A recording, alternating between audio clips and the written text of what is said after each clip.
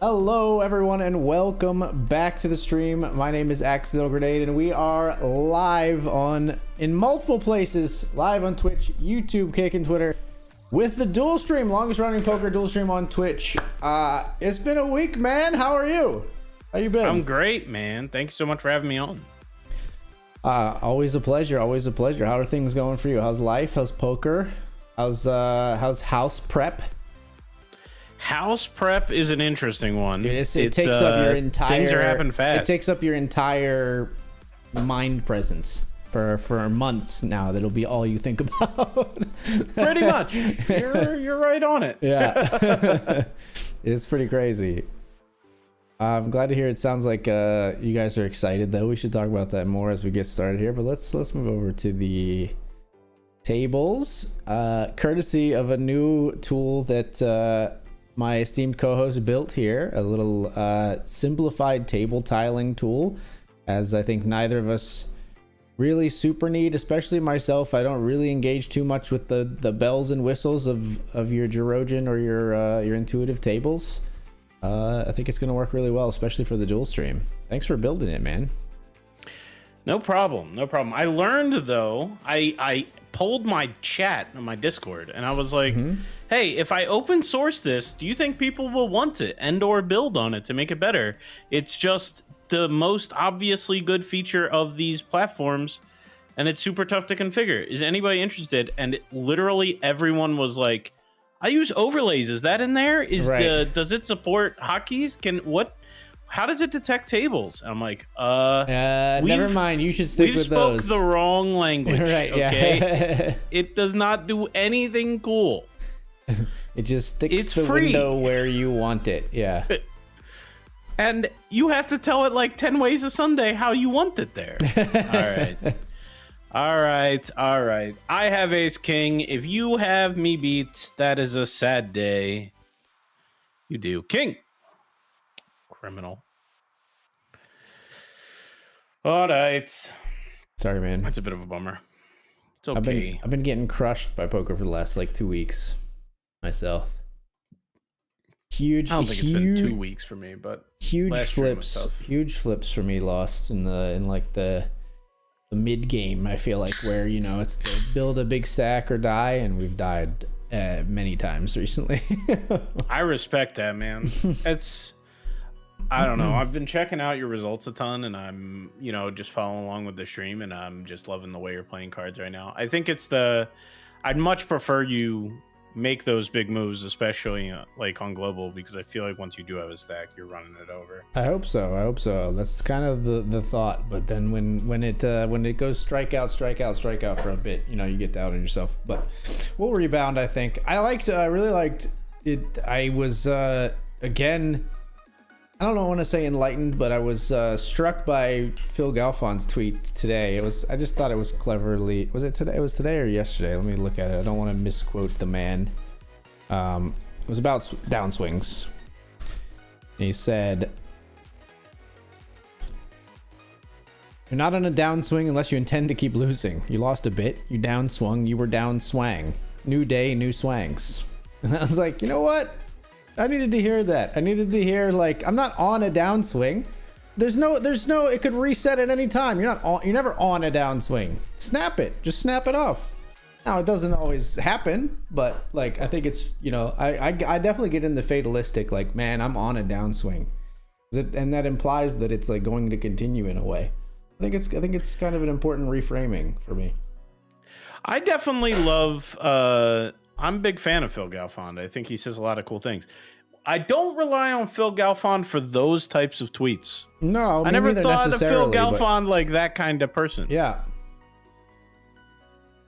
No, me neither necessarily, but you know, he's a multifaceted individual, it would seem. Dude, I still got Team Pro'd. Are you kidding me? You did? Somebody said Team Pro? I just got Team Pro'd because I got Ace 9 in against Ace Queen because I wanted to rebuy, and I just like ripped off 9-9. 2022 called. I got very lucky. Yeah, I'm like, dude, what? For real?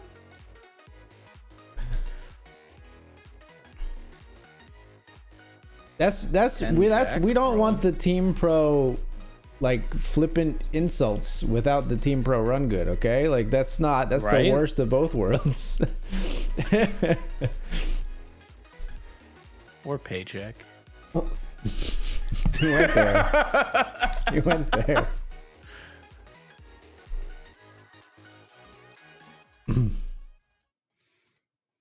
Man, it's been a week. Ace 10 I intend to go with. Good luck us in the Sadie. Good luck.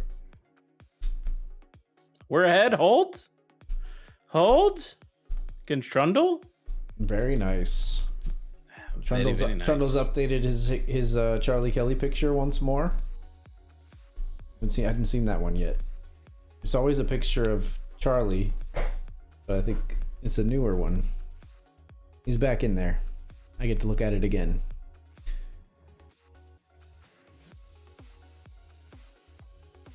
All right, I'm just punting, I guess.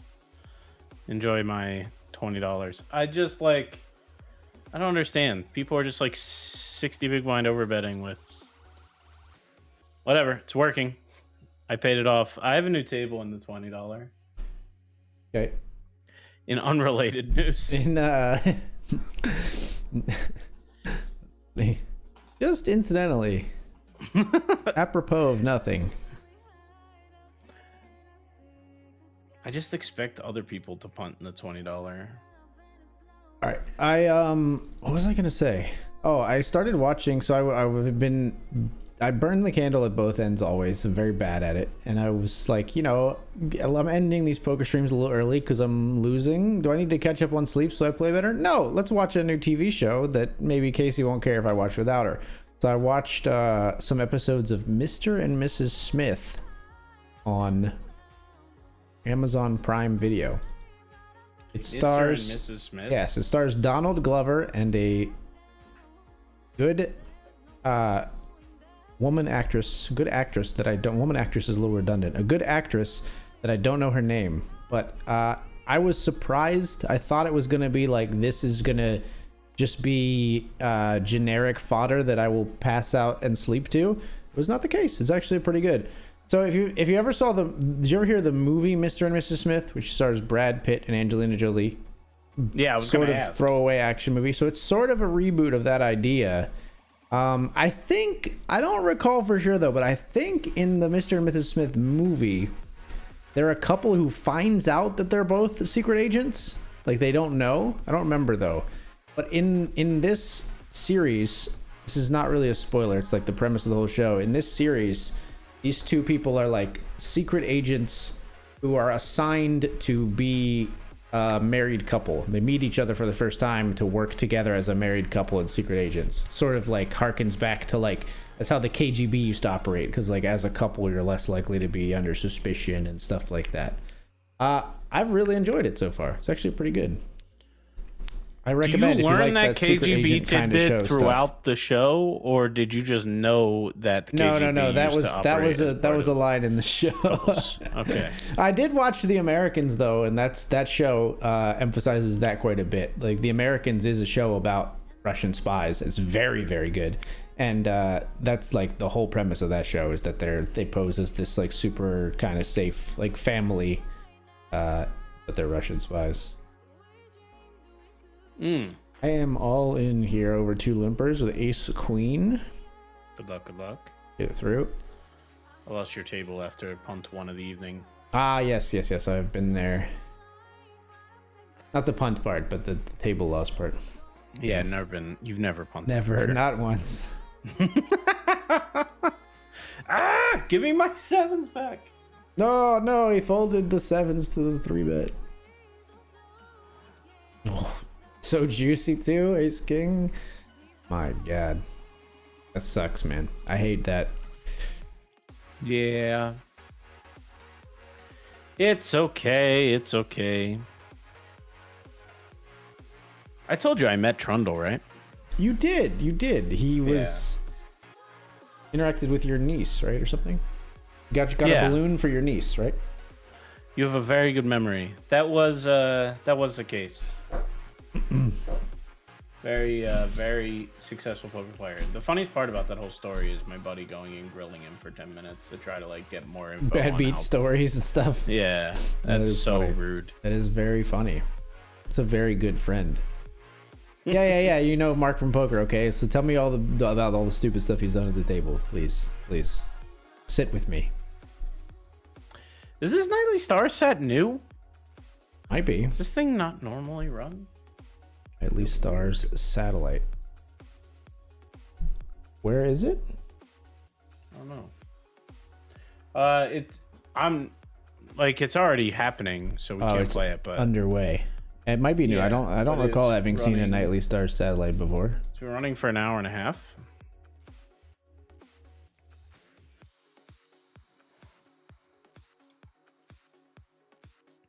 I've got King Jack in the Bounty Builder, and I'm going all, or not the Bounty Builder, the 35 PK on BetMGM. I'm going all in on the river. They have the other 2 jacks. Seems unreasonable. I will re-enter. It's unfortunate. Pretty unfortunate, yeah. They just called. All the way down. Just kept shoveling chips into their flop set. Rivered boat. Easy game. No 3-bet pre-flop from the pocket jacks. You rogue. You absolute charlatan.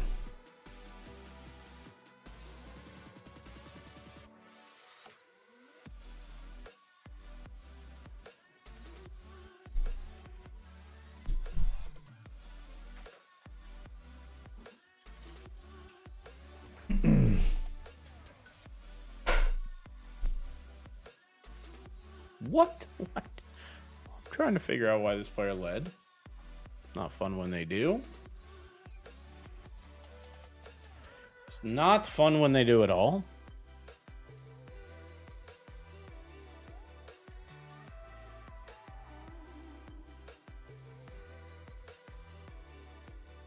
I'm looking for more saddies. They switched up the thrill and the thrill high roller, or they added another $100 thrill basically, and moved the big KOs back. The 250 okay. back. It's kind of interesting. That is interesting. There's a total KO. There's $100 total KO later. Whoa. Crazy. Yeah, those are crazy. All right, 5-minute break. 1 punt.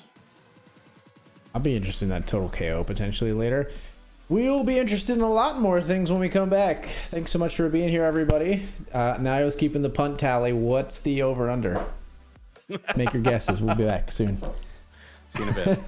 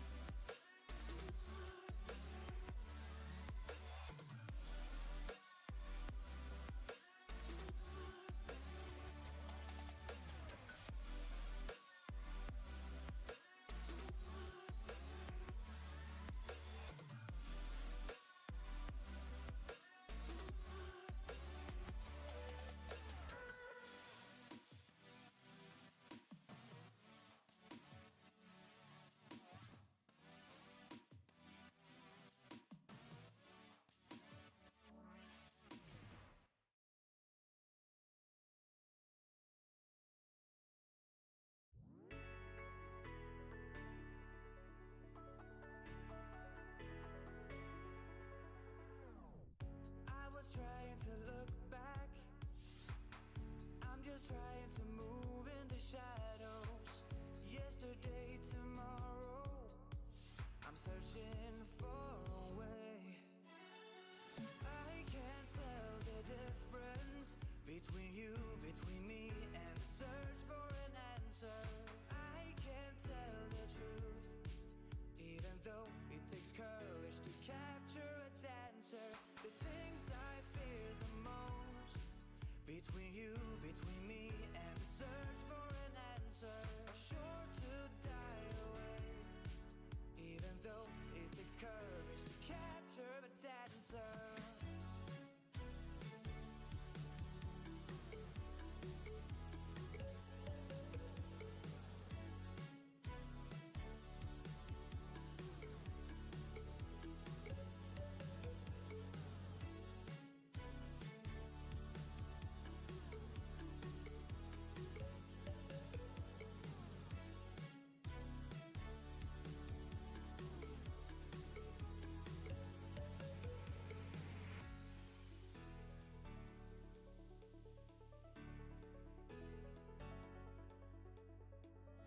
I wake up feeling broken.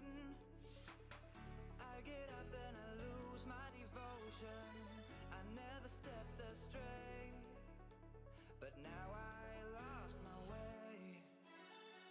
I can't tell the difference between you, between me, and the search for an answer. I can't tell the truth, even though it takes courage to capture a dancer. The things I fear the most, between you, between me, and the search for an answer, are sure to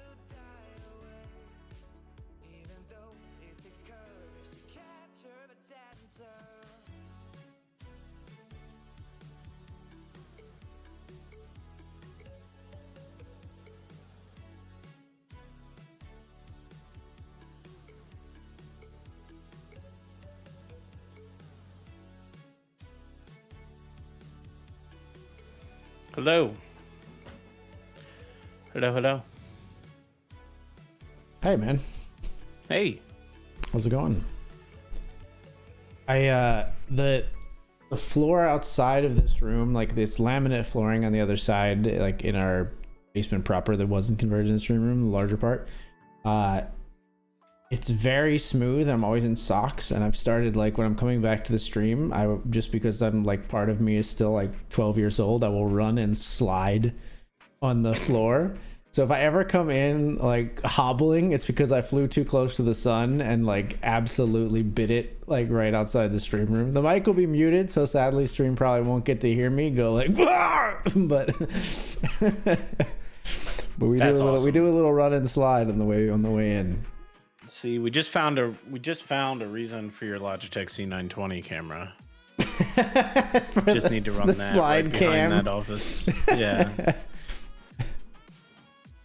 The break cam, it's like a 1 in 20. That you're gonna run like a prediction every hour. Will AZ eat it this hour? It happens 1 in a million. It started out like really like kind of halving it, and now I'm getting like more and more brave to go faster, and it's probably bound to happen. I'm probably bound to wipe out at some point. I'm waxing that floor if I ever come over. Just the wax paper down there. Dude, I used to, when I was a kid, we used to take wax paper and wax our playground slide. Like we had a like, you know, backyard playground with like a metal slide. I used You had to a slide in your backyard? Yeah. That's pretty cool. Yeah, it was cool. But yeah, we used to take wax paper and wax it, so you'd like you would like just go like in my like young mind at least dangerously fast. It was probably dangerously fast. Might have been, yeah, might have been. I did register Lax this safety $100 standards. thrill that starts. Well, they call it the heavyweight bounty. Okay, heavyweight bounty. I'm gonna find you.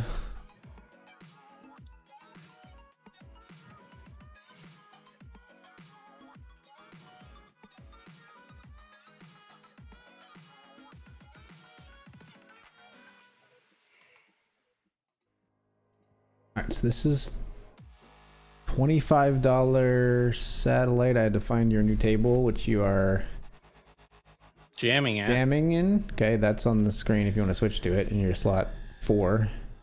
Got it. We're ahead. Hold, please. Heart. Nice. See, that was a creative way. 250 or nice hand, by the way. Yeah, it's a sat to the 250. Okay. And then I need Ooh. your other one. This is the $100. That's going to be, I guess, in your slot 2 because it's the only remaining slot. It's okay. Yeah. 1 sec. I'll get the title for that one in just a second. No worries.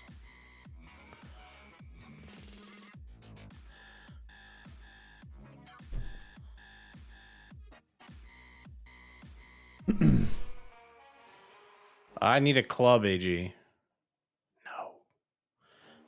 I really didn't want to see a board pair of all the things. We'll check it back. I want to see the 10 of clubs. Got pocket kings here. 8 of clubs. Good luck.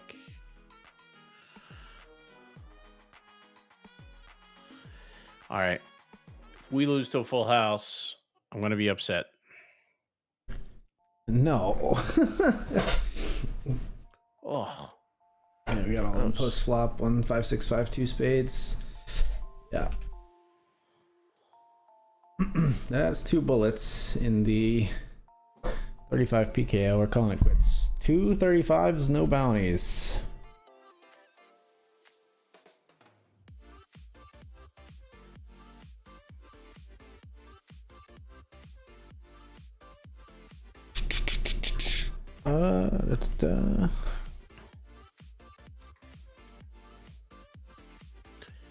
So what's going over on the global poker streets? Anything special?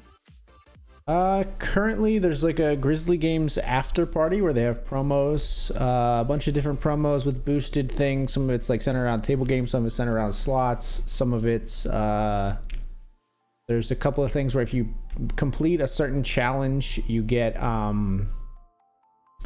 you get a bonus. Like I completed 5 jackpot sit and goes yesterday, so I got a ticket into it's like a free roll. They call them shove fests, but it's like the automatically all in tournament. The different names from different platforms, like shootout or whatever, with 5K added. So I got a ticket into that, and that's just a free shot at a share of a 5K prize pool. I played.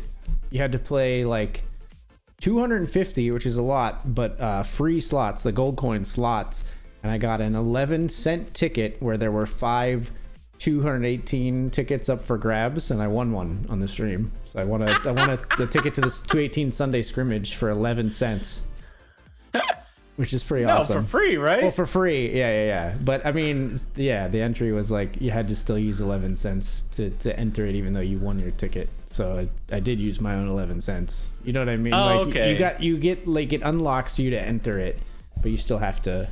Ah, I see. Okay, so they still want people to buy some sweeps coins. I think that's what it is. I think maybe it's a way that their model works, that you have to, like, to win sweeps coin, you have to register using sweeps coin or something like that, would be my guess. But that's probably a legal thing, honestly. Yeah, that's what I think, yeah.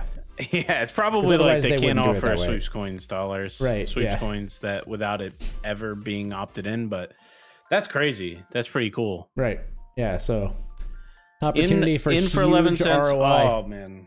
Yeah, you just got to cash it. Just for the story. Right, yeah. Can you double check my table for the... One of your tables is definitely wrong. The big KO right bout, yeah. Get that one. That's the mega set, yeah.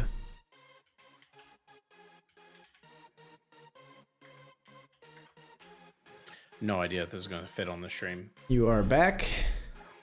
All right, I need another table. Do I want to play the Nightly Stars? Do I want to play something on BetMGM? No WSOP discussion. It has fallen out of favor. It has, for real. I mean, I didn't even open the client yet, to be quite honest, but I will. Are you playing anything on WSOP? I don't think so. Crickets. I just need the circuit events to be on 109 and I'm in there. But yeah, fair enough. They do like one a series, right? It's typically like just one every. Maybe 2. I think they're tomorrow. Gotcha. Might be a 109. I'm not sure.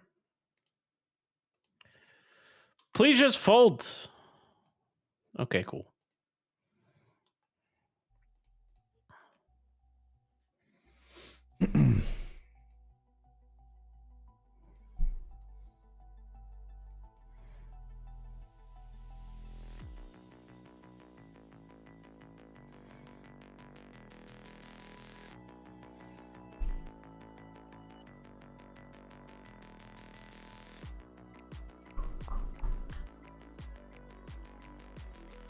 I feel like I'm missing something. What could I be missing? I'm not playing the Nightly Stars. Maybe that's what's causing the itch. Right.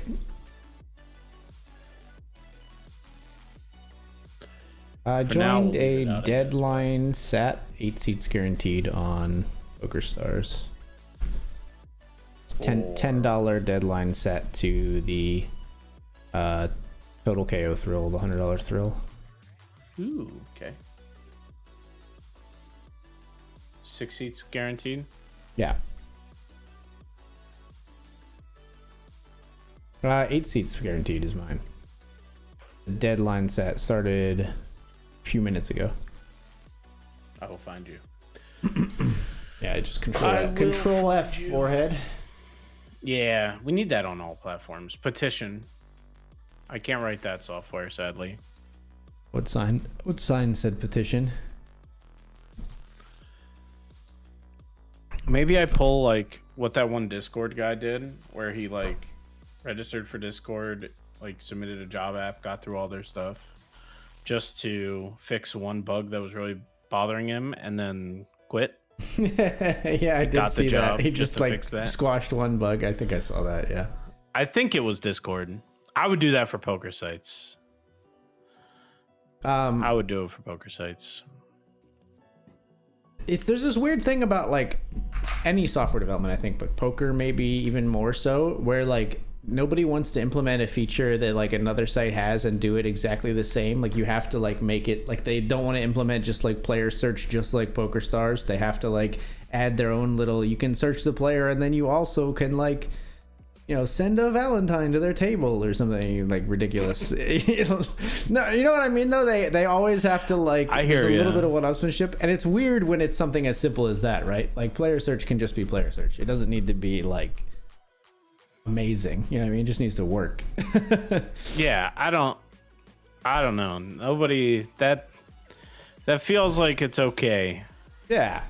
But I'm saying I think there's like a little pushback where people are like, we don't want to just copy PokerStars. They have the player search. We don't want to just copy it and add it to our site. They like feel like it's, I don't know, not differentiating enough or like unprofessional. I don't know what it is, but I feel like there's like that vibe. I get that vibe a little bit.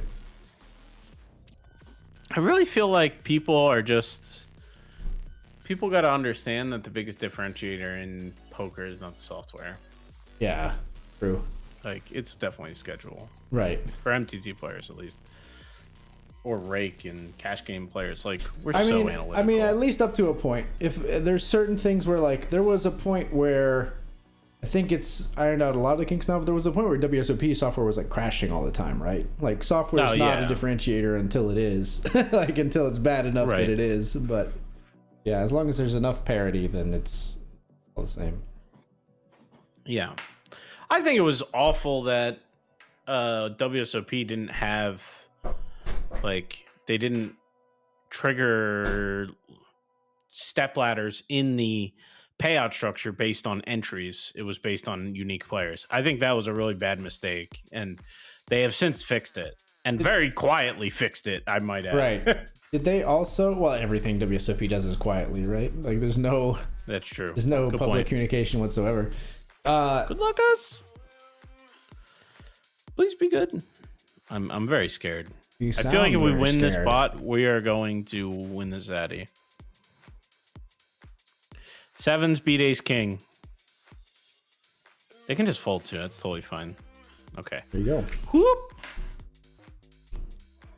But no, did WSOP also change the? Can you now re-enter without clicking the button right away? Can you That I click don't cancel remember. and then I don't remember, because that's a weird negative differentiator where like if you like you have to leave that pop-up open, like on other sites you can like hit cancel, like look at the lobby, kind of evaluate for a second, have a moment to breathe, play your other tables, and then be like, okay, I do want to re-enter that. That's just very nice comparatively to being having like the pressure of like you have to decide now or you cannot get back in. And you know, it's definitely annoying, but it's one of those things that like I have not learned whether or not they fixed it, because if I want to re-register something, I always click the button. Fair if enough. I'm thinking about it. Fair enough. Tree bets. Normally, I'm very scared of Scott. He usually is at the top end of poker ranges. That being said, there is no topper than my top range right now. So I am betting. Hopefully, we're up against ace king, king queen, those kinds of hands. No.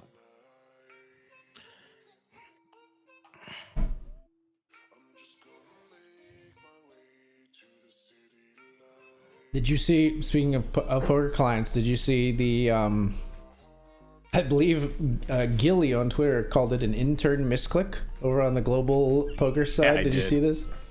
I did. What Chat. a funny message. Yeah, what chat, a funny tweet to there see.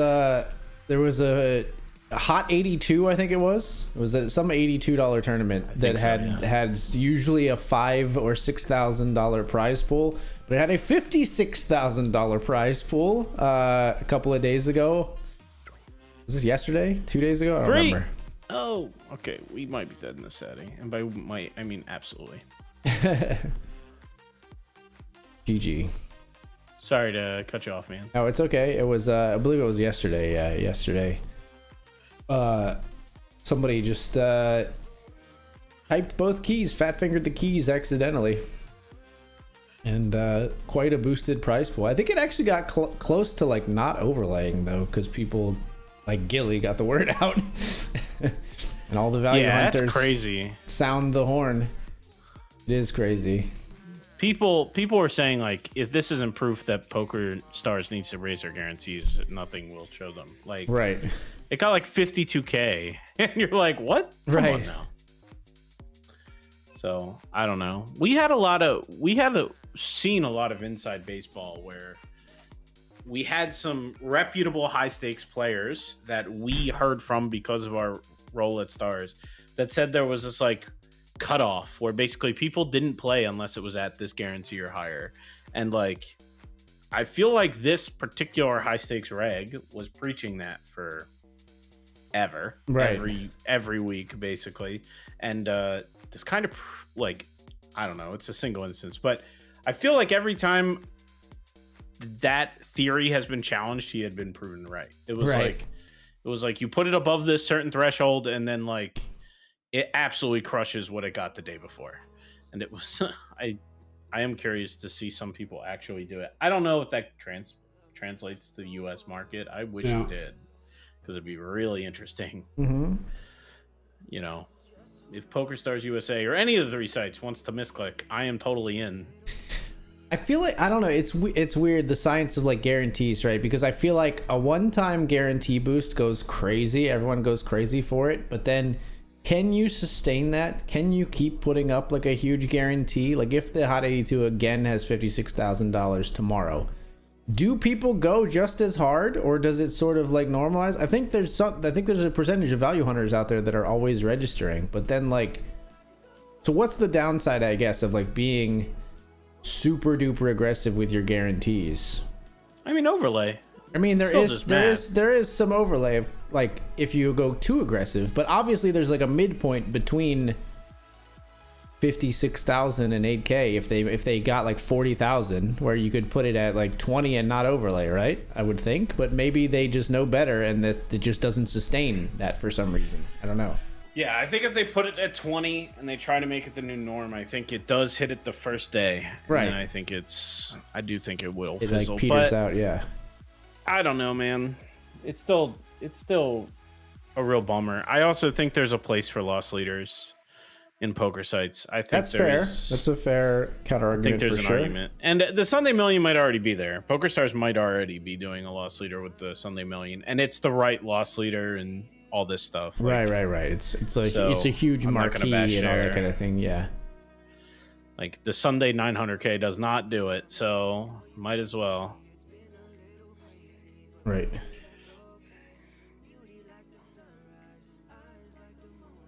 I am all in here with pocket nines. Snapped by Ace King. Easy. Holding.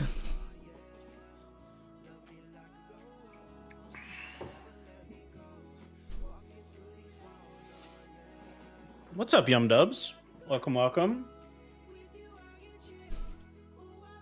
Oh, I registered the $50 nightly stars. $50 nightly stars. I'm on it.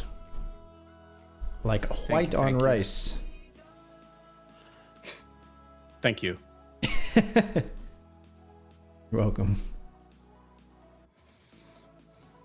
So Danielle doesn't want me to set up my new monitor. It's the first time I've disliked anything Danielle has said.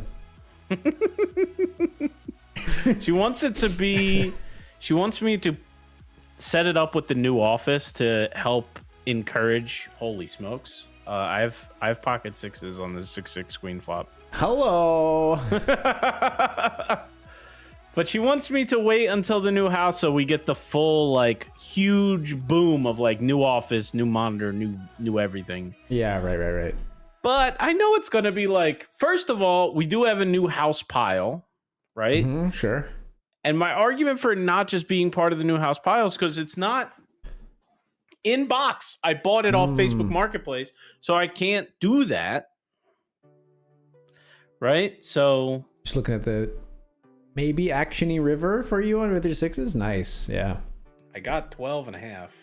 Yeah, I was gonna say gets you paid. Yeah. It's a river that gets you paid sometimes. Very nice. I didn't think you would have many fours, so I was betting with just a prayer. Right.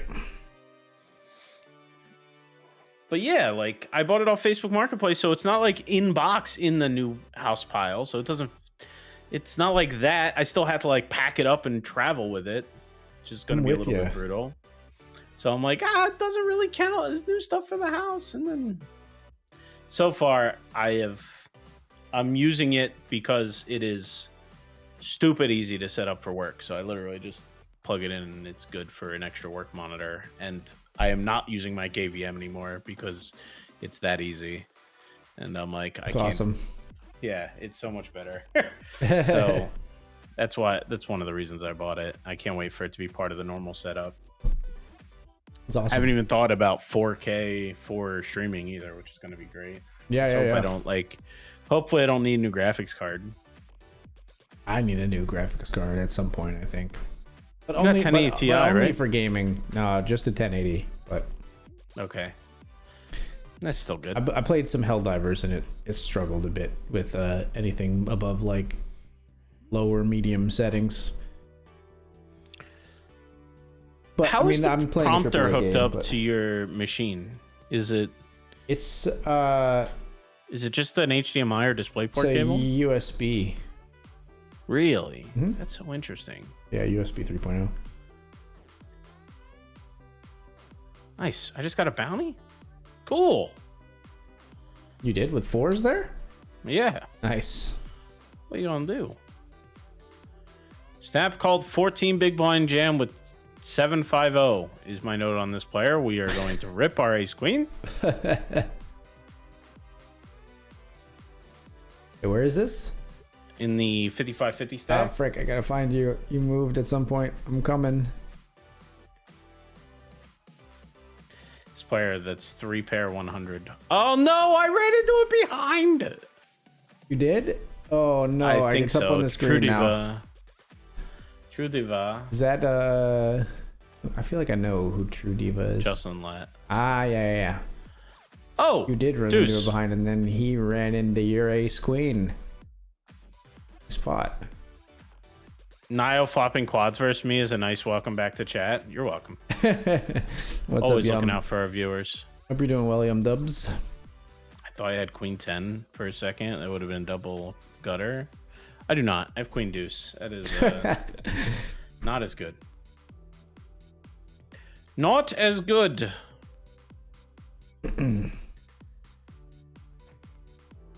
So I've been playing some Balatro. Super awesome indie roguelite poker game. It is fantastic. It is so good. I can't believe it's this good. It is, in my opinion, Balatro does a few things like exactly right. One is it somehow managed to capture through. Record? We've got 3 so far. Holy smokes! They've I thought you just recorded one. been bricking the streams early, so I recorded a couple even like after the stream. Like, oh, I'm still awake. The one thing that Balatro does, I think, is it somehow via score encapsulates the feeling of like a huge win in gambling. So you don't have to like pay anything, but because you're facing these challenging bosses that like you have to get an increasing number of score to defeat them, when you put together the right synergy in a run and it pops off, it feels the same as hitting like a huge slot machine win. They really have captured that very well, I think. That part is really cool. Another thing that Balatro does, I think, that is really awesome is, and I mentioned this to you before we started the stream, but the developer created an endless mode that is not. It's very tricky to get an infinite mode in a game to not either be so hard that there's just no chance, or so easy that you just steamroll it and it's boring as heck. It's very hard to get that scaling correct, and I think Balatro really kind of nailed it. I don't know whether through playtesting or the dude is just dialed in, but like out of the gate with 1.0, I mean, they did a demo. I'm sure that helped and stuff like that, but the demo didn't have an endless mode. No, it didn't. I mean, it had maybe like a lot of stuff, data that he pulled from, but like, yeah, it didn't have the endless. So, I mean, it's just a very impressive like first showing on an endless mode, in my opinion. All right, we're gonna be all in here in the satellite with pocket jacks, limp, and then a 4x. I'm gonna jam here. You think it needs mobile? The cutoff.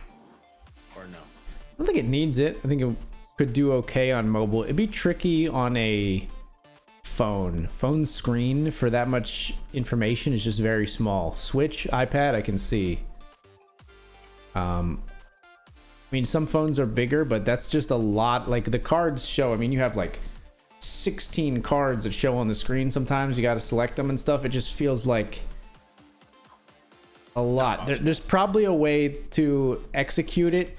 It would have to be like a little bit different from mobile, where you can like maybe tap on something and enlarge it and show only that portion of the screen, and then it goes back or something like that. I think as is, if you just ported it to mobile, even though it's a fantastic UI for playing on the PC or like PS4 or whatever, I think it's on. I don't know if it's on any other platforms currently. I know it's on PC and it has controller support. I don't know if it's on. That feels weird to me. Why does it have controllers? I don't know, but Dan Giesling was playing with controller. That's the only way I know that it has controller support. Who does? Dan Giesling was playing with controller. Dan Giesling. Yeah. Big Brother fame. Man, Dan is a interesting soul. He very much is, yeah. Balatro dual stream next Thursday, IMO. I'm down. I mean, it's just, Bounty Builder series. Do we want to wait till after a series? Just fire off no poker MTTs and just do Balatro like seeded runs competition or something. Actually, Bounty Builder series ends this week. I'd love to play it. I'd love to do a no delay stream somehow. Always rooting for it. Yeah.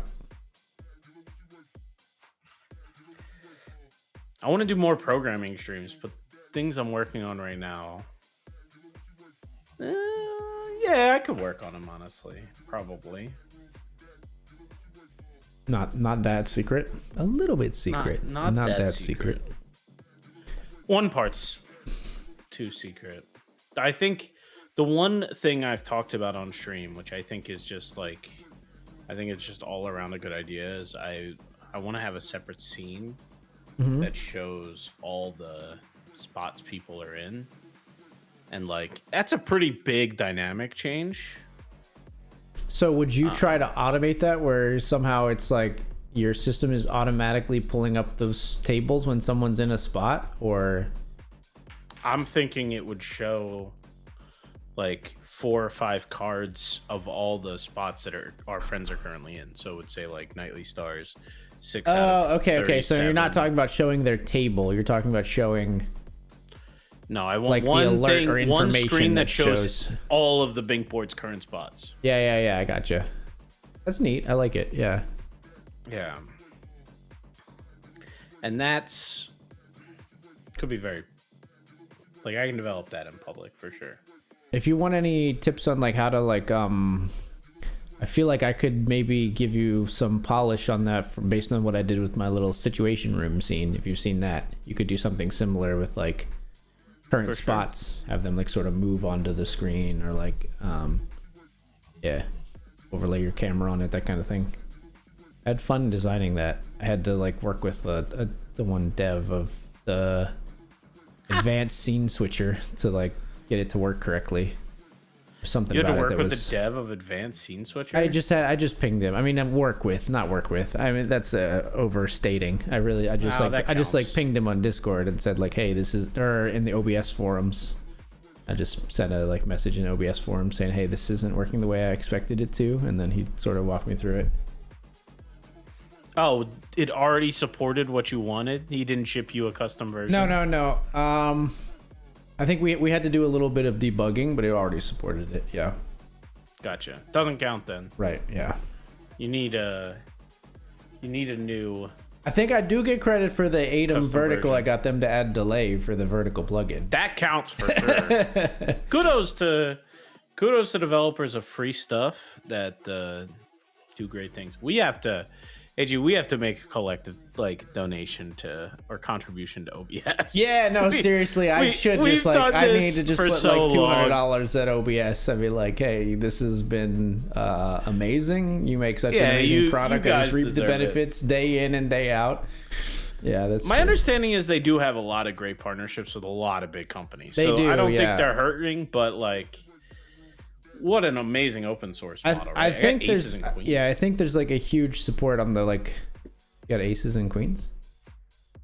You say? Aces over here. Ooh.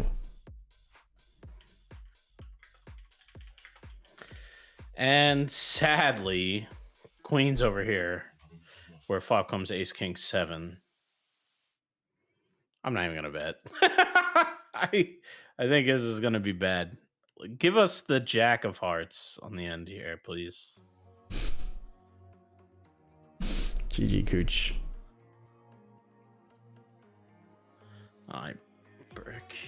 You got queens. Yeah, I doubt I'm good against that player. Yeah. Ooh. I even have the note that he flatted ace king out of the small blind to a raise. For like on another hand. Yeah.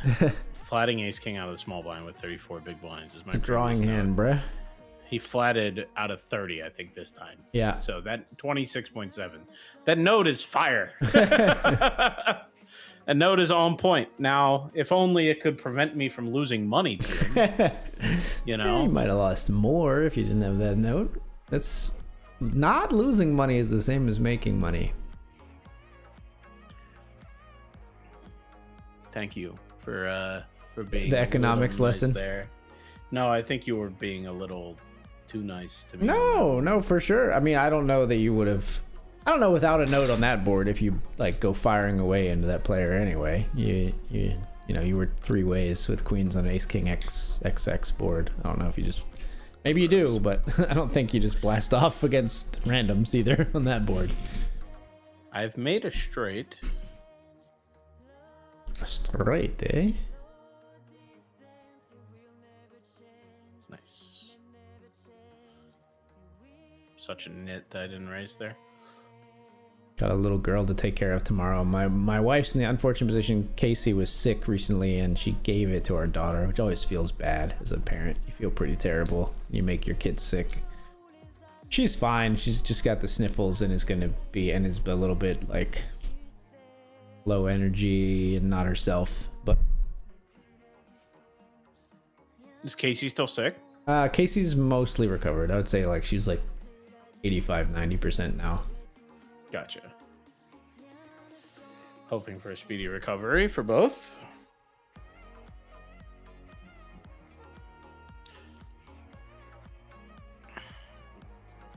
Do you say you have to take care of the little one just because she's not going to her normal routine, like daycare or something? She has preschool only Tuesday, Wednesday, Thursdays. So yeah, there's no preschool tomorrow. And I mean, I'm still going to be working and stuff. It's just I'll just need to be a little more attentive to her throughout the day. And You multitasking? Can't imagine. how could I?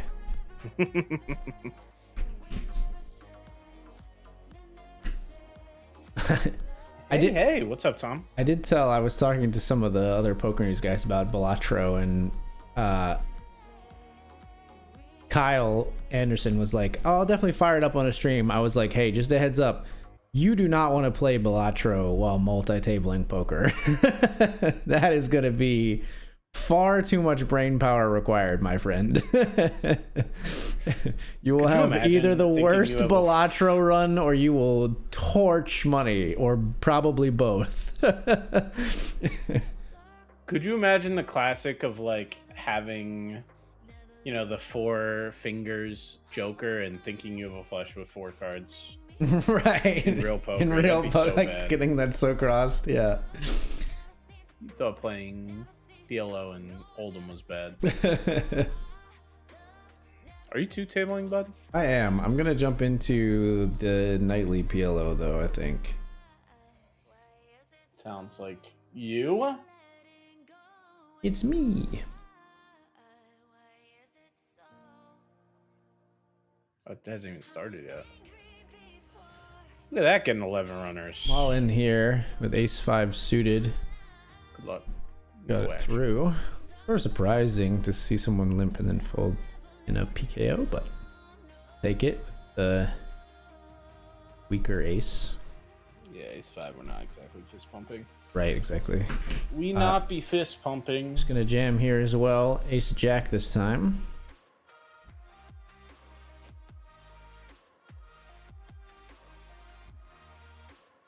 Get it through once more.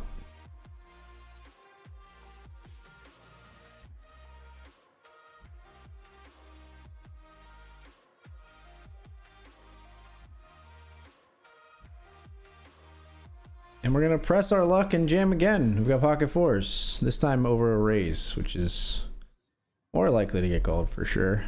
A little scarier.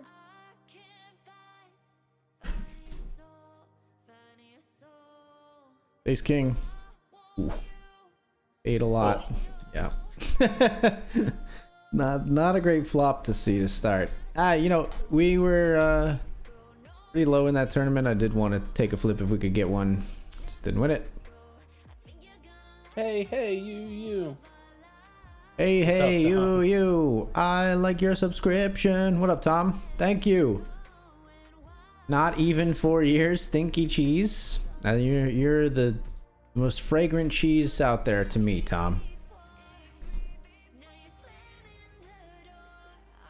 You're less Limburger, more brie. What? I give you like 12 points out of 10 for the hey you spin, and you lost like 7 of them back. on the cheese? I lost that many on the cheese? Saying he's fresh cheese is fine, but the different types of cheeses? What? Totally lost me. 9. A lot of our audience are very into cheese, Nio, so the joke wasn't for you, okay? It's not all about you. Who's into cheese? And to what degree are we talking? These days? It's cheese, man. You're like, you're biologically calibrated. Biologically calibrated. To enjoy cheese? I don't know. It's weird. It's a weird one to say that actually, because a lot of people around the globe are lactose intolerant. So it's actually like it's kind of the opposite. Biologically opposed to cheese. I love cheese, but like many people and their digestive tracts do not.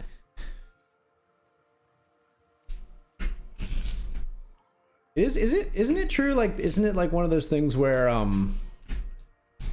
humans, I think, are like the only mammal that like regularly consumes the milk of another animal?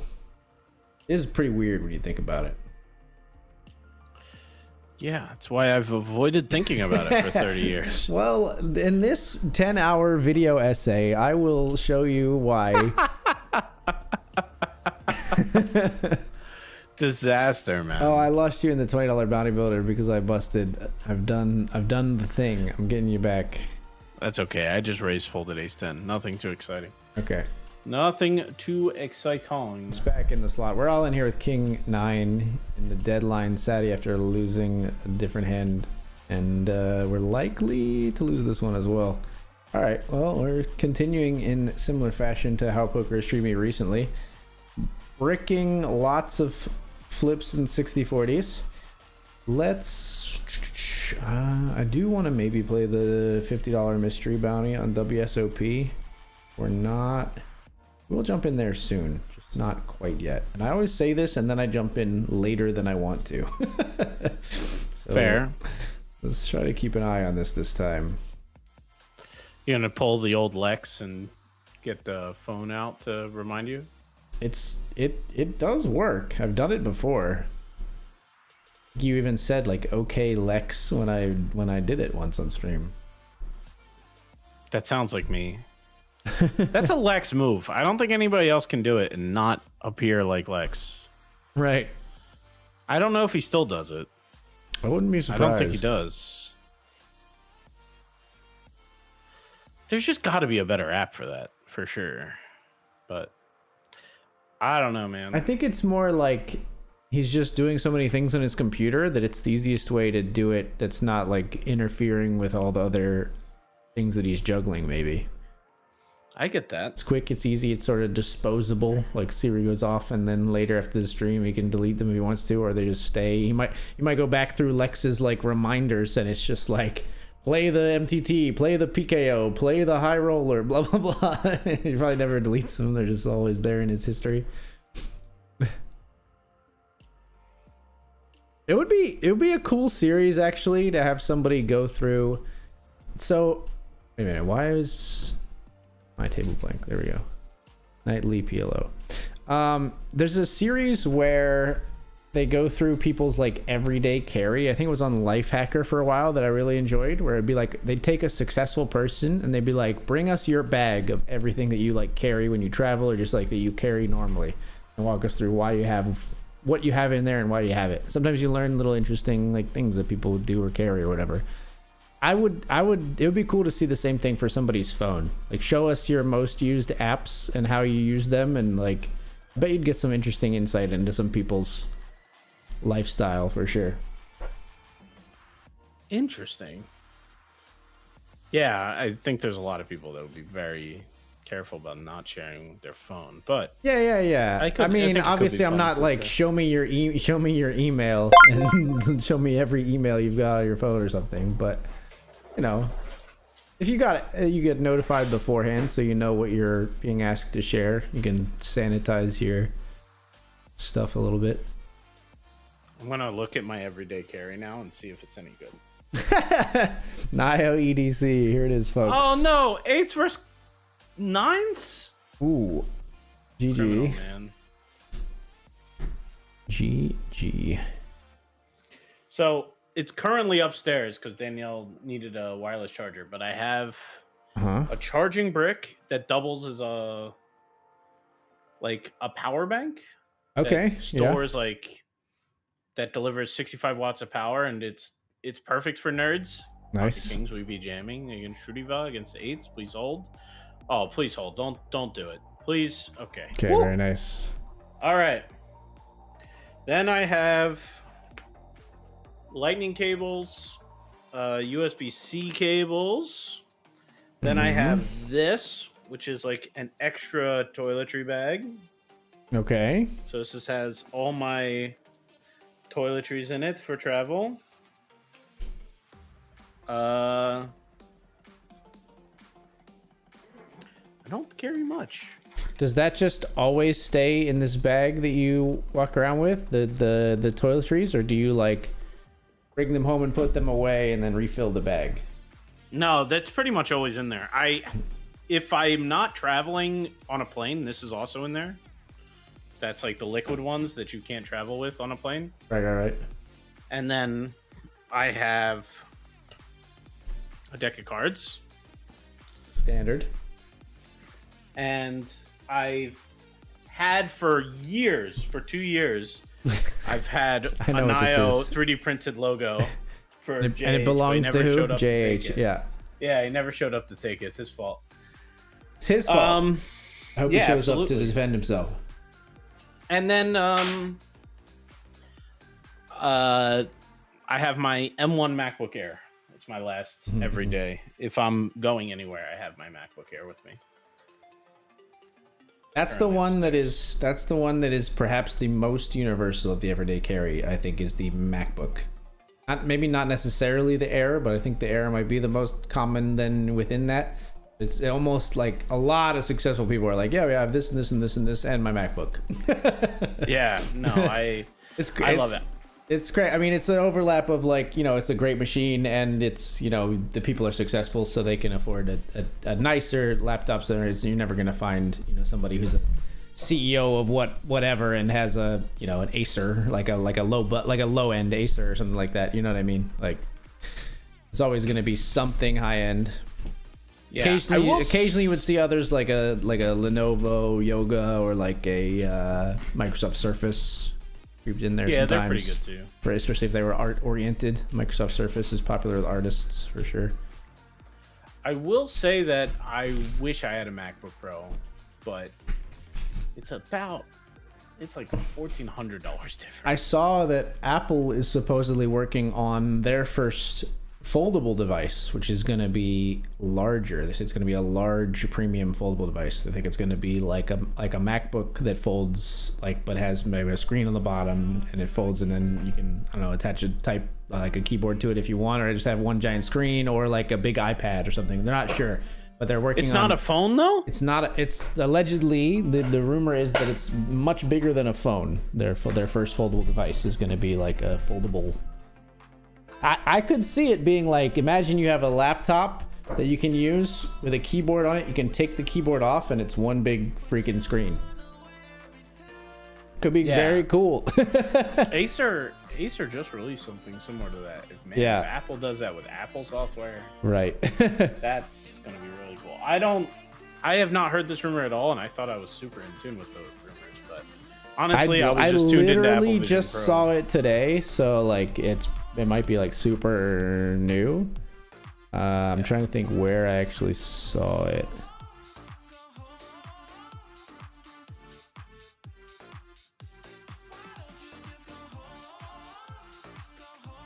Give me shelter. Have a bear. You hopefully don't. Apple Insider. This was 8 hours ago. This might have been what I saw. It says Apple's first foldable screen probably won't be on the iPhone.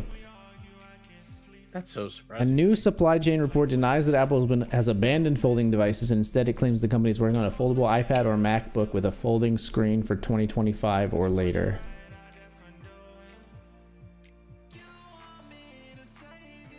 Not clear what the stage the design is at, but the implication is that it's nearing completion. Planning is underway for mass production of the device.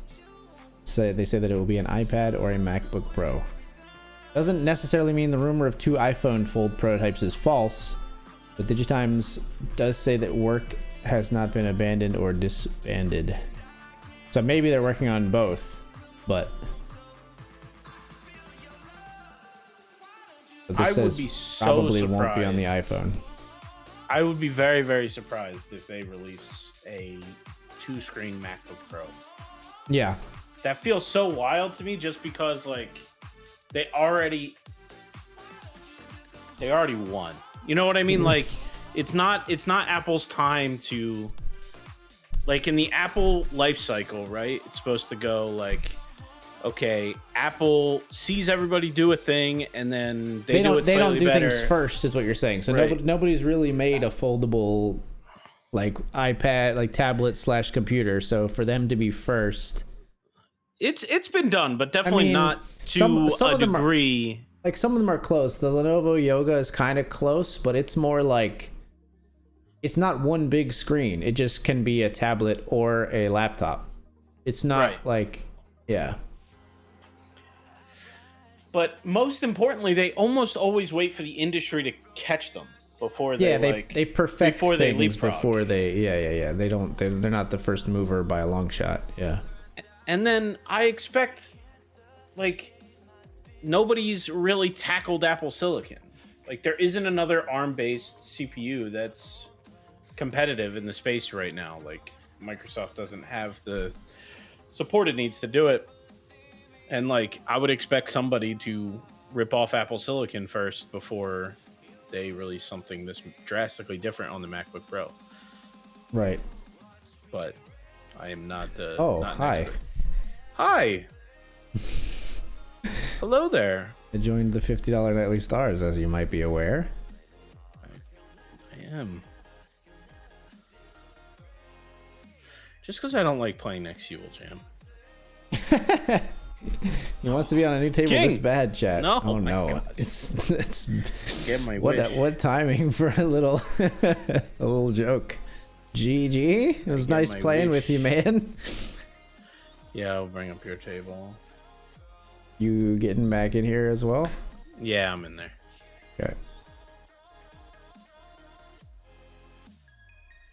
All right, table's back up on in your slot as well.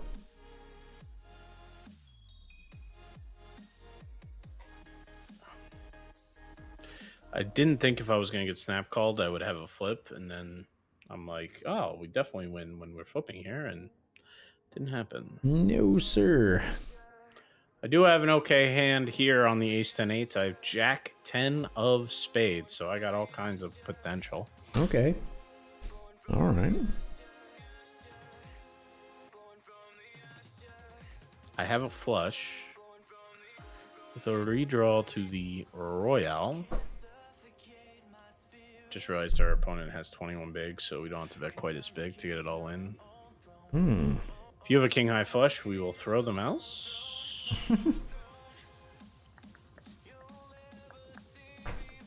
Nope. Oh my gosh, I would have rivered the royal. I rabbit on it. I swear. Oh man. Does it show it on the replay? Does not. It does not. Nobody's gonna believe me ever, but it happened. Nio is the type of guy to lie about that, chat. 100%. He's a snake. I believe you, man.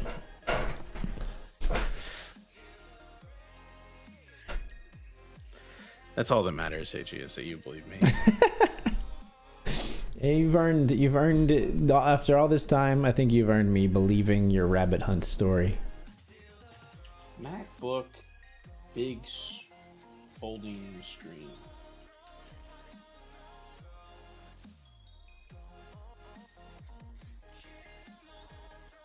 This is a Mac Rumors published on December 7th, 2022. Get out of here. No, that's not the one. Listen here. This was the one that I saw today on Apple Insider.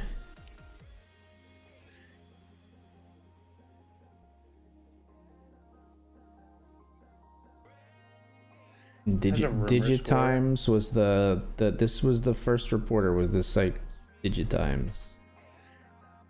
Beep. I'm so curious. We will see. It's cool that people are making cool stuff. I think if Oh, I that had to one. guess That one's a order of premium. things- You have to have a premium subscription to Digitimes, which I guess the other like news outlets do. But just so you know, you can't really read that one. It's like one I sent you. You have a premium? No, I do subscription to not. Digitimes? No, I do Okay. not. It's just it was reported by another news site, and that was the original link. So I copied and pasted it, and then I went there, and I was like, oh, you have to have like a membership. There's a poker one that's like that. That's frustrating. It's like Poker Industry Pro, where you can only like look at the articles if you pay for it. I've come across that before. I've like, oh, I can read about this like new format they're planning on bringing to poker clients. Nope, no, you can't.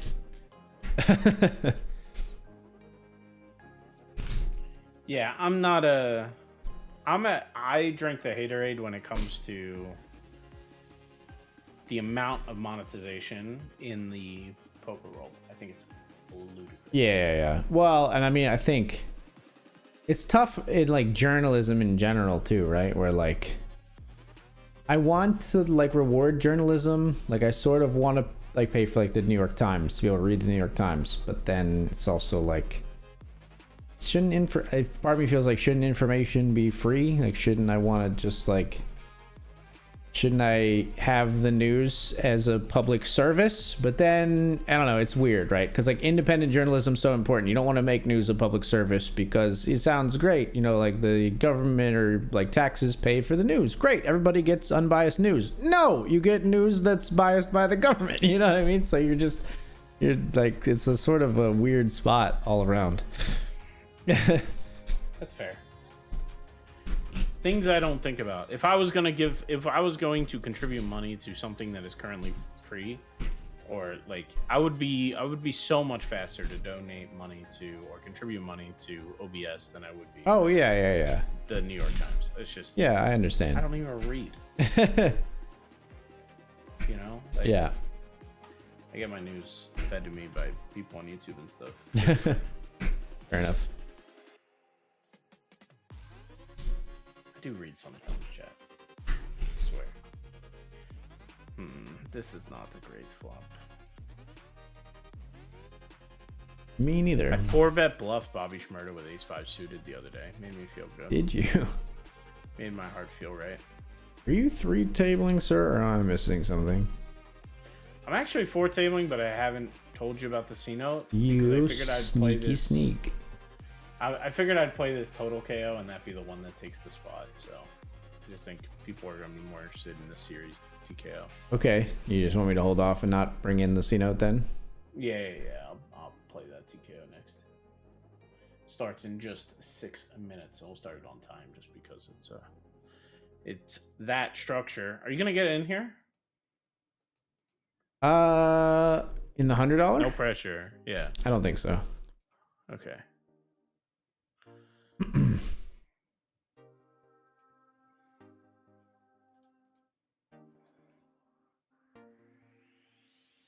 Ordinary, they really are. Ordinary, keep on closer. Ordinary, they really are. I saw there was a crazy situation recently where this was not for the New York Times. A Wall Street Journal financial advice columnist was scammed out of $50K. She was a financial advice person, and she got, like, the scammer called her and her phone showed up with Amazon as the identifier, and they said she had been subject to, like, identity fraud. They had a lot of her information. They had the last four of her social. They had all this, like, stuff, and they said that they were getting, like, the FTC involved and transferred to the FTC. And then, so I was with her and very sympathetic, and overall I am very sympathetic. But before we take the break, I do have to say that at some point it crossed over into them wanting her to deliver $50,000 in cash, and I was like, okay, no, you have to like pump the brakes there. No law enforcement or anything is going to ask you to bring cash anywhere. Is that what happened though? I Is think that where? that's what happened? She gave them $50,000 in cash, and then they just Oh, that's crazy. yeah. That's unbelievable. But I guess what's more likely, police station 50K or Bitcoin? Both are zero. both but are zero, yeah. But yeah, I don't know. yeah, I don't know. Anyway, That's we're interesting. gonna take the break, folks. We'll be right back. See you in a bit.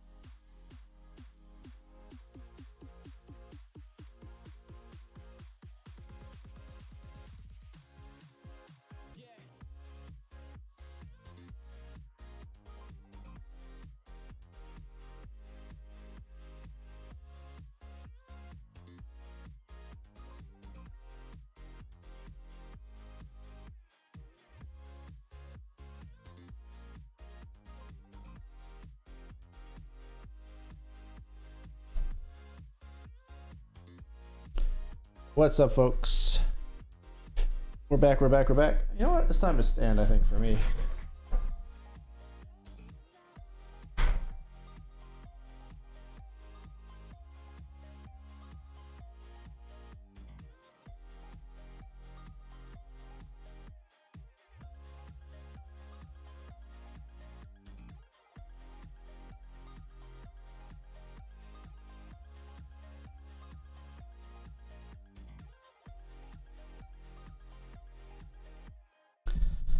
Okay.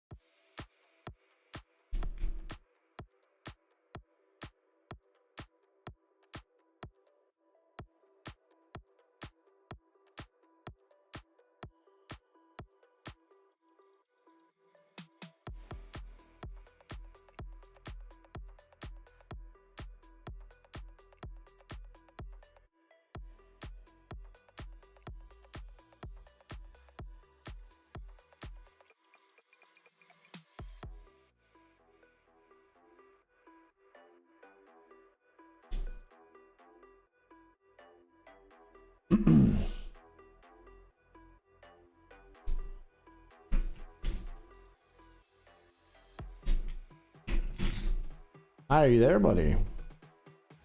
I am. Hey, I there am. he I is. am. I am. Speaking Was from the activating void. my standing desk. I see. I see.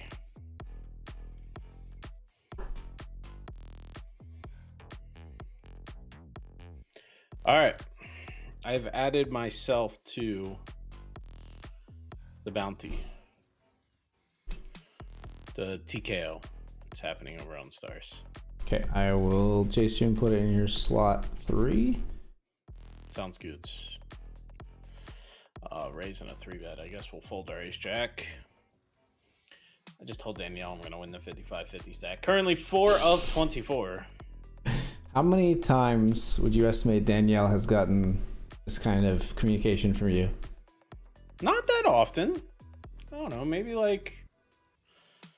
You want to know how many times I've told Casey I'm going to win this tournament? Probably 0. I think it's probably 0, yeah. Well, you're It's just so funny how just not cut confident of in a your abilities. different cloth we are.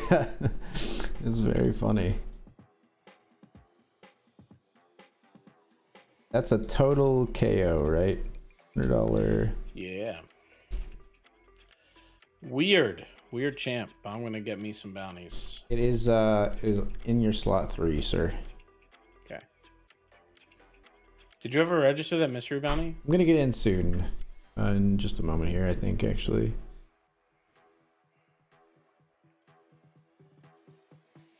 I did it again, by the way, man. What'd you do? Do you guys remember when Danielle was watching Desperate Housewives and I remembered the like one character's name and like, and then she said like, "See, you say you don't like You were this like, show." what am I doing with my life? Yeah. Yeah, I did the same thing. I did it again with Vampire Diaries. I corrected her. She called this character Kai, and she's correct. He's always called Kai. I called him Malachi, and and she's like, "No, just Kai." And I'm like, "No, the rant right when he like came back from the other dimension, Don't he make was me like, get on the wiki. yeah, I did I'm get on there on all the the wiki. time. I did get on the wiki, and I did prove it. It literally says, like, in my ARC browse for me webpage, Yeah. from the wiki, it said Malachi parentheses Kai last name, and I was like, "See, I'm right." And then her response, which is even more painful, is like, "See, you like this show." See, I told you love I this hate this show. Yeah. I hate it. It is awful, but there's certain I just can't turn it off. Yeah. I'm filling my head with this useless scratch knowledge. like a weird itch in your brain, man. It's strange. And I just won't let it go. I just give her ammunition. That is just a flaw in your brain there, though. You got to work on that one. Just don't say I know the thing. I have the same problem.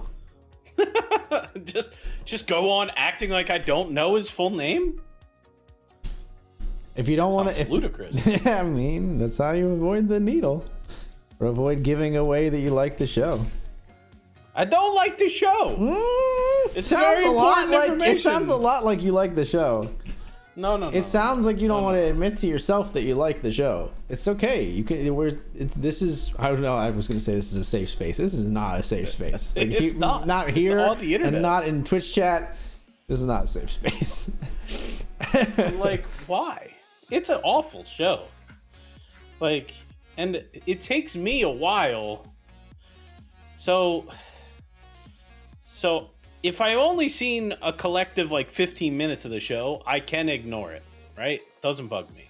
But once we get past that like 15, like once we get past like an hour or two of me collectively sitting down just to relax and seeing the show, then my whole like brain is cooked. Then I need to know what's happening and like how it's happening. Then I'm Googling stuff because I don't want to wonder. And then it's over. You know what I mean? It's so frustrating. Right. And this particular show is even more garbage after like season 3. So I start to like need to know about it after it sucks. Right. It's awful. Is for you, if you had unlimited time, what is your weakness TV genre? Is it reality TV? Is that like if you're ever watching something and you're like, why am I watching this? Is it reality TV or what is it? What do you think? No, I like procedurals, and I get roasted for it like all so the time. Law and Order or something like that is like what you would. That's like what you would. NCIS. In retirement, Naigo's just going to be binging the cold case show or something like that. Yeah. On season 46, the 9th time watching Blue Bloods. Right. Yeah. Okay. Something like that. Yeah. I can understand getting into a procedural. It's got to really have some meat on it to me. Like the closest I ever got was like I watched House, which is like a medical procedural in some ways, but for me it always has to have like a pretty good overarching plot. I can't do the ones that are just like monster of the week essentially, where it's like completely self-contained and then just resets every time. I don't get as interested in those. So what's House's overarching plot? House is a masochistic drug abuser who ruins all the relationships around him and slowly begins to grow as a person and very, very, very slowly over the course of the series grows as a person and values his relationship with Wilson. Sometimes redeems himself, mostly just continues to burn his life down. I don't know. There's a lot of investigating the House character development. Yeah. That's what I mean, I guess. Yeah. Okay, I can get behind that. I don't think that, like, when I think of House, I don't think of like an overarching plot. Yeah. Like, it's a character plot more than like there's no mystery that's being solved or something. Yeah, it's not like Lost, but The Vampire Diaries was awesomely bad. Does that mean? It's like spectacularly bad? Like it's like so bad it's good, like to laugh at kind of deal. I don't know. Is what that means. Like I said, I think that show, from the very little I saw, I think that show jumped the shark every season. Every single one. Yeah, I get it. Like season 1, whatever. Okay, there's 2 vampires in the whole show, and like a new vampire crops up. They can't control themselves. They die. Whatever. Like I get it. Okay. By the like 3rd season, everybody's supernatural.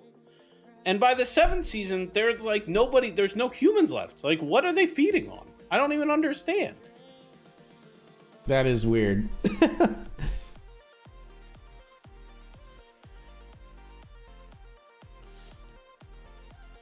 Oh, I might have a live issue. It might be my fault. The WSOP table is not being captured in OBS. I had a problem as well.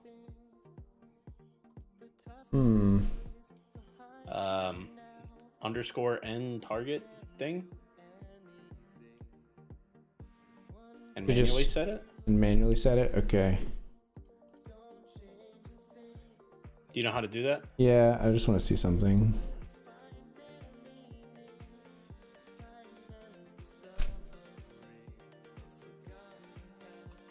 down here.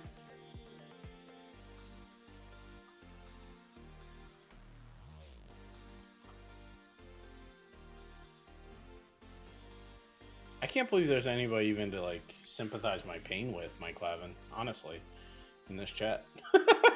Like, I can't believe there's any like misery loves company people in here.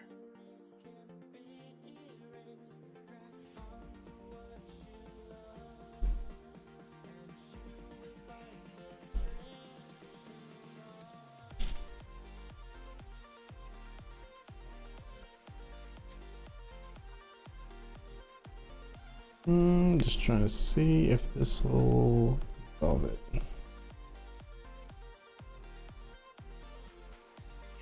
That could definitely be a problem with the new little tool I wrote, man. Yeah. That would not surprise me.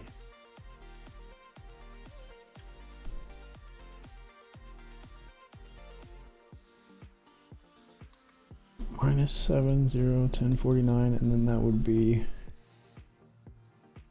807. Where's the strim? Nightmares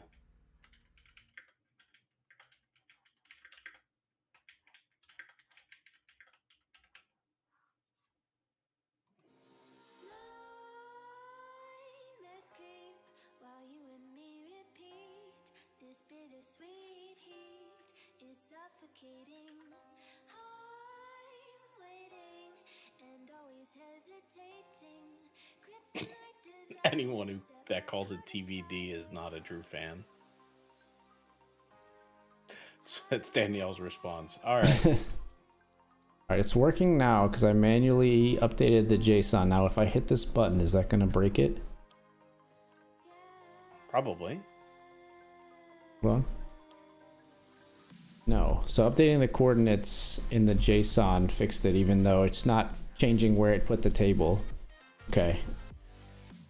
Interesting, because they should be pulling from the same place. That's confusing as all get out. Okay, it's showing now, though. Just wait until she has you start the originals, Nio. You'll be addicted to another show you hate. Oh, I know it's coming. She's been talking about it the whole time. True Legacies or whatever. Originals. I gotta ask, though, is that show worse? It can't be worse, right? Please say it's not worse. Is it worse? Could be.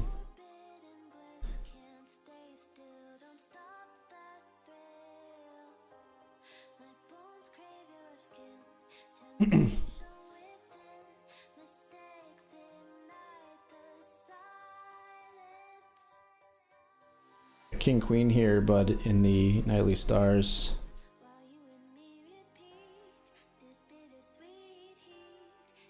Getting paid on the river. Oh, sorry, I blipped out there. Sorry. Yeah, you did. My bad. I sent you a message you can disregard. I'm back. Jax, I we popped call? out Twitch chat, and when I did that, it broke stream together for a second, but now we're good. Both are up. I popped a set, and this guy's got popped behind. Please do it! Ace King, pile it in. Where is this? Ah, their BetMGM PKO is 550 stack. 355 stacks not on the screen. I'm sorry. I'm coming.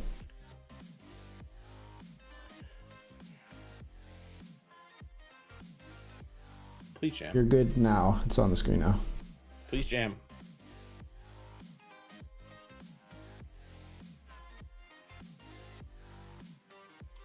Yes! Just like they drew it up. Very nice. All right.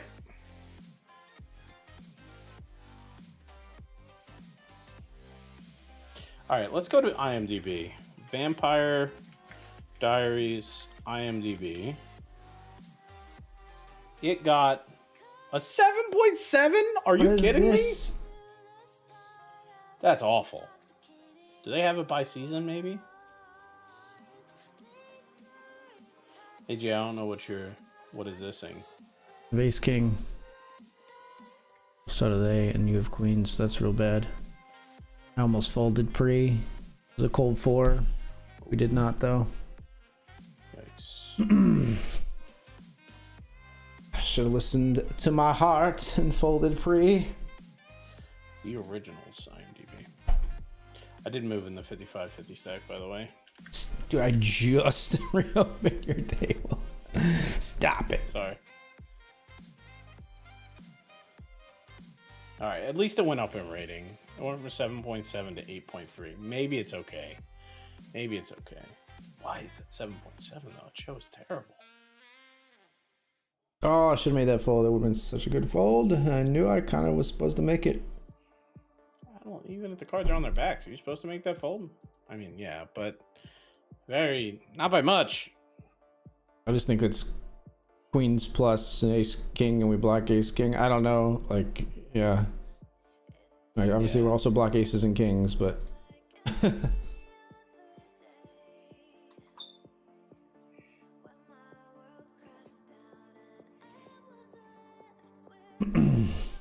Oh, give him the king. I want a chance at this bounty.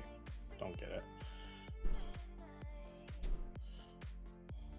I've got pocket jacks here in the Thursday mystery, my friend. Good luck.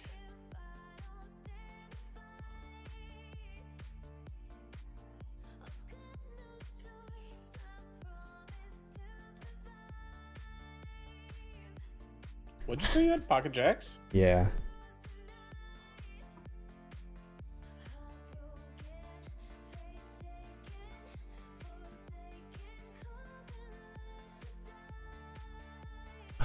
I think this player, like always, has a flush.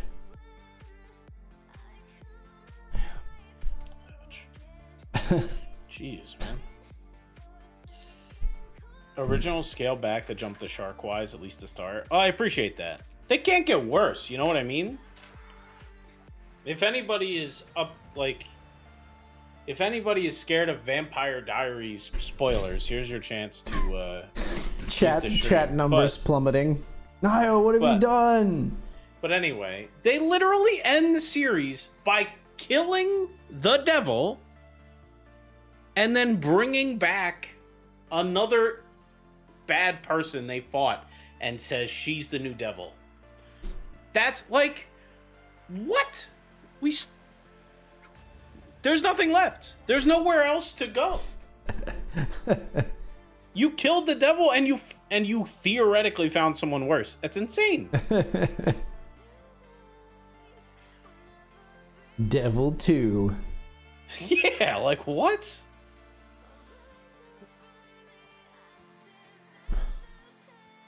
I know it's going to be the same problem though. I'm not going to like the end of that show and I'm only going to watch the end of that show. It's a bad never-ending cycle.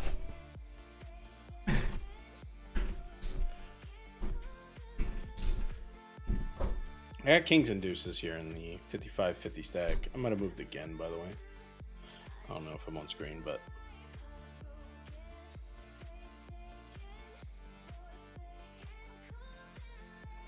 Call me a queen jack. I'm gonna get jammed on. It's gonna hurt.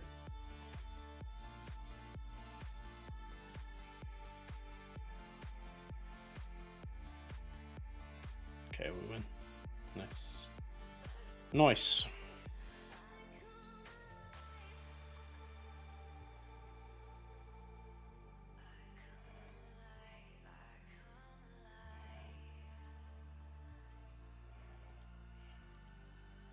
How did that get 7.7 stars on IMDb? That Mr. and Mrs. Smith show you had me look up earlier is 6.9. King Jack loses Vampire to Diaries Decoot's beats A7 this in by Nightly Stars. 0.8? Out of the Nightly Stars. King Jack to A7. Decoot called and knocked us out. GG, bud. Yeah, poker's mean. Yeah.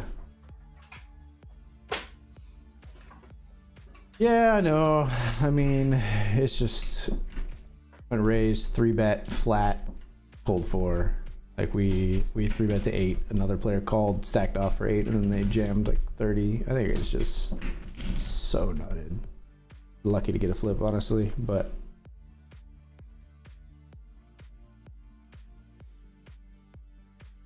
I do agree that it's not an easy fold, and I'd probably mostly call as well. But I think against the unknown or relative unknown, probably losing.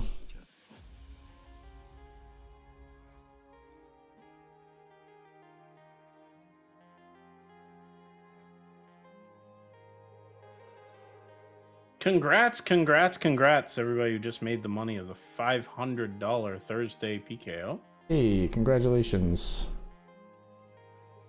It's FBI agent Burt Macklin. Good old Trundle. Join the $20 stud high-low, my friend. Good luck. Thank you. $20 stud or better. Did you see GJ Reggie's clip for winning the $1.10? No. She won like a 110.8 game, like a $1.10.8 game. Yeah? And yeah, it's a fun little clip. Nice. And I think it was just capping off her like playing every mixed games on PokerStars mantra. Yeah, wasn't she up at like a ridiculous wee hour of the morning playing the one day? Yeah, I was like, what one are time you doing? it was like 3 a.m. our time. I want to show you this feature, and I want to get your opinion on it. Feature where? That's gonna be a tweet. Okay.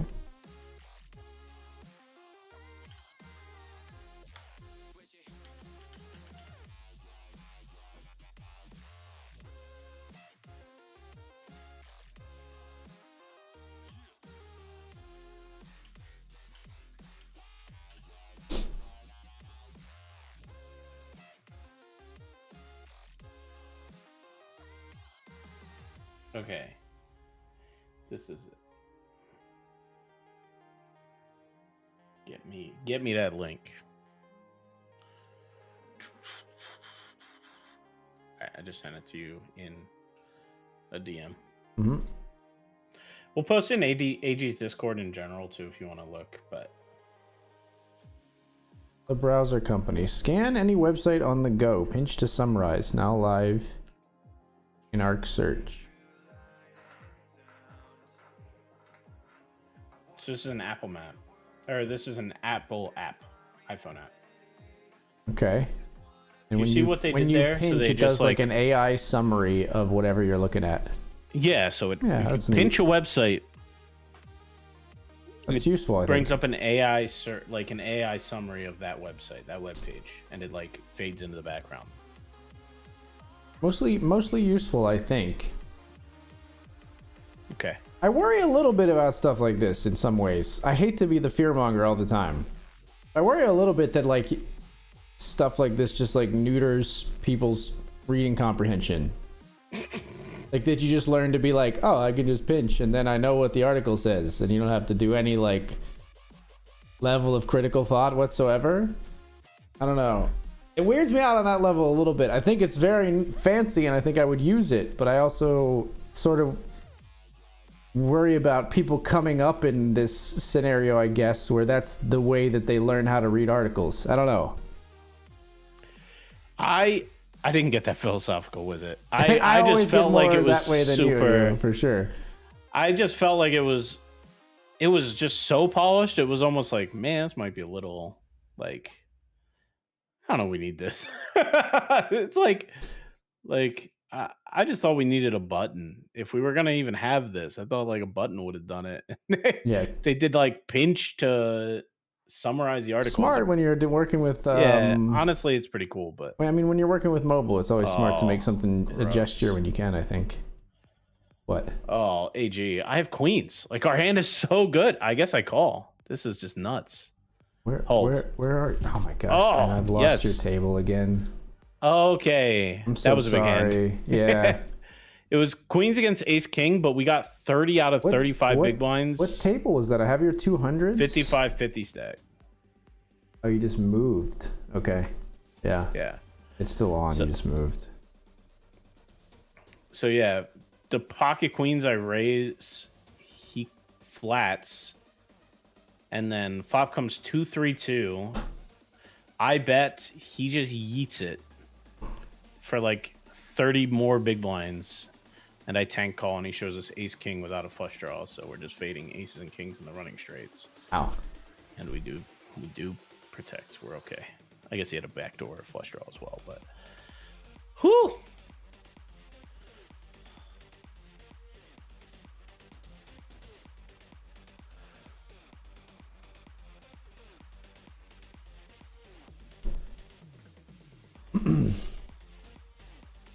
That was a pretty terrible card for us. I need an ace. I got pocket threes on deuce 4-5. Oh, baby, it's an ace. Okay. I have river to wheel.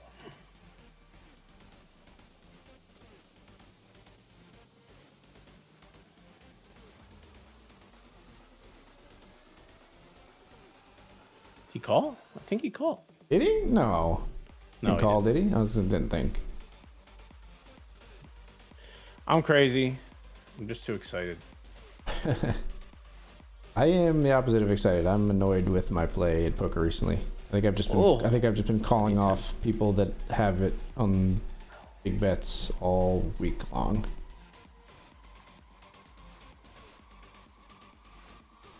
Been paying people off. If you want to get paid, come bet into me.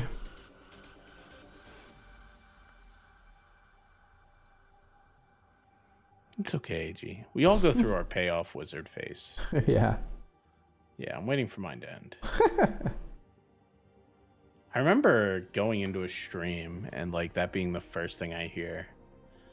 About been yourself? streaming for like, yeah, I'd been streaming for about like 2 months. Oh, wow. And I was jumping into this other content creator stream. And the first thing they said was like, yeah, Niall, he's a payoff wizard. He's pretty trash. Right. I don't know. Probably just because I had streamed a very short time, and it was true. But hopefully it's not true anymore. Maybe. Question mark at the end of that sentence? Always. I have Queen Jack of Hearts here against Hisoka. No call. I had a little bit of everything going on. I said I was going to win this 55-50 stack, and right now I got the chip lead. I'd love to just leave it here.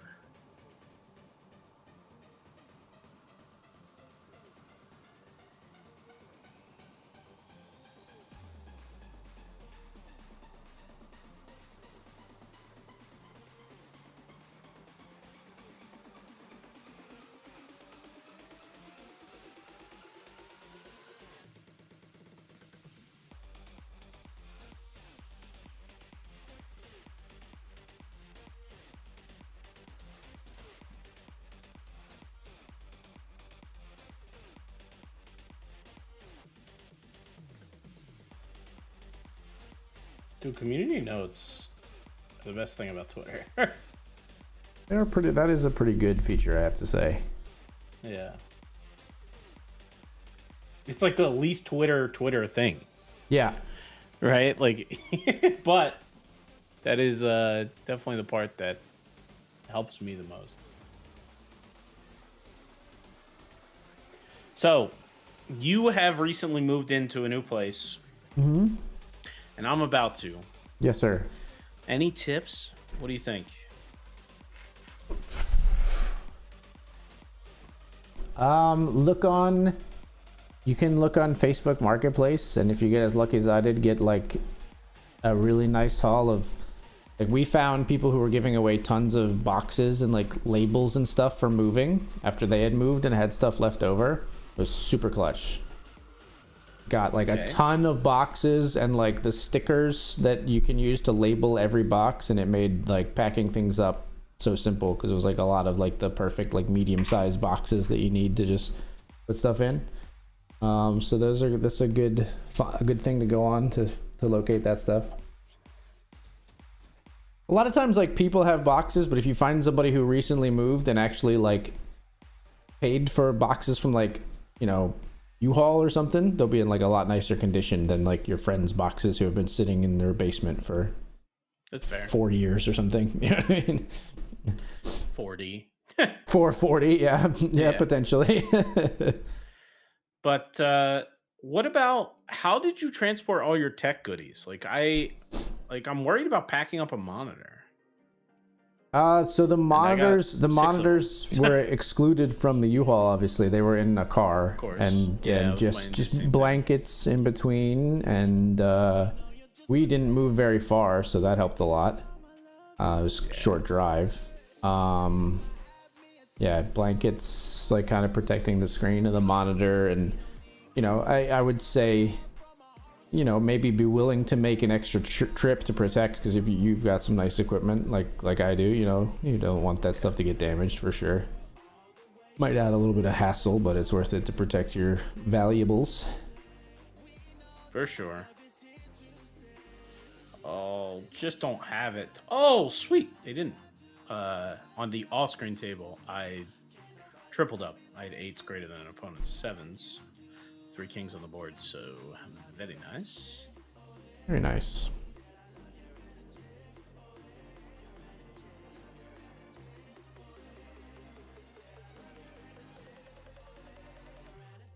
Nice.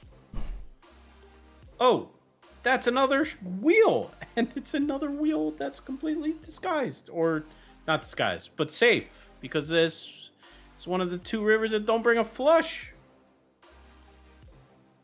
I got locked out of WSOP. Oh no. Give it a loop. Hope to see that. Hope you don't have any exciting hands just this second in WSOP land. Me? Yeah. Why? So I am Oh, you got. relogging in. I do not have an exciting hand right now.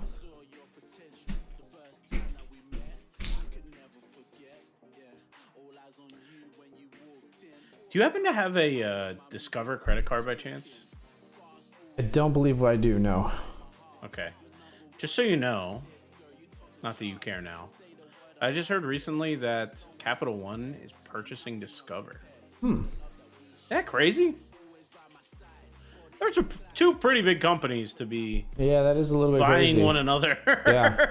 Like, Discover's always been, it's the smallest of the credit card companies, right? Like if you ever hear someplace doesn't accept a credit card, it's always Discover, I think.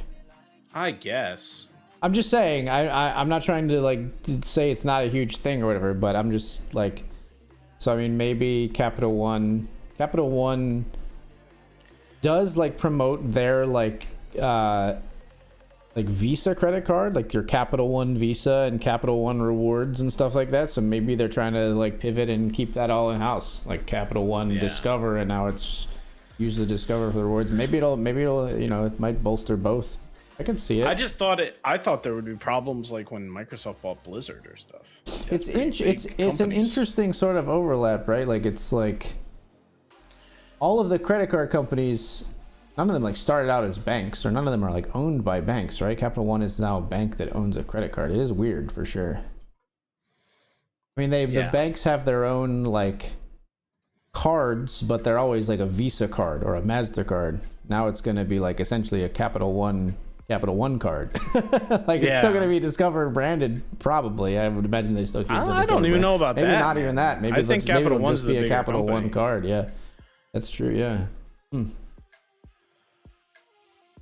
More you know.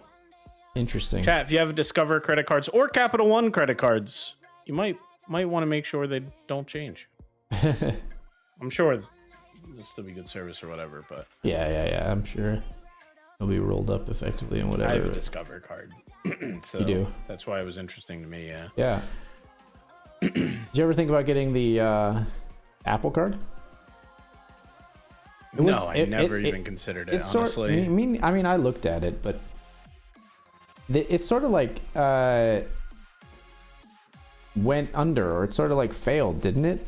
Apple credit card. There was something that happened where Goldman Sachs faces rocky exit from Apple credit card partnership. That's what it was. So Goldman Sachs was their official partner.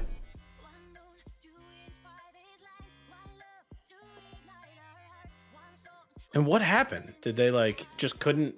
I don't know. Did they offer all this great financing on Apple products and now they can't afford it? I'm trying to figure out what happened. I don't think either company went under. No. Pretty safe bet with those two.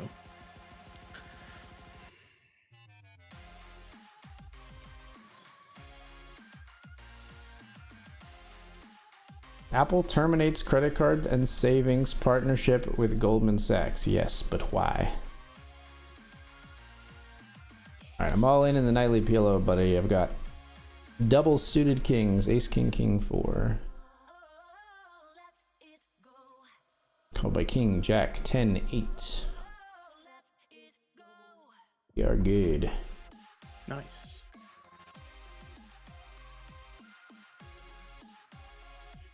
Apple approached Goldman Sachs to cancel its partnership.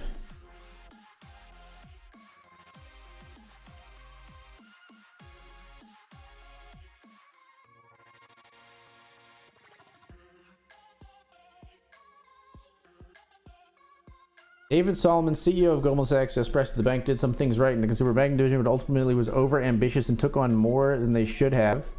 Apple Card and Apple Savings were created to boost the company's services revenue and succeeded with $10 billion in deposits and continued growth. Investors and analysts believe the move by Apple is less risky considering the strong performance of both services. What I find so fascinating is actually the card and the savings account have done quite well.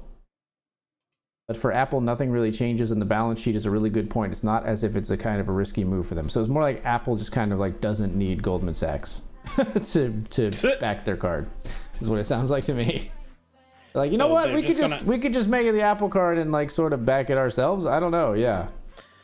So they're like FDIC insured? I don't even know how the world so wait, works, JP man. Morgan Chase is top contender for the partnership. Chase is maybe the best fit for Apple. Yeah. Maybe it's just too pricey to be in bed with Goldman Sachs. I don't know. I'm all in here with Ace King in the mystery versus Homie Seniors open. Ace King versus Homie Seniors Queen 10 of diamonds. Of diamonds is the operative thing here. GG. I have been getting just obliterated the last like week and a half, man. Absolutely smashed on the felt. Sorry, my friend. It's okay. Just it makes me not even want to like. I'm like, do I want to register anything else? Just sign up for more punishment. I will register something else, but we're gonna take a pause for a moment and assess what I do want to get into. I'm not sure.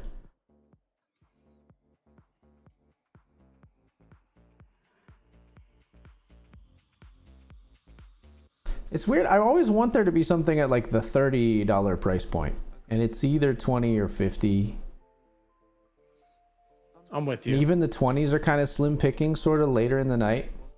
Do you feel Global has kind of solved that problem for you? Do you think? I think Global has a lot more splits? at the there's a lot of 22s. Yeah. Gotcha. Yeah.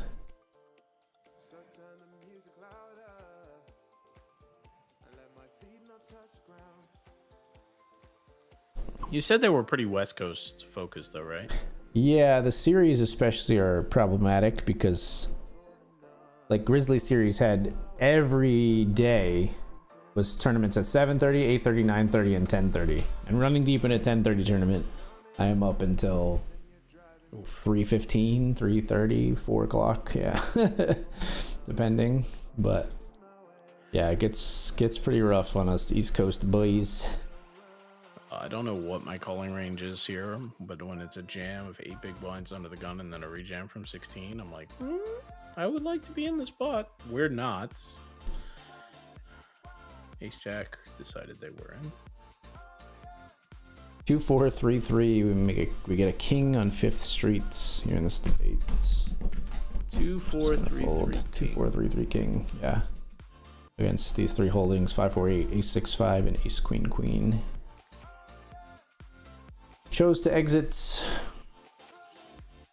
Didn't really want to pair my 3 and didn't really want to get the weird non-connected king for sure. These players are all in. Goldman Sachs backed out because they weren't making enough money because people knew how much they were spending owed via the immediate phone updates. Oh, that's interesting. So they didn't get any like... They didn't get any late fees because Apple's reporting was too good. That's hilarious. That's like the Apple was too good on the customer satisfaction side, and so they're like, we're not making any money off of this card because nobody's carrying over a balance. That is funny. Interesting. Interessante. I will say it doesn't surprise me Apple's good at that stuff. That's probably an intern over there. Was like, I'm gonna spin up this whole new service that just sends updates to people that want different levels of updates to financial card users. Different ways to cater your notifications and alerts and charts to make sure you are always managing your finances correctly. And it's like a great thing. But then Goldman Sachs is like, where's our money?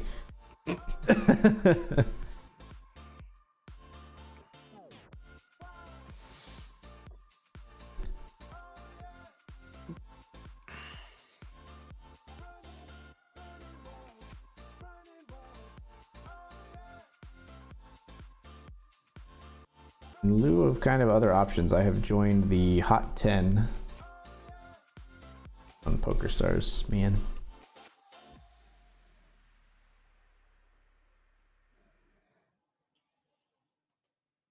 Oh, a little friendly modern lurker at the table. The Hot 5? Hot 10. Hot 10. Started like 20 minutes ago. Oh, let's go on. Yeah, hopefully. Good luck. Thank you. It's always got gold. That's got like good stocking stuffer vibes for me.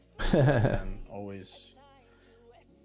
Yeah. I always feel like I run Been there. the tournament too. Done decent in this tournament as well. So man, Stream Room looks amazing. Yeah. What's the next big thing you want to spend money on? Like you just got brand new house, great Stream Room. Really, is there anything that's like I'm not really itching to spend money, man. Good for you. I don't really have anything. If anything, what would I spend money on? If anything? I don't know, honestly. I know there's probably things that I've thought about. I mean, the one for like our house that's not necessarily like chiefly for me, although I would use it, is we want to expand our tub, which I think I talked about before. Casey wants to put in like a bit more of a soaking tub, which I learned that tubs can really, it's one of those things that can really freaking scale. There's a tub, there's this thing that they do, and I learned about this from watching a streamer talking about being in Japan.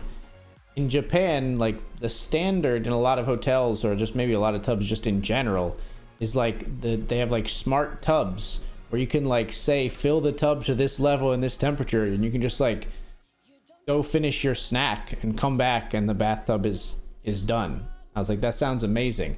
It's so damn expensive. I don't know if everyone just does it and it's just like whatever, it's the standard, so they all have done it in Japan, or if it's less expensive over there. But in America, it's incredibly expensive. There's only one company, I think, really that does it, Kohler, and it's very, very expensive. You're talking spending like, I don't know, like $12K on a tub or something. That's insane. It's really insane. We're all in here with King 10-9. That's not the route I thought you were gonna go when you said in Japan tubs are like this. I thought you were gonna say like, you know, they would fit Casey but not me. Right. I got you. Yeah. That was going. No. I lost your 55-50 stack again, but MGM was timing me out or something, or you moved. Well, that one just moved, so that okay. You did great. Don't worry about it. But we are final 2 tables in that one, so. And chip leading, no less. Yeah, that's spot I'm excited for. I'm hoping we can take it down. It's back now. Kings here, they do have a 4. We had a few outs on the river, but don't find one. We just got moved to a table that has Lavin, Bobby Shmurda, Hisoka, a.k.a. Dirty Lenny, Sir's Good Boy, who I've marked as a reg, which means I probably know him by another star's name. But, yeah, that's some really strong competition. Seems like it. Kind of all in everywhere. Pocket 8s versus ace-9. Please hold. Deuce. No. Ugh. All right. Out of the 50 stack. GG. And by that, I mean the $50 nightly stars. Yes, that's correct. Is this a big KOs? Like a bigger than average KOs? No, it's a normal KO, but still. A medium KO.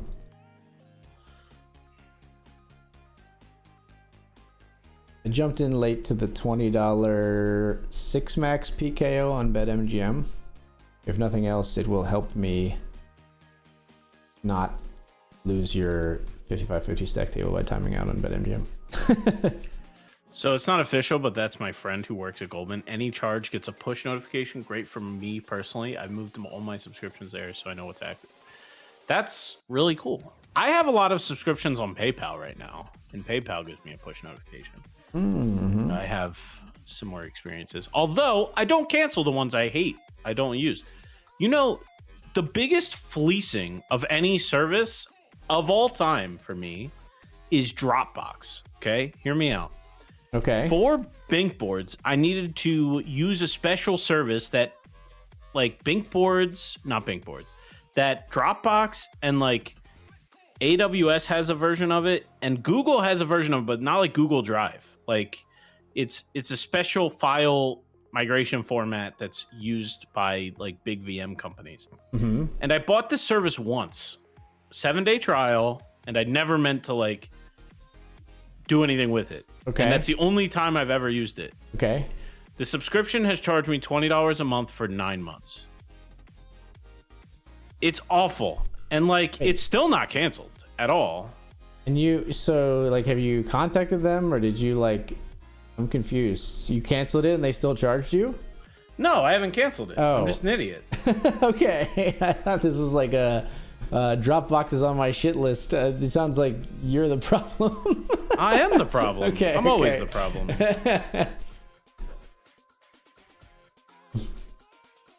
Let me see if I can cancel it right now. For once, we're saving Naigo money on the stream. Yeah, never. Your subscription is getting a free upgrade. See, this is how they get That's me. how What does this mean? they got them. They heard us. They've hacked the microphone. Like, it doesn't even have my login inside of Bitwarden. Like, how did I even create this service? Who do I pay?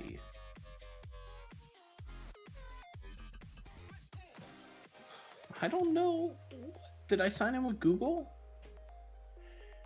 Your professional trial has been upgraded. Thanks. This doesn't seem great. Let's try this.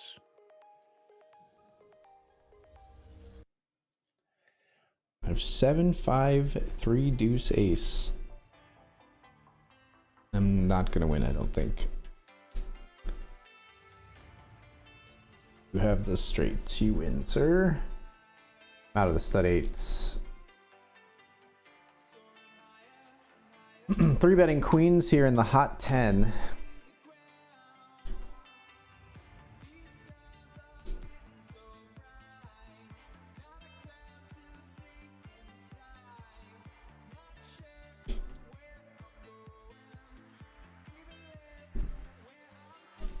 Okay, down post flop. I listen to what I paid for.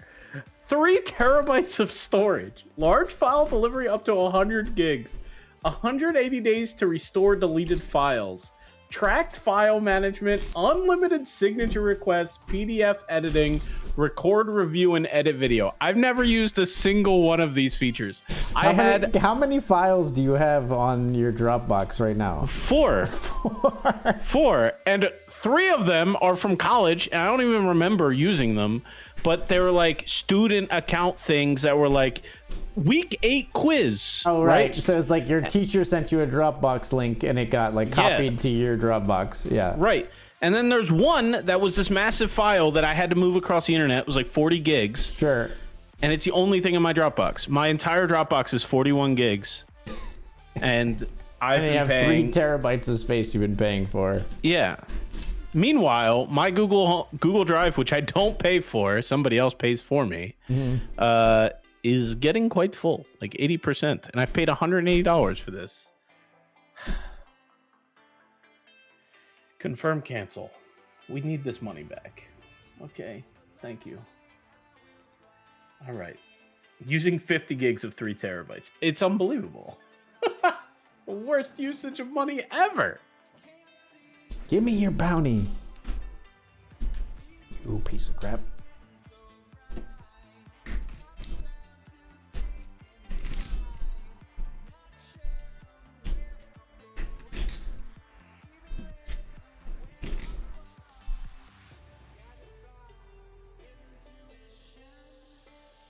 What bounty tournament are you in? Joined the $20 PKO. That's the one I said I was joining. So BetMGM didn't time me out. Oh, gotcha. 20 PKO. Yeah, $20 PKO 6 max turbo. Oh, even better. I appreciate that. You know you have a real friendship when somebody's registering tournaments just so they can observe your table. Are you 3 tabling? I am 4. I actually have the C note in my slot 4 right now. C notes. Gotcha. Yeah. Don't know if it'll be there long. Hopefully it will. Dropbox has become sentient. Dude, it's bad. That was such a waste of money. I gotta look through all my subscriptions. Does anybody use, maybe you do, AG, Rocket Money or any of those services? I use Empower. Personal dashboard.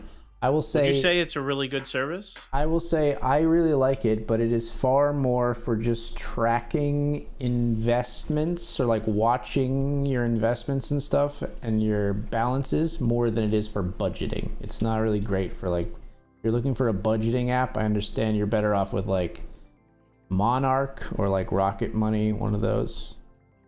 But I do like Empower. Something that handles subscriptions. I don't think Empower is what you want for that. I think Rocket Money is really good at it. But Mint used to be really good, and they have killed Mint, and I'm upset about it. Used Mint forever for many things, and they rolled it up into like Credit Karma, and it's a terrible decision in my opinion. They should have found a way to monetize Mint, which was a great service. Instead, they ruined it, and then like I think lots of people have just found other services. But I used Mint forever, and it was fantastic for what it was, and now it's like a shadow of its former self. okay, literally Google. I got 12 sponsored links. Rocket Money, Quicken, Monarch, Credit Karma, and then Time Magazine's like 8 best apps to replace Mint.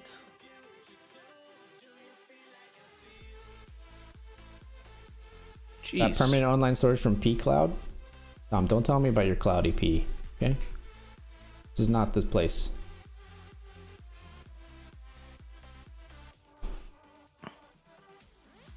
What do you have? P Cloud. I don't know what that is. If Kings, hold. Please hold. Bluffing into 2 players, is this advisable? I don't know. I don't know if we had that on screen, but it was Kings greater than Jacks in the C note for a double.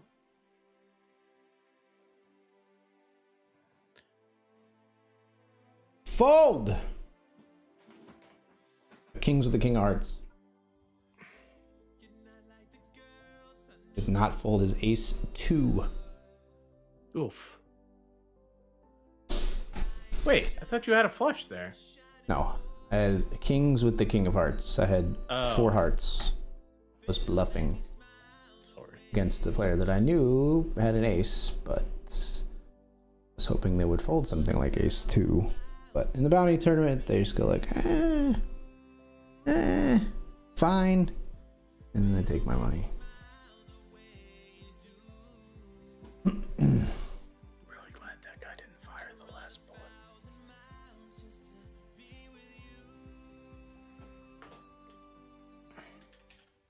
I don't know how many nerds, like super nerds there are, but one of my friends showed me something called Oracle Cloud, and it has an amazing free tier for certain computers. So if you need a cloud computer, it's really quite amazing. I've seen Oracle Cloud actually touted for use for Minecraft servers. People use it for Minecraft servers a ton, I feel like. Did you ever get that working? I thought you were going to make one for Yeah, you. so I did it with the free tier myself. Yeah. Just for like, Eden was only briefly interested in Minecraft, so I didn't like keep it going, but Gotcha. I still get like the outage emails for, even though I'm not using my Oracle server. I'm doing your Dropbox thing, except I'm not paying for it. Where I still get like all the Yeah, if like it's free, it my doesn't Oracle matter. your Oracle server major outage, and I'm like, I don't care. And they'll be like, still not resolved, major outage. I'm like, shut up, email.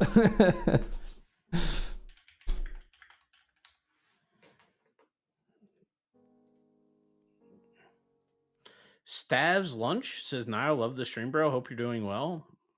I didn't know you Hey, liked thank the you, stream. thank you. Saw you last night. Thanks, man. Hope you're doing well. Saw me last night. No, you didn't. I didn't stream last night. 2 nights ago? Must have been 2 nights ago. Are you one of our new Binkboard people? You are not. We had like 8 signups yesterday for Binkboards. Nice, man. Signed up to Binkboards. Awesome. That's huge. 4 from Michigan, and some people that I haven't signed up for a bit in PA. So you're all logged in now. If you want to join Binkboards, go check out Binkboards. I really love their project. All right, folks, we're gonna take the break. Be back in just a few. Thanks so much for hanging out tonight. See you in a bit.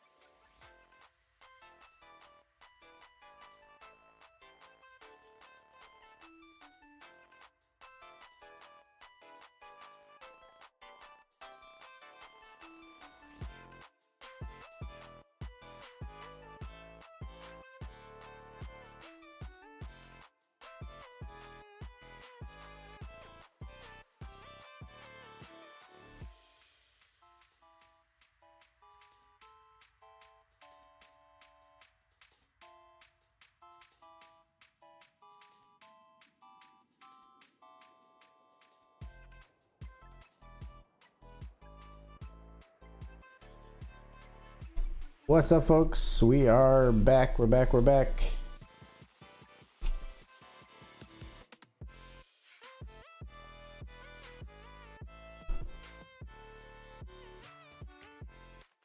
I have registered the big 20. We're gonna see what we can do in this tournament. Though not much else has been going well.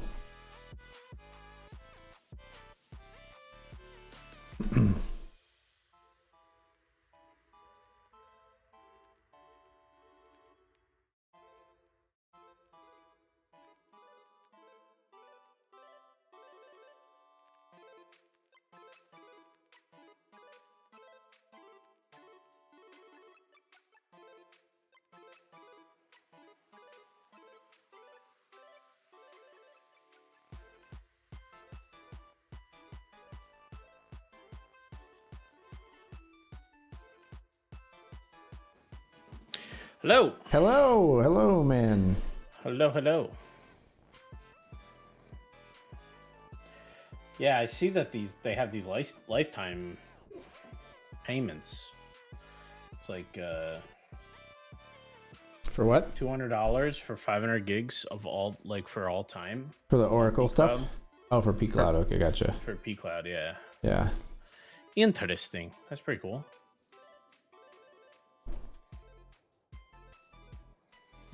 I have Jack 10 of hearts here in the 55-50 stack. We raise fourth bridge calls. We flop Terabad. What do you have? I have Jack 10 of hearts. On King Deuce 6, 1 heart.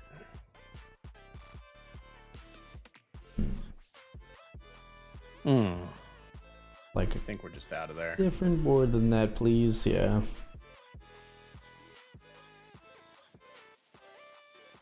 I think I'll check call here. I have kind of a bluff catcher. King, 10, 10, queen.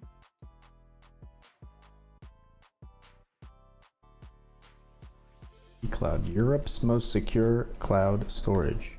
Yeah, it's just pipped.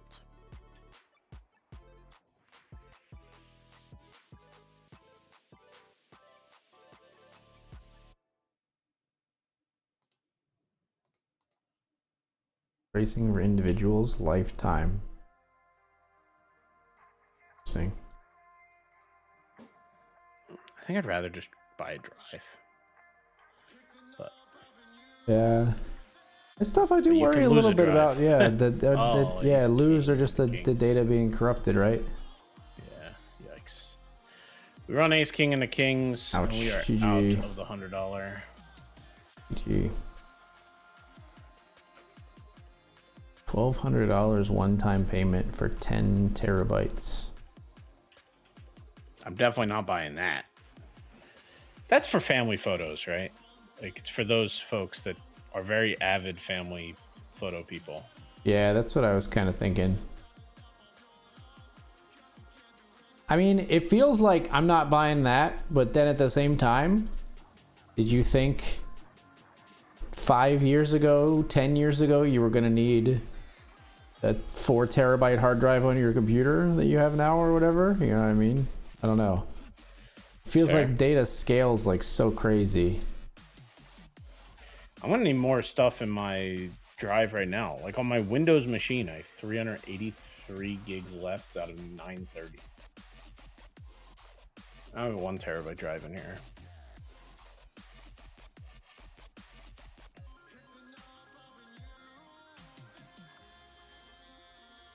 What are you playing in, man? I'm in the Hot 10 and the Big 20 on PokerStars. Okay. And I'm gonna get into another maybe like $20 PKO on WSOP, I think.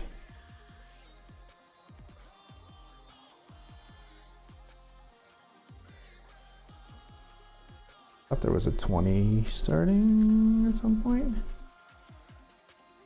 Oh, I swear I saw that 20 on WSOP. No? Maybe it didn't run. Or maybe I Criminal. was crazy. He's criminal. I think it just didn't run.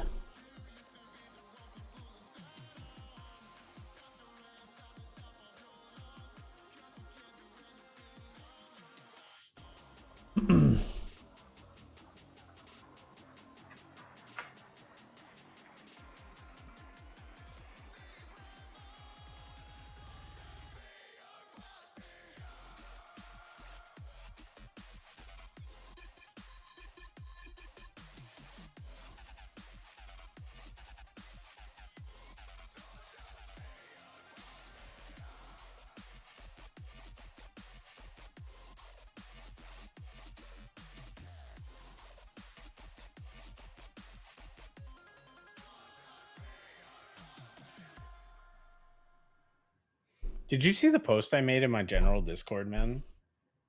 I don't know if I did. What was it about? The Big Ten, the Moonlight Express, and the Hot 30 for a quick second was the most recent tournaments to see a first place on big boards. Okay. And we have filled the board, like first place on all 5 spots across all 3 tournaments. So the entire first row was first places since the new year.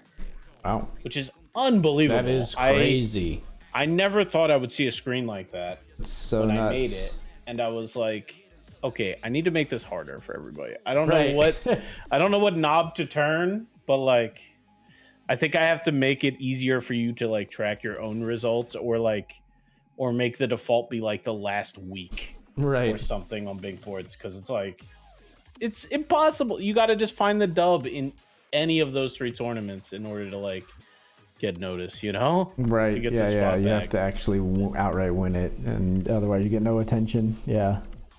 So might have to change it up a little bit. I don't know, but that's what a first world problem. It's my fault for only getting the pressures, I guess, to sign up.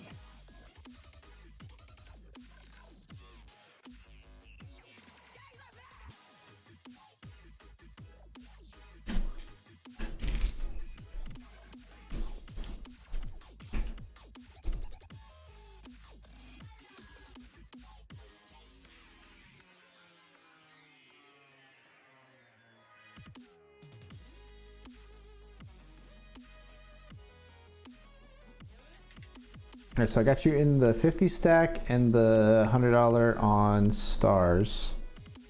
What else are we still rocking here? And the C note. C note. Okay. Yeah.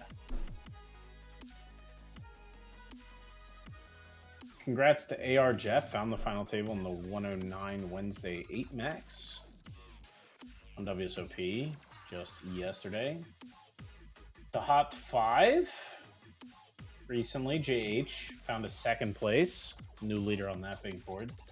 The Nightly Star, Schadenfreude, took it down on the 19th. Ooh, nice. Congrats. And Schwibs took down 3rd just 2 days ago. Never heard of him, but seems like he's doing all right for himself.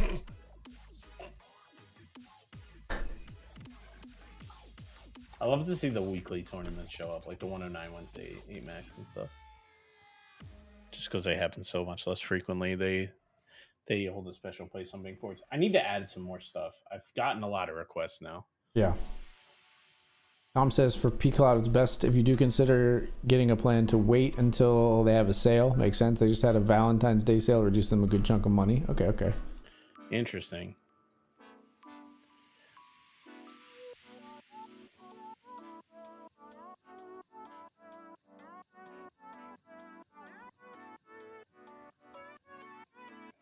Can't believe I was paying for 3 terabytes of storage. 3 terabytes of completely unused storage. Yeah. It's unbelievable. I think across all my computers I have 1 terabyte of data. And I think that includes like my phone. I think I have more than that, but I tend to store VODs longer than I should. I don't have any VODs. I need to start recording them more. I have 1.18 terabytes occupied on my 2 terabyte C drive, and then 595 gigabytes on my other drive. So we're up to like 1.7 there in hard storage, and then my Google Drive has 1 terabyte filled up as well. You have a terabyte of storage on Google Drive? Mm. That's a lot of money. I pay for the lowest tier of like Google Business, I think, for my like Accidental Grenade domain to be on Gmail, and like Keith at accidentalgrenade.com, and then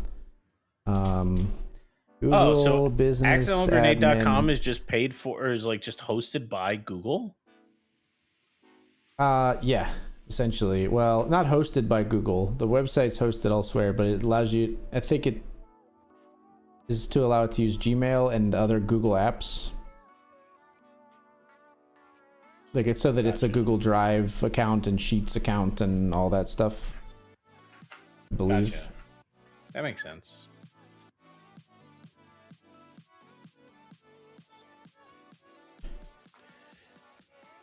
What is my...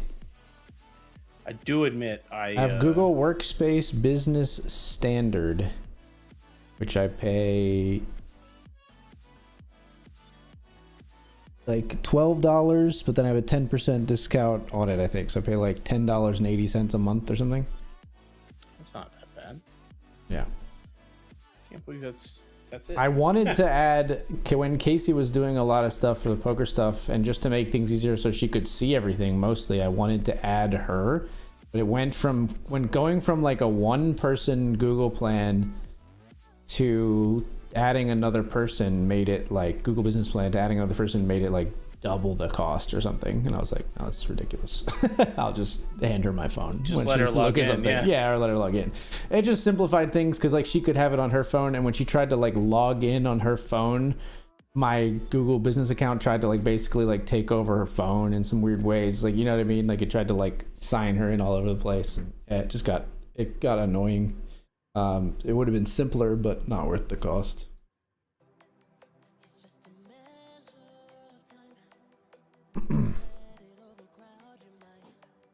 I do admit you looked very official when you shared your email with other people, and I did not.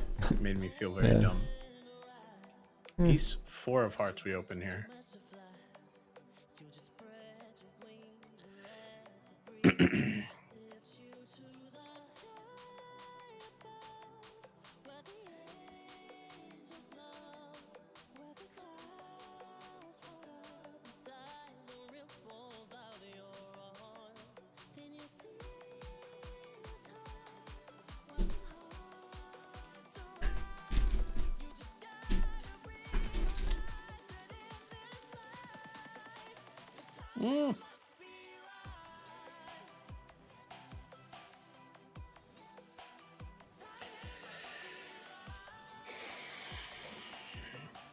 Everything okay? Yeah, I feel like I had such a good spot in this 55-50 stack, and I'm kind of bummed that I'm in 8th now. Yeah. I didn't move that much, you know. I double up one time and I'm in 3rd or 4th, but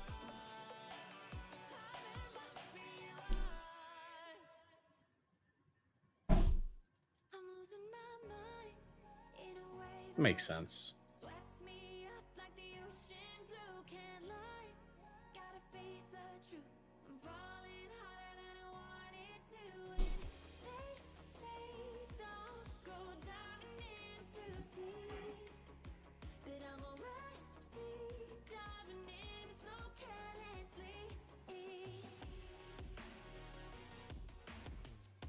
Oh, what happened? Somebody was eliminated? Okay. I swear, I was like 8 of 13 a second ago, and now I'm 9 of 10. Let's bring up the other table. I think they don't collect tables until 8, though. If I'm correct. Which could be any day. Okay, JD Gambler jams. Gets it through. Tom Cruise is all in and out at the other table, so we are down to 9. Stone bubble of the FT. Payouts start at 6, and they go up pretty high. 936 up top.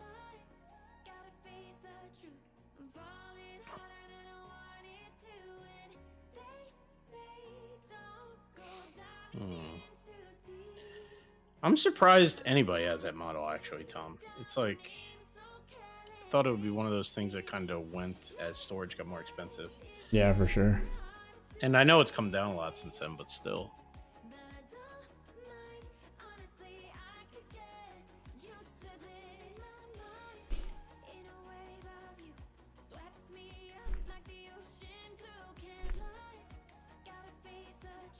This is kind of a good run out for me. Oh, what? All right, just jam 205 into... Jam 60 into 10 effective. All right. TKOs are weird. All right, I lied. 9 does seem to be the FT of the 55-50 stack. GLGL, I think I'm gonna have to follow you. For the last time in this tournament, man. Hopefully we stick here a while. I'm pretty short, though, admittedly.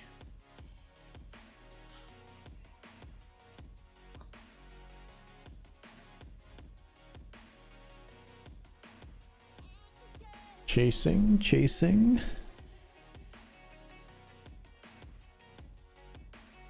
All right, you're good to go.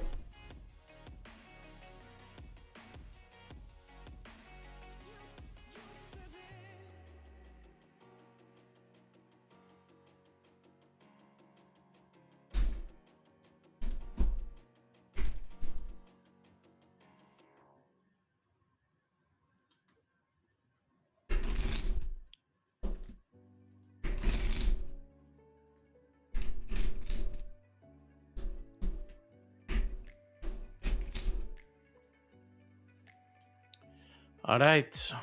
15 bigs.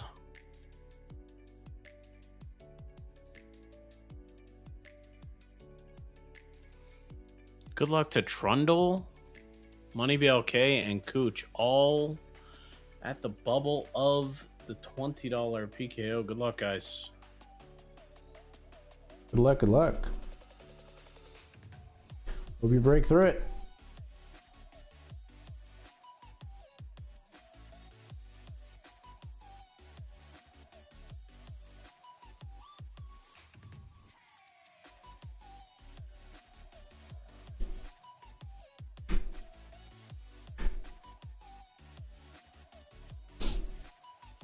I've got Pocket Kings. Your friend of the stream, Stabs Lunch, has jammed into my Pocket Kings here in the hot 10. Good luck to you. Sorry, Stabs Lunch.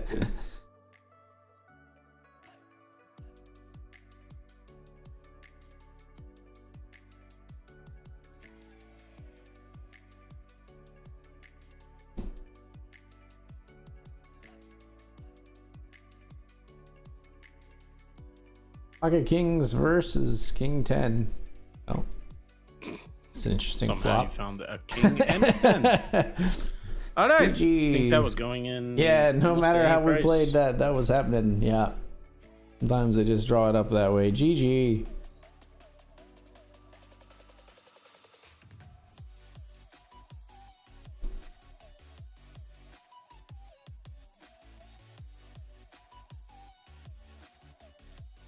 Somebody tweeted Apple in February of 1994, 2004, 2014, and 2024. And it has 4 pictures of Apple products at those times in their life cycle. It's a pretty good tweet. It's like it goes back pretty far. Right. Man, I was 2 years old when this first picture was relevant. I'd be yamming in the C note. Luxino Yam.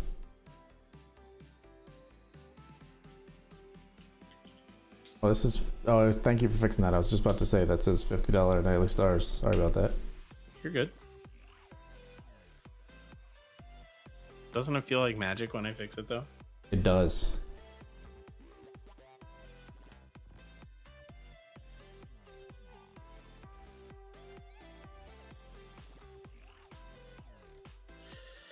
Deuce! No, Deuce! No. See, no, GG. GG. No rebuy. GG no Oh, re. Ace King versus Deuce is over here. All right, Ace King doubles. Sir's good boy. Still mighty far up there. I still need 2 bust outs, so.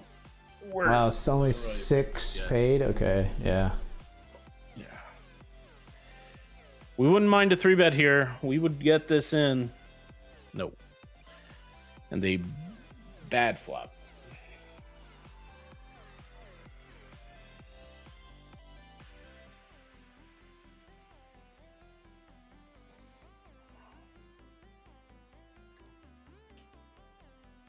Oh, this could be us in the 55-50 stack, buddy. Good luck, good luck. You got Pocket. Tens. tens. Good luck, 10. I think we're still going over the raise. If this player 3-bets, then it might get interesting. All right, one.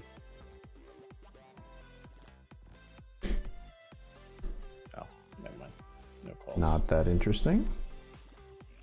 Wow, just scammed someone in the 11 deep. 2K on global. Open, he needed ace jack. He calls with ace king. Ace XXX jack. Got him. Ace XXX jack. So mean.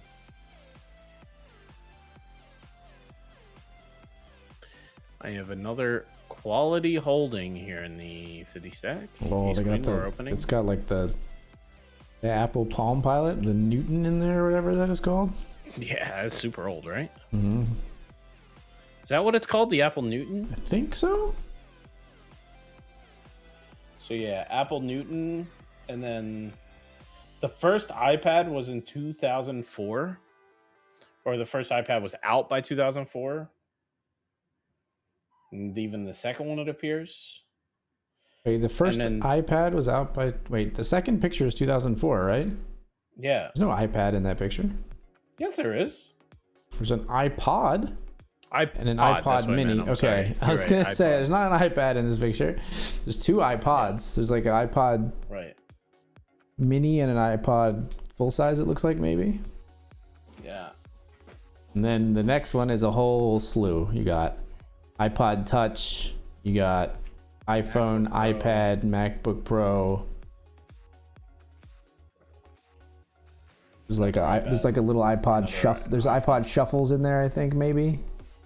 Yeah. That might have been the end of the iPod. Yeah, shuffles is what they were called. The Nanos were the small ones that were normal. Yeah. Nanos were the super tiny one with the scroll, the wheel. Yeah. And then, holy smokes, the 2024 one, very, very techy. There's less products in the 2024 one than there is in the 2004 one or 2014 one, but it's probably just because they can't afford as much. Right. The ones they have Person there who are so made it expensive. couldn't. Yeah. The Vision Pro is in there. That's $3,500. The MacBook that he has is the matte black one. The matte black one is only at only top the of the line. M3 Yeah, Max, right, yeah. or the M. So that means that one is at least starts at $2,000. like $2,700 or something probably. Yeah, iPad Pro, iPad Air, Apple Watch. You don't have an Apple Watch Ultra. 2 different iPhones, and the AirPods Pros. AirPods Pros is a great product. AirPods Pro 2s. That is a worthwhile product. Yeah, I wish I don't want to shell out for the Pro 2s, but it sort of do at the same time. I have the original Pros. They're still super good. Oh no, I'm not gonna, but I'll be excited to get like better noise canceling again once the next one's out, maybe, or the next one after that, somewhere in there. Yeah.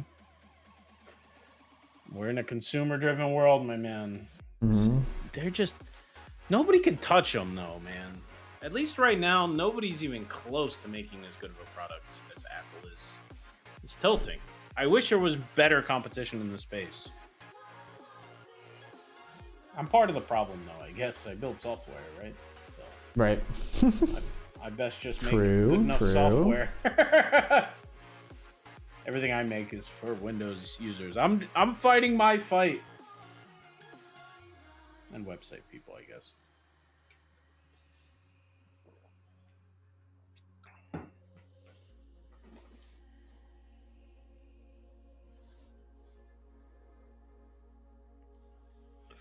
Ooh.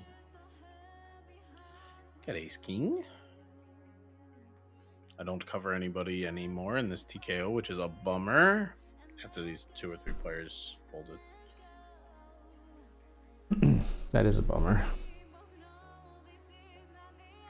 Ooh, I'm cold 4-betting? Don't do me dirty, Trundle. Oh, don't you dare. Okay. Free roll? Chop. Chop. I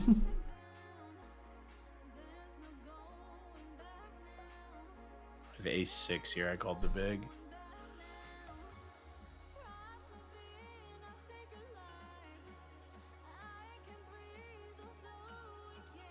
Don't raise. I make a pair of aces on the river. Mm-hmm. I think I gotta be good. Okay, that's nice. Nice. I would have rathered him call and lose, but we'll take it. There you go. That's true. Just luck box our way to the final part there. There you go.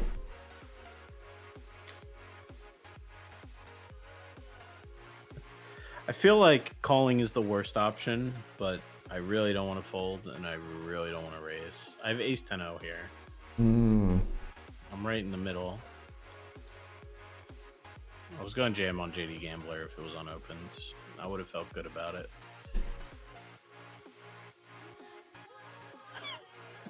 This flop makes me feel the same kind of way as I did pre-flop. Yeah. Yeah. Ace, queen, 3, all hearts. Set of queens check? What? All right, glad I didn't re-raise. I only considered that for a short while. Balatro is already changing the gaming space.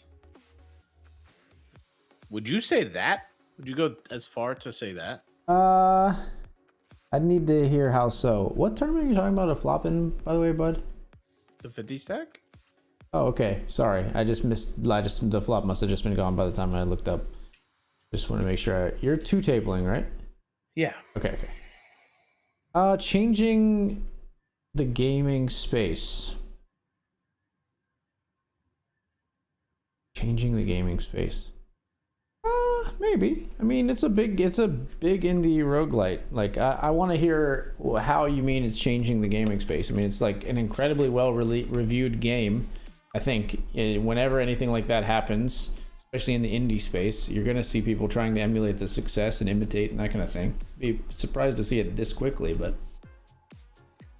Do you think it's bigger than Super Auto Pets? Not. Maybe. You think it will be bigger? I think probably. Wow. That's high praise. Super Auto Pets is pretty big. I would say Super Auto Pets 1. I think... Assuming Balatro's a single dev, this guy is owning. Right.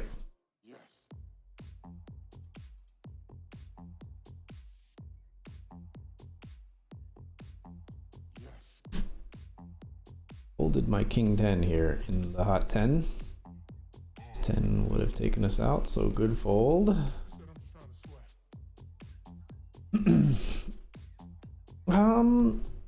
I don't. It's tough to say. I think Balatro definitely has strong potential to be bigger than Super Auto Pets. It's not yet, but it's going to depend a lot on if.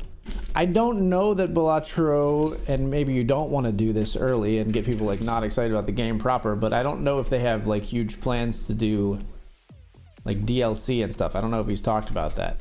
I think the game is like pretty much the best scenario possible you could think of for DLC, because it's like literally a card game with packs. So you just release like a new Joker pack. You know what I mean? It like just means like it's like feels like the perfect fit for DLC. You know, you have them open up, players open a new pack of cards, and you literally can have like the pack opening animation, and this is what you've unlocked for your game if you want to, or you know, you can make some of it not revealed right away, so you have to uncover it and all that kind of stuff. I think it would do numbers with DLC, but and I wouldn't be surprised. Oh, sorry, what spot? What do you have? No, you're good. I mean, I wouldn't know how to handle it if I was a Balatro creator. Yeah. Like, it feels like it's too big not to jump on, but it's too pure to jump on. Yeah, I think he did such a great job with the game that I think he's got a good mind for what works. I did notice that in his Discord, he's got a whole like devs are really using Discord. The new way that Discord works as a forum in some cool ways. like I even said, you know, I that's how I interacted with the developers of the Atom vertical plugin to get them to add delay to it, so I could stream on vertical on a couple platforms with delay. I think the Balatro dev is doing the same thing. He's got like sections where you can tag a post and you can put in mechanic, suggestion, joker idea, or obviously issues, right? Like bugs and things can be reported that way as well. So I think it sort of seems like he's indicating that he's, you know, there wouldn't be, it'd be pretty dissatisfying if he had a whole section for suggestions and then never implemented any of them. You know what I mean? Now, I don't know if it's going to take the form of DLC or if it's just going to be like sort of like small additive additions to the game. But if he continues to do that and improve the game, I think it could have a really nice sustained lifespan.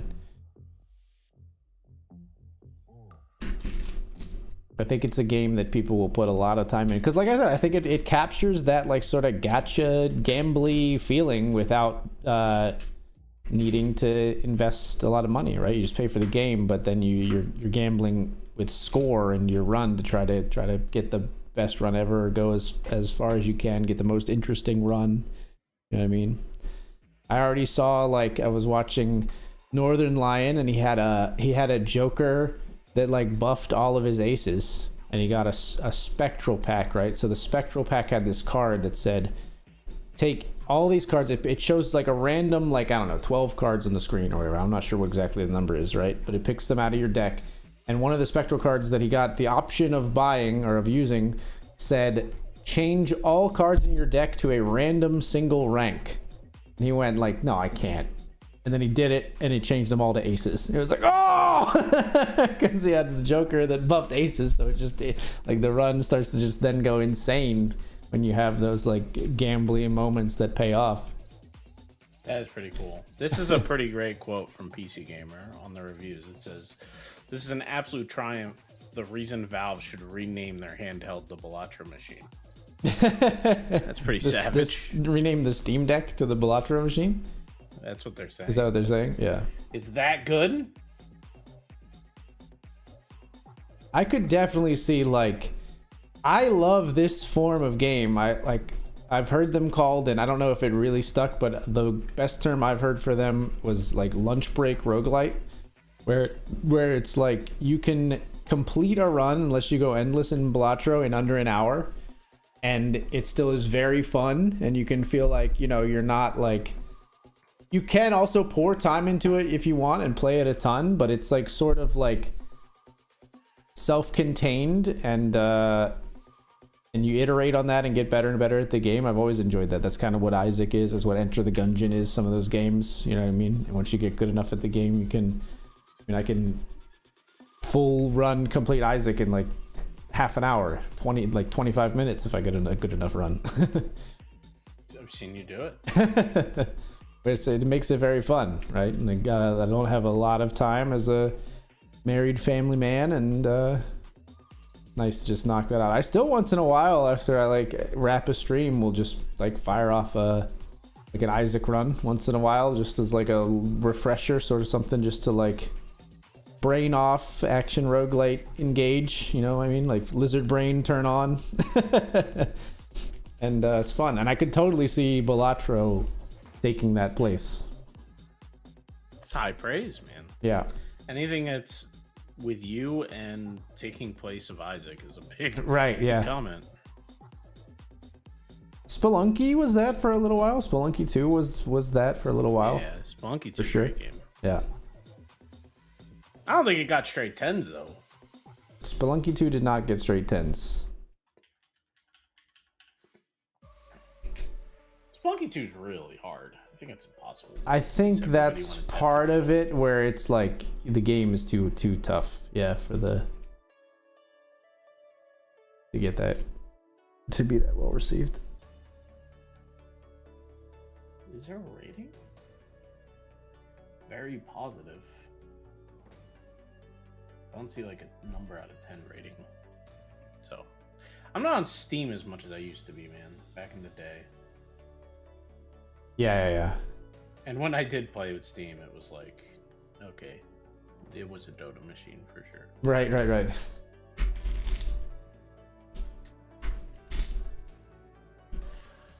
I will say, yeah, I'll be interested to see if Balatro could pull off a true mobile execution. I don't know if they have that in the works. I feel like it wouldn't be enough room to play it on my phone. I would play it on an iPad though. I definitely think you could play it on an iPad and have enough room to like select the cards you want. And I think it would go hard on an iPad, on a tablet. But I don't know if you'd want to restrict it. Maybe you just like put it on phones too and just go like, we tried our best to fit all this on phones, but you're better off on a tablet. You know what I mean? I don't know. Yeah, I think if you just zoom in on just the hand, Yeah. like literally take out all the other elements and you just display the 16 cards. Yeah, and then you have pick like the a little 5. like carrot on the side that'll pull out the what the bosses you're fighting and stuff like that, or something like that if you need to see other information during your run, obviously. But All right, yeah, guys. maybe. We're all in again. Luck to Same luck. hand, pocket tens. Please be good. Double would go hard. Call with 8s. Oh, that's something I want to see. 10. Whew! Very nice. I thought we chopped to the straight, but the queen is not connected to That the is 3, 4, 5, 6. 3, 4, 5, 6 All queen. right. Maybe in the right Balatro deck, but not in a standard 52 card deck. We know it's in the right block deck, right? Four finger Yeah, there's Joker. 4-finger Joker. Yeah, there's a couple different ones. There's one called Shortcut, which means you can just skip one gap in straights. So you could just have a straight that's like 2, 4, 6, 7, 9. As you can skip one at like any point in the straights. That's crazy. Yeah. That would throw my brain for a loop. It's kind of hard to see the straights for sure. Sometimes you're like, can I? Wait, no, I can't. No, wait, I can. Yeah. Breaks your brain for sure. I saw Flush House. Mm-hmm. I assume you can get a 5 of a kind. You have to be. I think you able can to. get a 5 of a kind flush even, yeah. Oh, okay. But yeah, there's like a flush 5. But yeah, there's flush house because it's flush and a full house. Are there any other like specific hands to Balatro? I don't think so. I'm trying to think. Yeah, there's like all these different enhancements for cards. You can get cards can have 3 different levels of enhancements. They can have like a addition, so they can be like foil, hollow, or polychrome.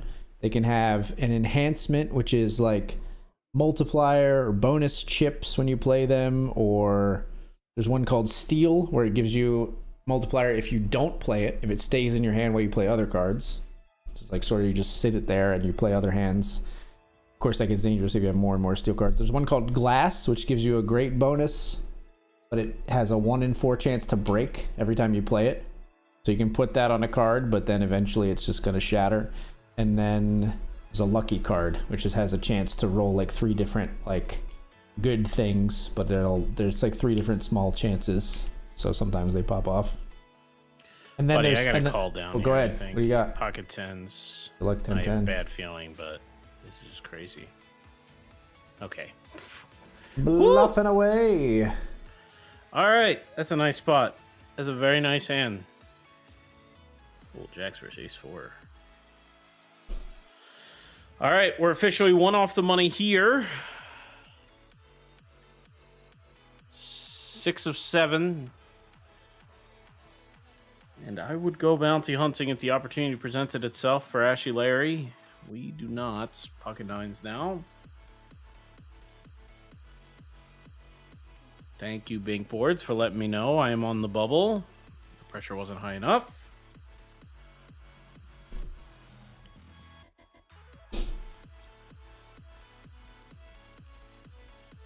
I have pocket queens in the big 20.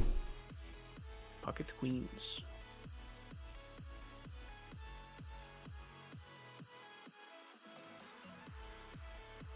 That's a straight. Yes, it is. Yes, it is. Even in normal poker. You got called by both, and neither of them have a straight? That's wonderful.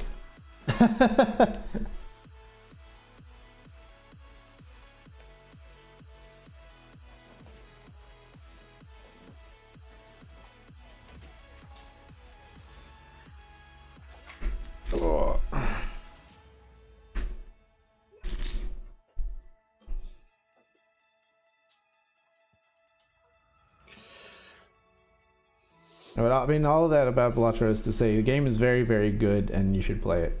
I think honestly, I think almost everybody watching the stream should try it. It's so good.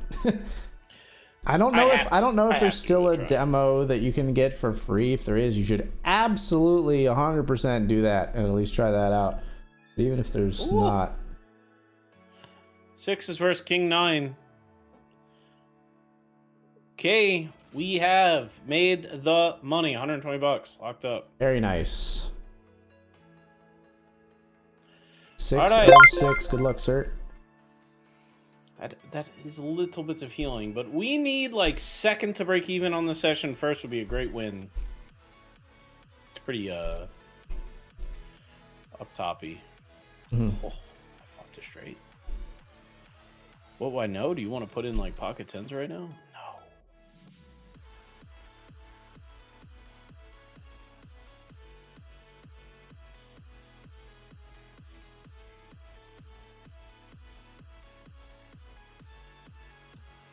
Okay. Nobody wants to pay me. Unacceptable. All right, I have 16. This player is 17. 20, 28, 33, 48. It's doable. We are very possibly in here. I'm so used to this tournament paying 5 and the top prize being $699. It feels like there's like this number of players that it commonly hits that's either like, and I feel like there's actually 2 spots where like it makes a pay jump and it always shows up to be $699 for first place. But it kind of crushed the guarantee this time around. Very nice. Love to see that. All right. I think we'd be going with it. Ooh. Not a great hand, but a hand that can battle. Oh, I thought you meant in the I thought you meant in the Bounty Hunter series. I was like, what are you going with? This is like huge. All right, good luck, us. Jamming pocket sixes here in the 55. Good luck, I'm really glad we're in the 6-6. money. Wouldn't mind a fold, especially after they raise. Okay. All right.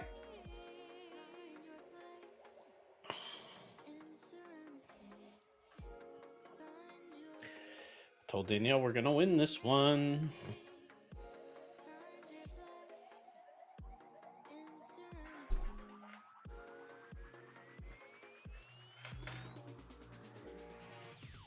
Is there All a right, way? sir, I've got aces. I'm all in here. Ace, ace. Oh, jeez.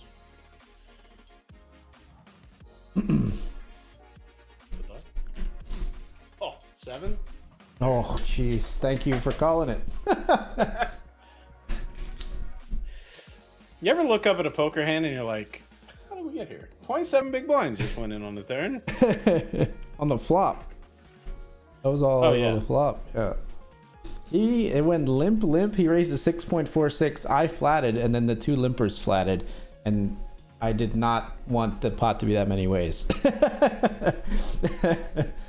So we're thankfully still good after they just, for some reason, make a huge raise pre with Queen 10 and then yeet the flop and call off. Works for me.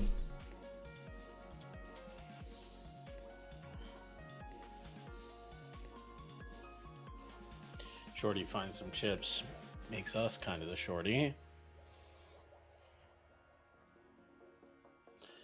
So payouts for this one, chat. 120, 180, 240, 360, 560, 936.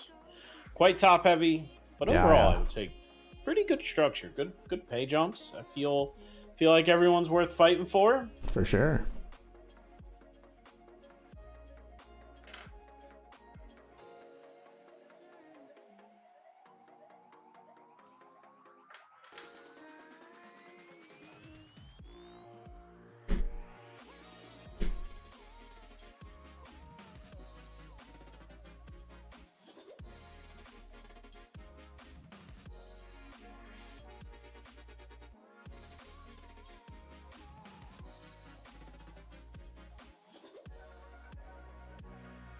But yeah, I got my first legendary Joker in Balatro. What was it? So it was spoilers if you're not watching, if you're watching my Balatro series, but I don't think it's going to be that spoilery. But it was a so there's a spectral pack that gives you you can get a card in spectral packs that's like I think it's just called Soul Stone, and it just gives you a legendary Joker like when you use it. So I was like, well, I have to do this, and so I did it, and it gave me a Joker called Perkeo. And it is, I wonder what they are, because they all have like names like that. I wonder if they're like famous like jesters of like medieval times or something. I don't know. I feel like there's some kind of origin because they all have like these names. But anyway, what it did was you have a consumable slot where you get like tarot cards that you can use. And if you had a card in one of those slots, after every turn, at the end of each turn, this Joker would make a negative copy. Negative means it doesn't take up any space of a random consumable card that you have. So basically you can just pick one and kind of go infinite. You just like That's insane. keep the original or keep the negative, whichever one, and it's going to make a copy. You use one of them and then it makes a copy as long as you don't use. And then of course you could pivot to a better card if you found one later or whatever. But yeah, it was pretty insane. That's a good design for that, for sure. Yeah. There's some very cool ones. There's another legendary one I saw that Northern Line got a couple of times, which disables the boss blind. So the boss blinds are the hardest. Like it's like the boss at the end of each round, and they have like super annoying ability sometimes. Like one of them is literally you can only play one hand. So if you haven't scaled enough to defeat the boss in one hand, you're screwed. There's another one earlier, I think, in the game that's like you can only play one hand type. So if you're playing flushes, you better be pretty confident you can keep making flushes. You know what I mean? So stuff like that. But yeah, the one legendary Joker just turns those off, so the bosses don't have an ability. They're still hard to score, but what happened? Lost the hand. Yeah. I did lose a pretty big hand in the bounty, but currently the big blind got 10 bigs in a TKO, and I got aces. Oh baby! And I have a hand in the other one as well. No, they just folded the aces. Folded. What are you jamming here? Pocket eights. Good luck.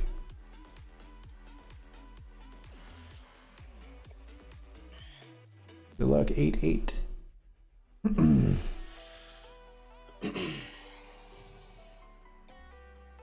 Oh, hold 8. No, 8, please. Oh. Yeah, man. Broadway on the turn. Ouch. GG, man. Thank So you, fifth thank you. place. GG. Yeah, 180. Felt like we played good.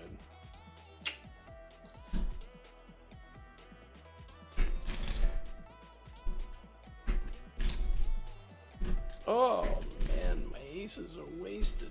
All right, well, one table of TKO, folks. We want the bounties, so we might be playing a little unorthodox in this tournament. Getting in there quite aggressively when people are short stacked, like this RJH fella. I was gonna open that one too. And then what happens is, since I'm out of position to this RJH fella, I find myself playing a lot of hands and then having the C-bet to try and steal when I'm playing bad hands, and Right. it causes some shenanigans.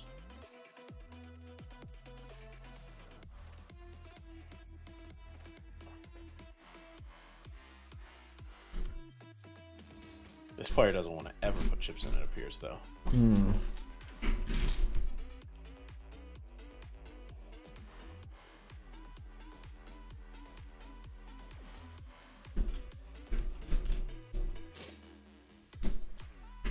Yeah, I really think Palacho is great. I think the thing it nails too is like the excitement of things popping, and the way to do that in a card game. So I've always thought Isaac does that well. Isaac does that visually. When you have a powerful run in Isaac, you just obliterate, and it looks really cool. Like the effects, all like the you'll get a laser that bends and it goes across the screen, and there's stuff swirling around, wiping out the room. Right, it looks very cool. In Balatro, in a card game, what it does is when you have like, you'll have re-trigger effects on cards and multipliers, and when every time a joker activates its ability, it makes like a bink noise. So it'll go like, when you have a hand that pops off, it goes like bink bink bink bink bink bink bink bink bink bink bink bink, and it's the score is just like rocketing up. And there's this really well done like subtle like fire burning effect. The score meter will like catch on fire as your score increases, and it makes like a in the background as your score goes up. It's so, and like it makes it feel like so exciting when you have a high scoring hand. It's very, very nicely done. And it makes that little gameplay loop so satisfying that you want to keep doing it. I will say the first time I saw Balatro, I was like, man, this UI is very basic. Yeah. Like it does so many things, and it's just like, we're just gonna stuff that there, and we're just yeah, gonna yeah. stuff that there. So like, I think the subtle touches on the UI design are very well done. Right? Yeah.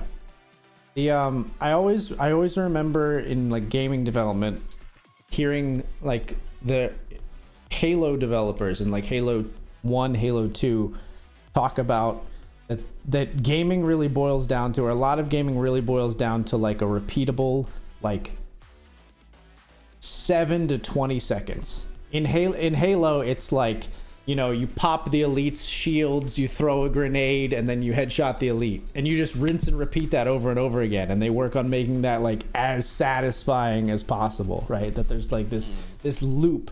And I think that's what Balatro does, like the loop of like, you know, arranging your hand just perfectly, and then you just click and you watch it pop off is just really well done. Interesting. And then it's that same loop repeated. Now you get like these crazy different permutations of how you've crafted your deck to pop off, which makes you feel like a genius. But it's that same loop. I am going to be all in here. We're pretty short, and we are facing a 3x early, but I've got King Queen suited. We just got too much equity in these cards to not stick in our 6 big blinds. Oh, good luck. Yeah. 10? 10 would be dope. 10 would have been pretty dope, but it is not going to happen. GG. GG. Man, we are down to 2. Mm-hmm. One for you and one for me. Yeah, I do have a good stack here in the 20. I won this one when things, like the last time felt like we were dead. And I played it, I should say. Mm-hmm, right.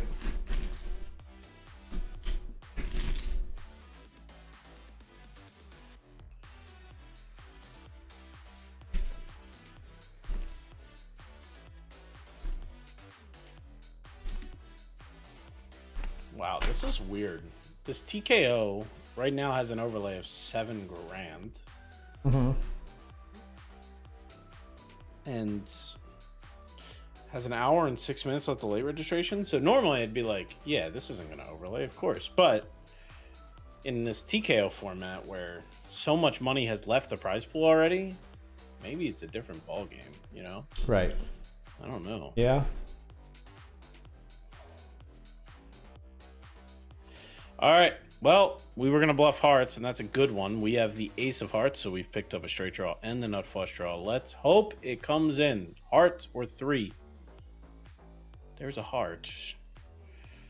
Please don't be a full house for our opponents. That would be brutal.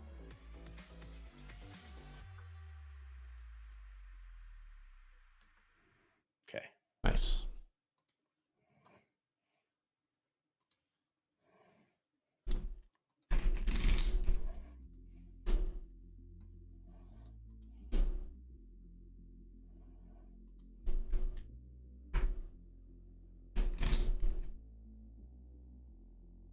I do think it'll be interesting to see if anything comes out of like if people start like competitively playing Balatro on like seeded runs, because you could easily do that. The run gives you like a seed every time, and you could even just do random like generate a seed, and then you and I both play the same seed, see who gets farther, see which different choices we make along the way, see who gets the better score.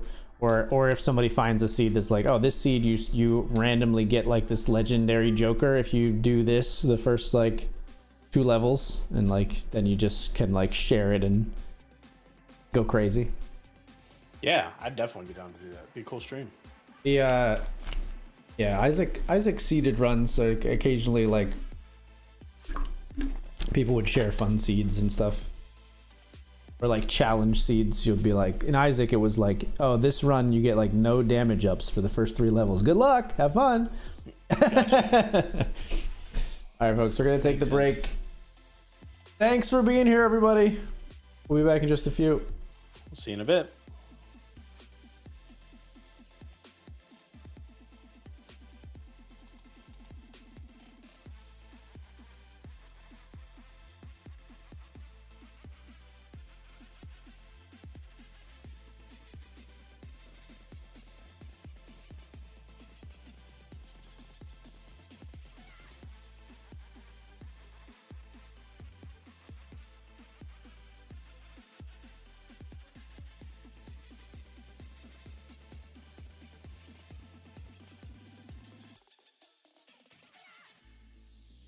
When the night is over, my life is over. 'Cause I start thinking again about our time together. When the night is over, my life is over. 'Cause I start thinking again about our time together.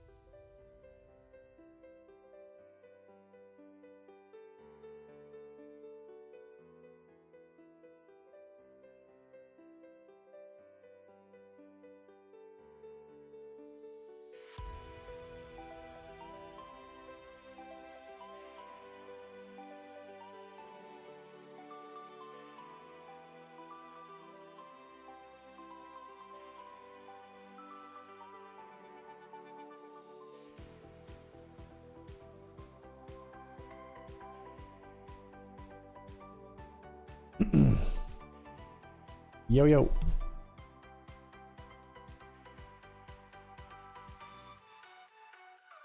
Came back a little early, everyone. We're gonna battle here in the Big 20 to wrap the night.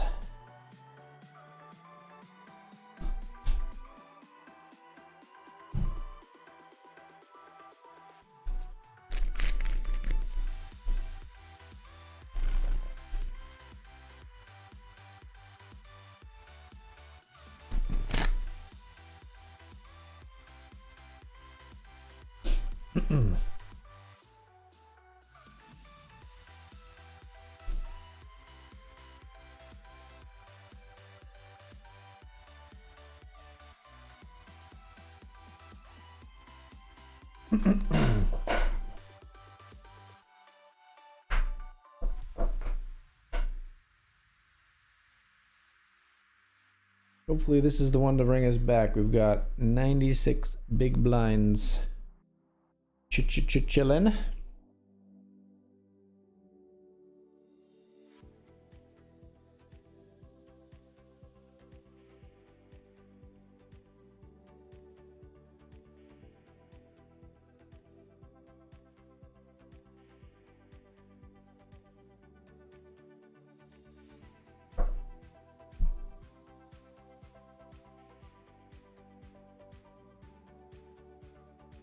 Pocket tens to start here.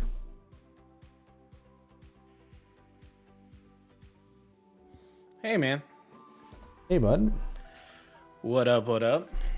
How much?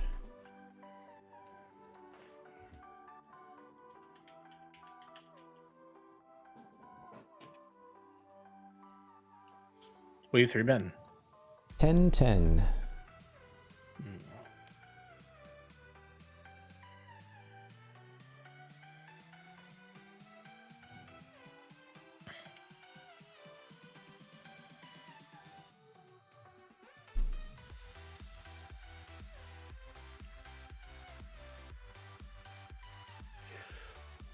Just drawing one more.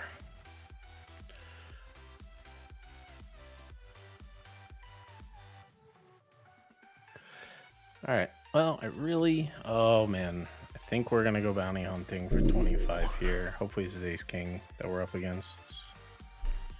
If it's an overpair, we're gonna be upset. We got pocket sevens. You make a full house.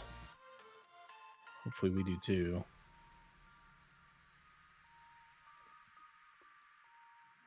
Oh, we need 7.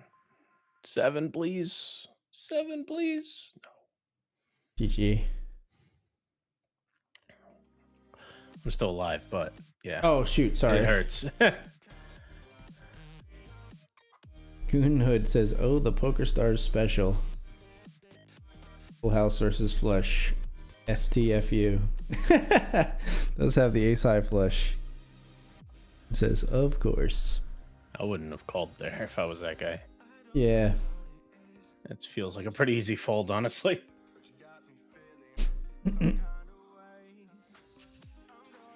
All right, the very next hand, we've raised ace queen.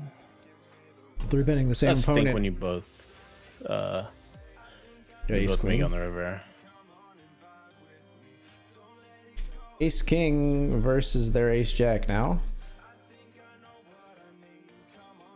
To make them even saltier, we will eject them from the tournament. Silence the haters. Chip leading now. All right, I think we have to go with it in this PKO format. Hopefully it's clubs or something. Makes it sad. All right, Yikes. just dead. 2 hands, 50th place to dead. Man. Yeah, Well, I'm with that you on the go hurts. with it, but that does hurt. Sucks, man. I guess I'll join you in the big 20. Yeah, you're welcome if you like.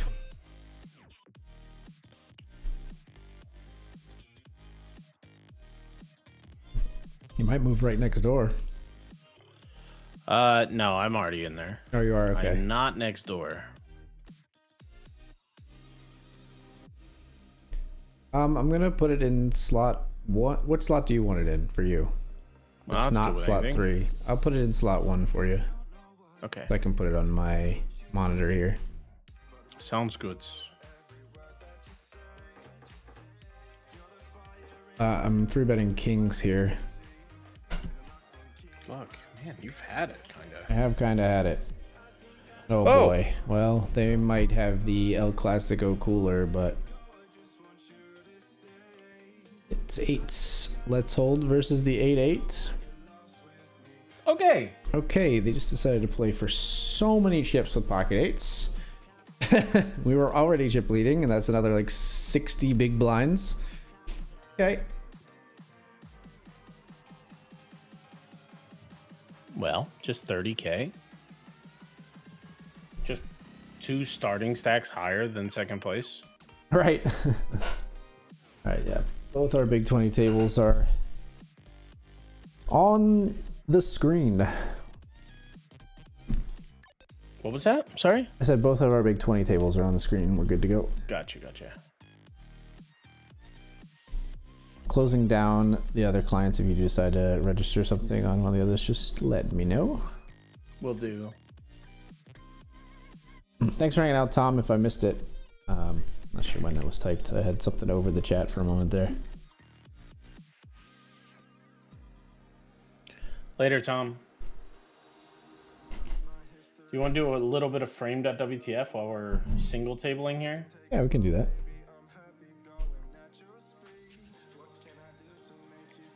Interesting. I wish I played my ace-6 of diamonds, or ace-6 with the ace of diamonds, I should say. So, first frame, way more going on than in first frames typically. Okay. For folks that are new here, frame.wtf is like a Wordle-like game where they give you movie frames one at a time. AG's too good at this. So to handicap him, he doesn't get to see the frames. I'm going to go ahead and describe them to him and to you all one at a time. So there's going to be frames 1 to 6. Hopefully we can figure out what movie it is. First frame here looks to be an old house. Okay. I would guess 70s or 80s. We're on the inside, and it looks like we're taking a picture from the landing of a step. We can't see the steps, but like, looks like we're taking a picture from like the landing of a step as you walk in. Downward angle. Okay. Slight downward angle. We see the front door. You walk into a small foyer and a hallway with 2 bigger doors. Okay. Okay. Through the first door, we can't see anything, just the angle of the camera. Okay. Through the second door, we see what looks to be a library or a study with a man laying back. Maybe in a psychiatrist's office. Okay. Or like sure. that kind of style. We only see one man. He's laying back. He's on a couch, or he's on a reclining chair. Couch. He's on a reclining chair. Okay. Like a lazy boy type of chair, or a... Yeah, I would say so. Yeah, like a pull the handle and recline kind of deal. Okay. Yeah, it's... We don't see his feet, but they assumed are up, and like the back of the chair is all the way back. Sure, okay. So he's almost he's like reclined. Lateral. Okay. And he's using his hands for something, either like smoking a pipe or just using it to gesture while he speaks. Okay. But we can't really tell. He's too far away. Feels like a therapy scene. Feels like it could be showing you the character, and maybe they're gonna reveal the therapist, or maybe the therapist doesn't really matter because it's more about the character talking to their therapist. Feels like it could be something like that. Yeah, does it look like he's talking to someone? Like, does it look like gesturing more to you, or does it look like... Can you tell? It could go either way. Okay. He's pretty far away in the frame. Sure. I'm gonna guess he's gesturing, but it could definitely be a smoking pipe of some sort. But nobody smokes like laying down. That's true, kind of. Yeah. Just other small things about this house. They have like an end table in the hallway that has 2 lamps on it and a painting over them. So very so it's old like style. Old style, maybe like indicates that the person has some wealth. If they have a library, like you said, it's usually like a wealthy individual. This house probably of some kind. has some money behind it. Right. Okay. So that's or property. Lends to the character. You don't recognize the actor of the individual, right? Any more description on him? You said it's a man. I got all the position stuff. Reclining. What does he look like? Do you know? Have you ever seen the show Blacklist? Blacklist. James Spader, main guy in the Blacklist. The main old guy in the Blacklist. I don't think it's him. Main character. That's James Spader, right? The guy. He's the voice of Ultron, and he's in a whole lot of stuff. I didn't know he was the voice of Ultron. I just know him as the old guy from that show. Yeah, the main guy, right? Yeah. Okay. Yeah. Okay. He looks like that guy. Okay. Don't know of any movies with him too much. I know him mostly from TV. Other small things about the house. There's a nice fireplace with a mantle in the same room as this man and his lazy boy. Mm-hmm. Again, money, wealth. Okay. Yeah, I think that's all you get. All right. I don't know. Seems like rich individuals. Seems like What could it be? What could it be? Movie. There's a guy reclining. Doesn't look like Anthony Hopkins, does it? I don't know who Anthony Hopkins is. Silence of the Lambs man. Hannibal Lecter. Maybe. I don't know. He's too far away for me to say specifically. I don't even know if this movie will be in there. There was a movie that he was in called The Father, which was about him like aging, and it's a very kind of sad movie about an old man aging. Called The I don't Father, think it's in there. Okay. The Father, not there. Good movie, but not an easy watch. It's about sort of like a person declining in their later years and how you can deal with that as a family and the toll it takes on people. It's very, very tough watch, but it's a good movie. An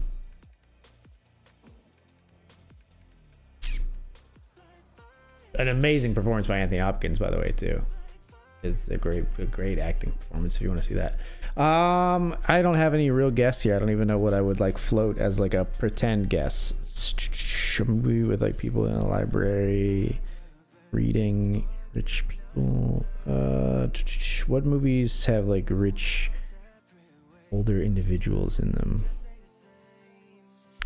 Try The Talented Mr. Ripley. It's a shot in the dark. Just complete. This would be the most ridiculous get ever if it was this. I don't even know if that'll be in there as a guess. It's in there. In there? Okay, go for it. Give it a go. Sure. It is not correct. Okay. Frame number 2. So, we have a frame with 3 business people. Okay. They're all in suits. One is on one side of the desk. 2 is on the other side of the desk. Okay. And there's a picture of an older gentleman on the wall. Mm-hmm.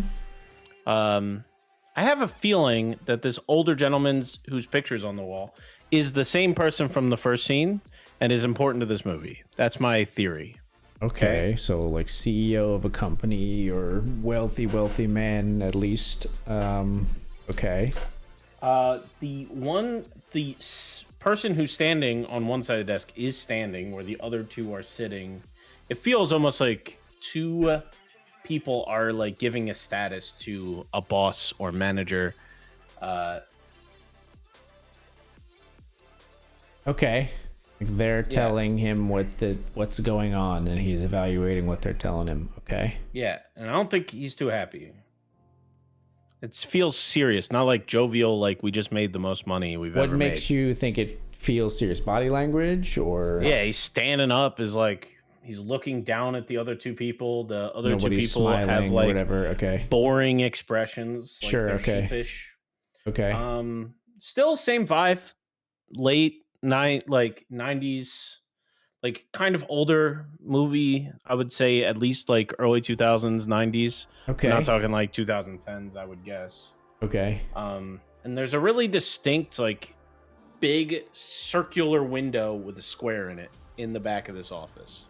Circular window with a square in it. Yeah. What do you mean? It's like in the glass. There's a square in it. Like the window frame is circular, A square's just blocked off in the middle. and then it's split into 5 sections, right? Where there's a big square in the middle, and then there's a little bit of the circle left over on every side. Square. So it's not blocked off. You can see through. You can see through all the parts. You can see through the square. Okay, I can kind of. Yeah. I think I see what you're. Okay, so that, I mean that's a rich. This again, just this whole thing is about rich people, because that not even a corporation has a window like that unless it's got a lot of money that they put in some funky ass custom window rather than just a normal rectangle. Okay. You made a full house.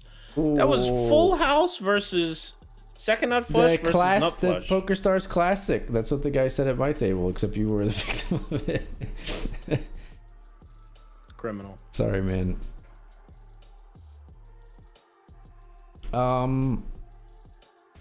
So rich company, rich individual who runs said company is maybe on the wall, and his underlings are managing something at his company.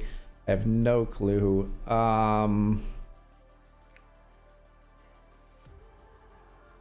It doesn't super fit, but I want to say it could be something like even like an early scene from like Inception, or an early scene from like, what's a movie that has like a rich as heck like company in it?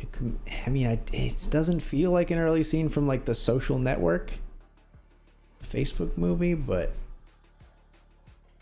especially because there's an older guy you said at the beginning in the library, that just doesn't fit. Everybody's young in the Facebook movie. Could be. Yeah. Let me think on this one just a little bit. What else could we do?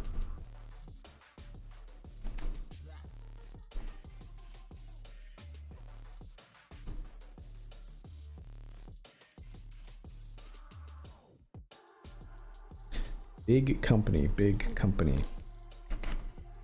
Big company movie. What if you go another route? What if it's lawyers they're talking about? They're not lawyers. They're lawyers or they're employees, so it's people in like dress. You made it sound like they were having a very serious conversation. These people look like very professional. Like, do they look like it could be like lawyers, or like, okay, so they're wearing suits. I don't understand why. Could be a law movie. Law firm. Could be.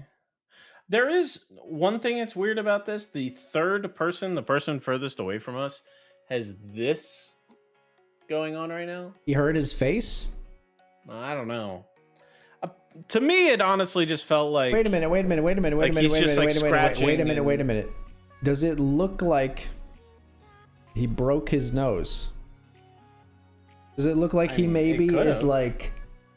Is he drinking or is he holding his face? No. He's not drinking. I think I know what movie this is.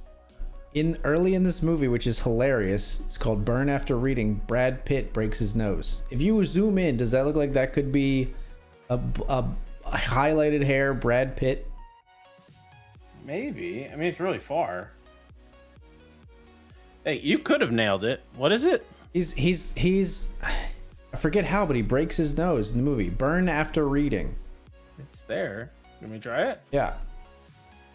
You got it. Holy smokes. Dude, if you had told me when you went like this, I was like, I know what movie. I know only one movie where a guy is like nursing his nose, like the whole beginning of the movie, and it's Brad Pitt in Burn After Reading. Holy smokes. How did you get that? Okay, fourth frame is definitely Brad Pitt. Oh yeah, I just pulled it up, and yeah, I would have gotten it on frame 4 for sure. You were right though. It is like the late 90s vibe. It is rich people for sure. Burn After Reading is a ridiculous and hilarious movie, by the way. If you haven't seen it, it's very funny. It's from 2008, but I think you're right in that the like interiors kind of match up with other things.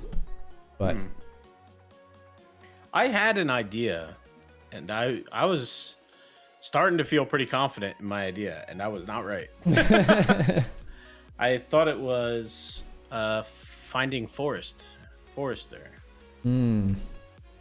I thought it was, he's a rich recluse, right? Yeah. That's a good one. It could have been Finding Forrester, like a Sean Connery vibe with the guy on the couch or whatever. Yeah. He's a rich recluse, and he like mentors. You're the man now, dog. That's from Finding Forrester. Yeah, I could imagine that character going to therapy. I could imagine that character living in that mansion.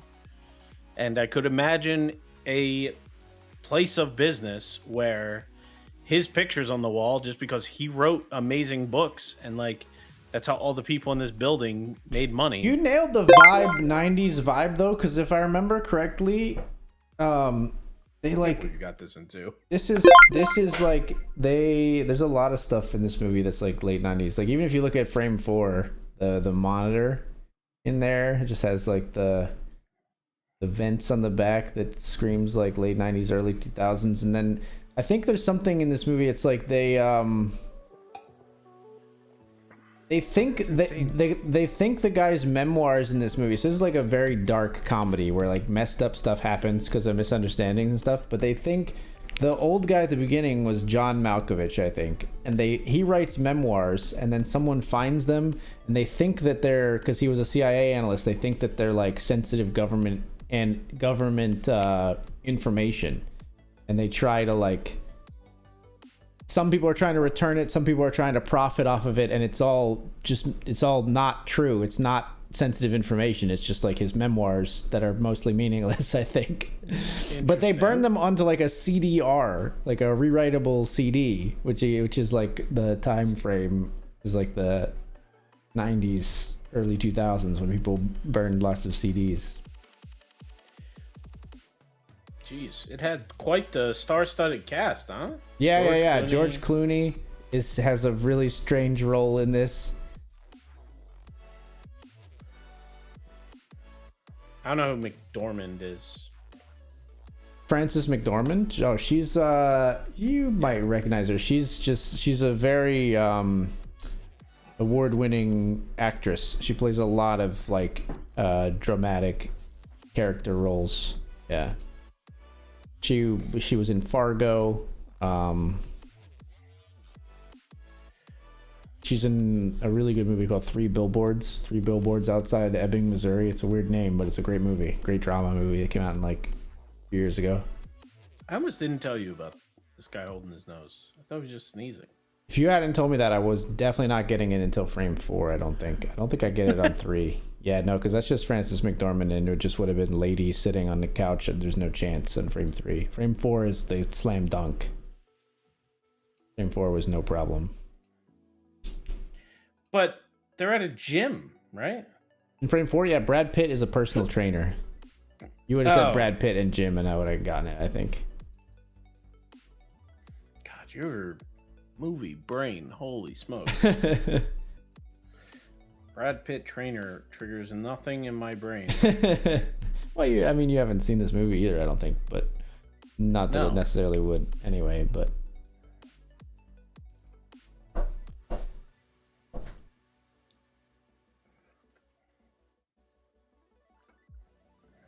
There's a scene in this movie, I forget where, like, I forget why, like,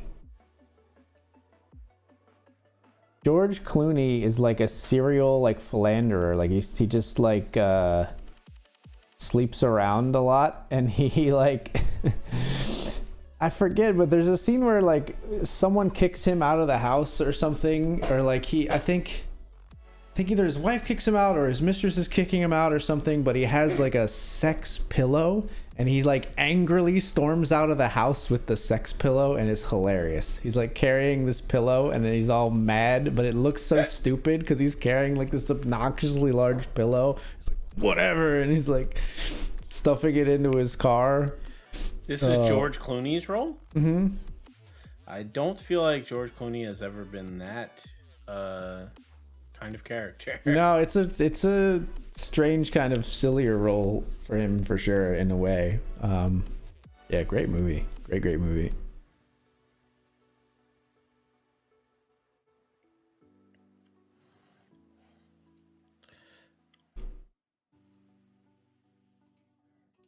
Do you think you would have got it into if you saw it? Like, you would have been able to put that together, I guess? I think so. I probably would have zoomed in real far.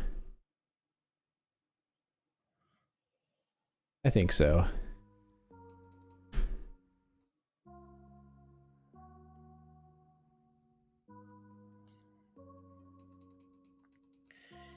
Crazy.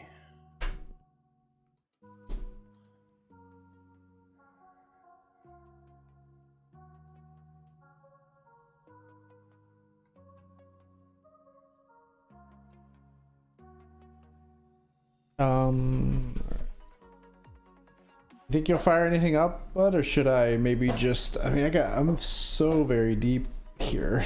It's a good thing. No, I think I'm one tabling for the remainder of the stream. Oh, okay. You're back on there. Okay, gotcha. Yeah, I did rebuy. Gotcha.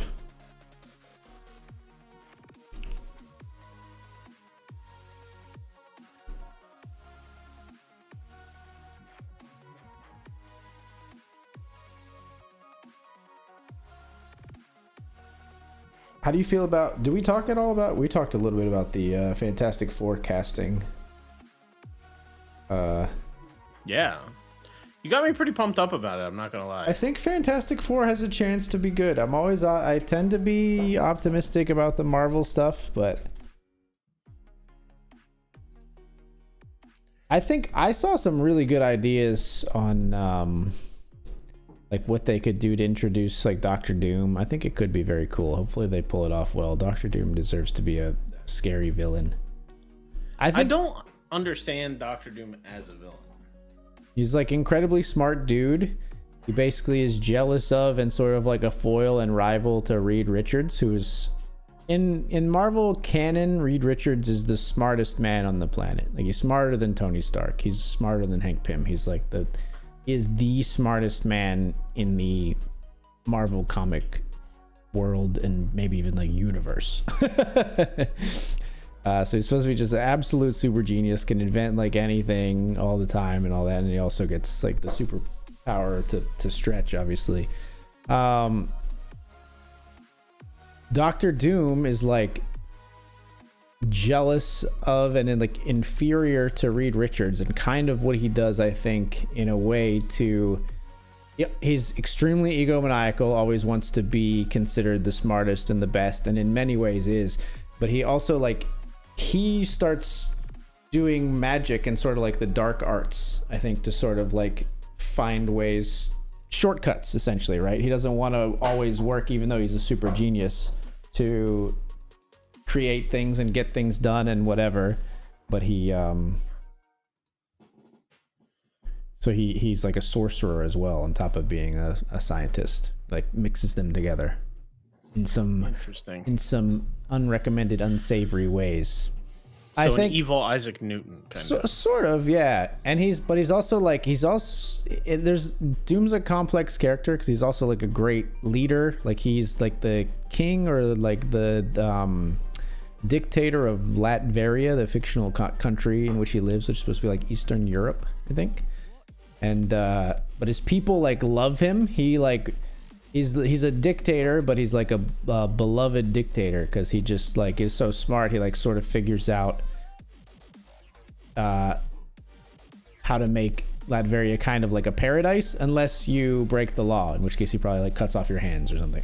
You know what I mean? It's like he's like a dictator who like you don't want to cross, but if you don't cross him, you love him, kind of deal. It's weird. It's a weird spot where like, I think the best recommendation I saw for like how to make Doom a character would be say that like Doom became the leader of like Latveria during the blip, like during the 5 years, like Thanos blipped everyone and Doom like lived there and saw like maybe jealous of America or saw like this stuff that was happening, you know, all around the world, and decided his people needed him and, you know, rose to power that way. Reed Richards got blipped. And he Maybe, became... yeah, maybe. I think people also suggested maybe doing like some time travel shenanigans where Doctor Doom gets like obsessed with time, and then the Fantastic Four actually come from like the 60s or something, which like fits with how their origins were in the comics and stuff like that, and maybe that would like explain how they were just like not around or something, rather than introducing them as new characters. I don't know, but yeah, or maybe just Reed Richards got blipped and then he comes back. Canonically, usually the Fantastic Four get their powers in space, doing some kind of like space mission, and then they're exposed to like radiation or some kind of cosmic force, the four of them, and they get powers that way. And Doctor Doom is not part of this? Is not at... I don't think canonically in the comics he is. In the one Fantastic Four... like series, he was like movie, they were like friends. They were originally, friends, right? and they were all on the spaceship together, and Doom also got powers. I don't think usually in the comic books Doom has like powers. He might get powers eventually through doing like sorcery and stuff on himself, but I don't think usually he is on the like spaceship and gets it with the Fantastic Four. I mean, I'm pretty pumped for it. I'm more excited about that than Deadpool 3, which everybody seems to be way more hyped about Deadpool 3. Yeah, I mean, Deadpool 3 is coming sooner. I think people really do I like the Deadpool movies. I think, people absolutely love Hugh Jackman as Wolverine. To see him reprise that role, I think it's got a lot of good things going for it. I think it'll be very good. I think it'll be. Jackman now. He's up there. 55. I was gonna say 57. He's 55. Okay, yeah. How old will he look in that movie? He will 35? 38, yeah, 40, 42. He's gonna be perfect. Yeah. It's amazing what they can do. Well, and I mean, Hugh Jackman is have you ever seen the workouts and stuff that he did for Wolverine? He's a dedicated man. Hugh Jackman was a huge jacked man for Wolverine. I remember seeing on Instagram when he was doing his workout and he was deadlifting and he posted, if the bar ain't bending, you're just pretending. And he was bending the bar.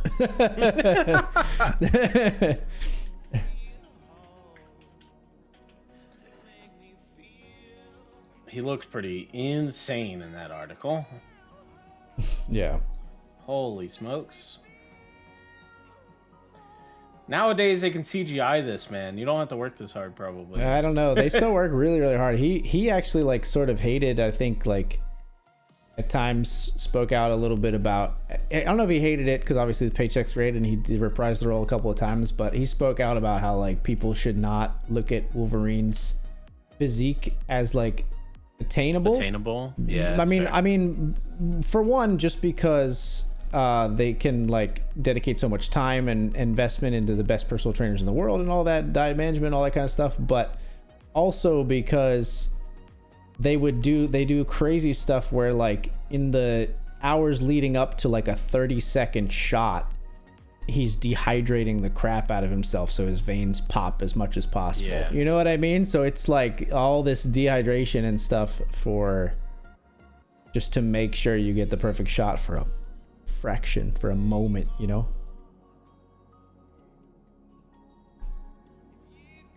lost the pot with ace 10 to ace queen. They flop trips, turned a boat. We had two pair, ace 10 on queen x, ace x.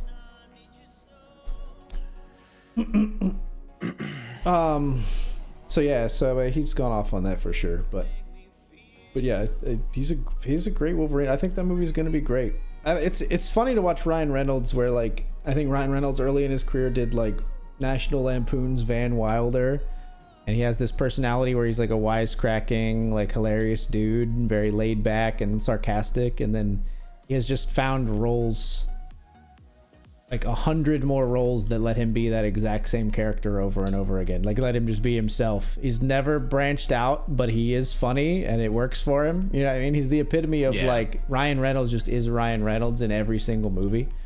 But Deadpool is essentially Ryan Reynolds in the comic book. So it's absolutely perfect. Yeah, I love how they make fun of the Green Lantern movie too. Yeah, the Green Lantern is. Oh, and they made fun of the Wolverine movie too, where we watched the X-Men Origins Wolverine, where Deadpool has laser eyes and blade hands and not the same. They seal his mouth shut so he can't even talk. It's just an insane insult to the character. The whole thing about Deadpool is that he's wisecracking and breaking the fourth wall, and they closed off his mouth in the Wolverine movie. What are you doing? His whole shtick is that he's called the Merc with a mouth, and they got rid of his mouth. Have you ever seen the movie Red Notice? Red Notice. You have to if you haven't, but it's a Netflix exclusive. I It's just think I have. Did I watch this? I either watched or read about this. Red Notice. Interpol agent tracks down. Is this? I have not seen this. No, I have not seen this. I watched it on a plane, and it's not good, but it is The Rock being The Rock, and Ryan Reynolds being Ryan Reynolds. Yeah, it's fun. I mean, sure. I can get into that for a throwaway watch. Yeah. Right. There's worse things to do with 2 hours on a plane. Right? AG, how bad would it be to call in sick so I can play Balatro all day tomorrow? In the grand scheme of things, that's not that bad. When was the last time you called out of work to play a video game?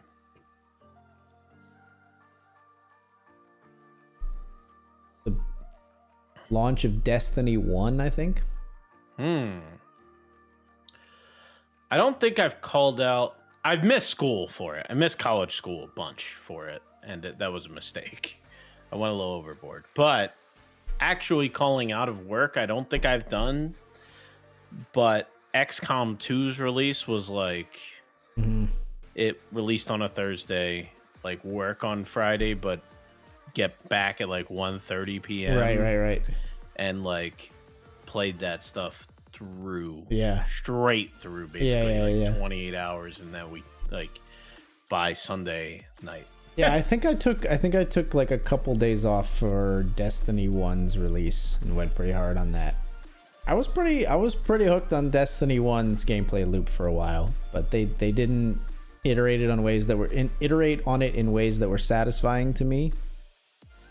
I should send you this article sometime. Might have talked about it on stream before, but I had a project management class, and my project manager was talking about all these, like, he loved to share. He had all these case like stories of like botched project management, and I sent him a Kotaku article about Destiny 1 and how terrible the project management was, and I think he still shares it in class sometimes. Like, sure, That's awesome. I made it part of his curriculum. Shared it like after the class was over? Yeah, I sent it to him in an email. I was like, I don't normally do this, but my professor, he would love this because it's a disaster. and he had like 6 of those that he shared with us in class, and I was like, this is perfect. I love it. I need to see that article. There's a quote in here that is insane. I gotta find it. Hold on. Destiny. I'm so curious what it would be like to work for you. The messy true story behind the making of Destiny. So let me find this one part because it's ridiculous. This is a very long article, but there's a part in here that is like ridiculous to believe.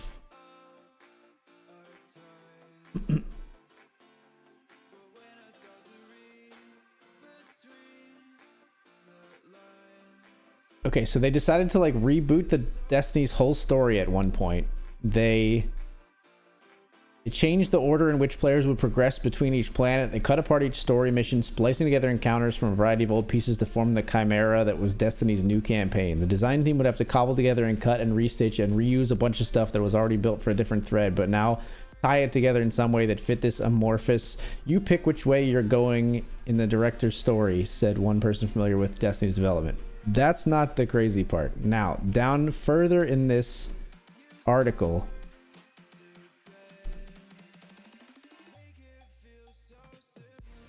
where is it?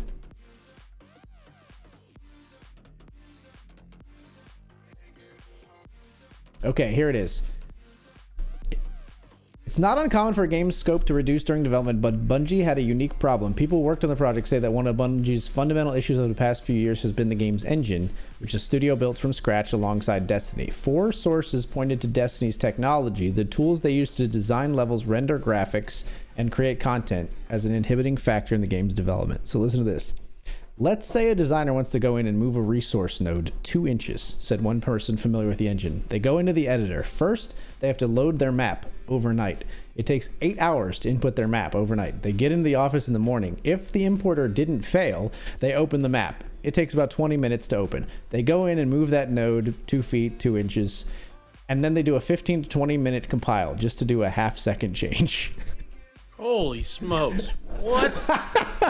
That is horrible. You gotta want to make a change to the map. You gotta open it to do it tomorrow and let it like load.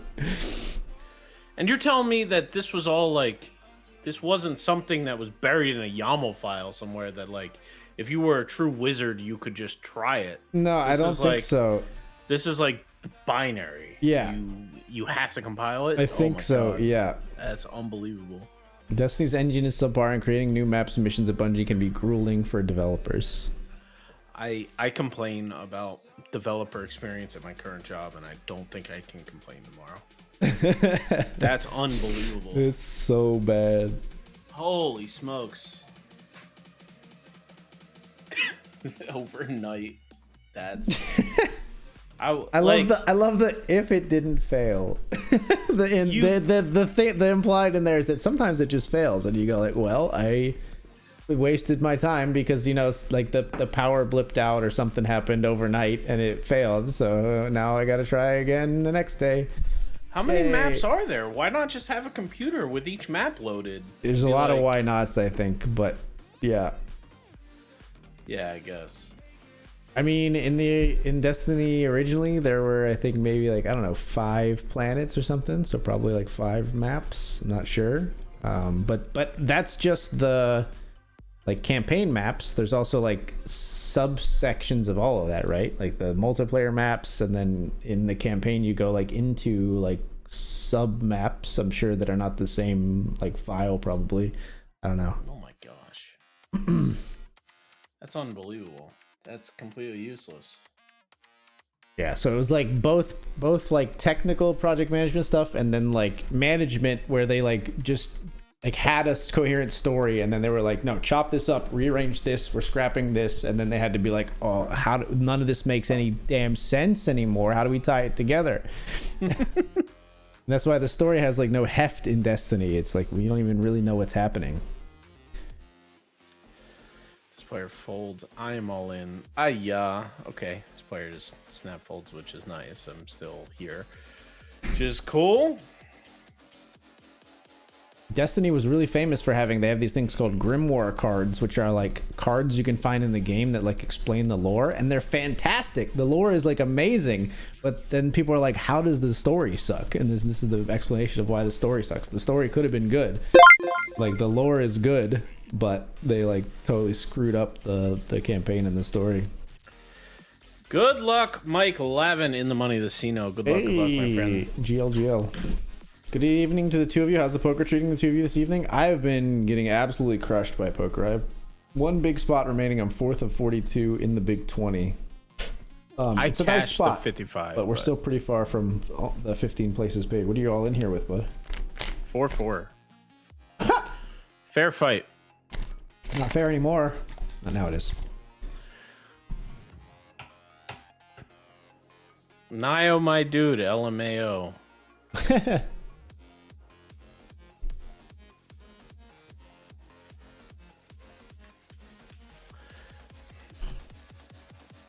Just the 4-4. Kick in the door, waving the 4-4. We be yamming. One more time. This guy says it's donkeys. Donkeys, lol. I will compare my account with UZ Puff Boss. Wow, went there.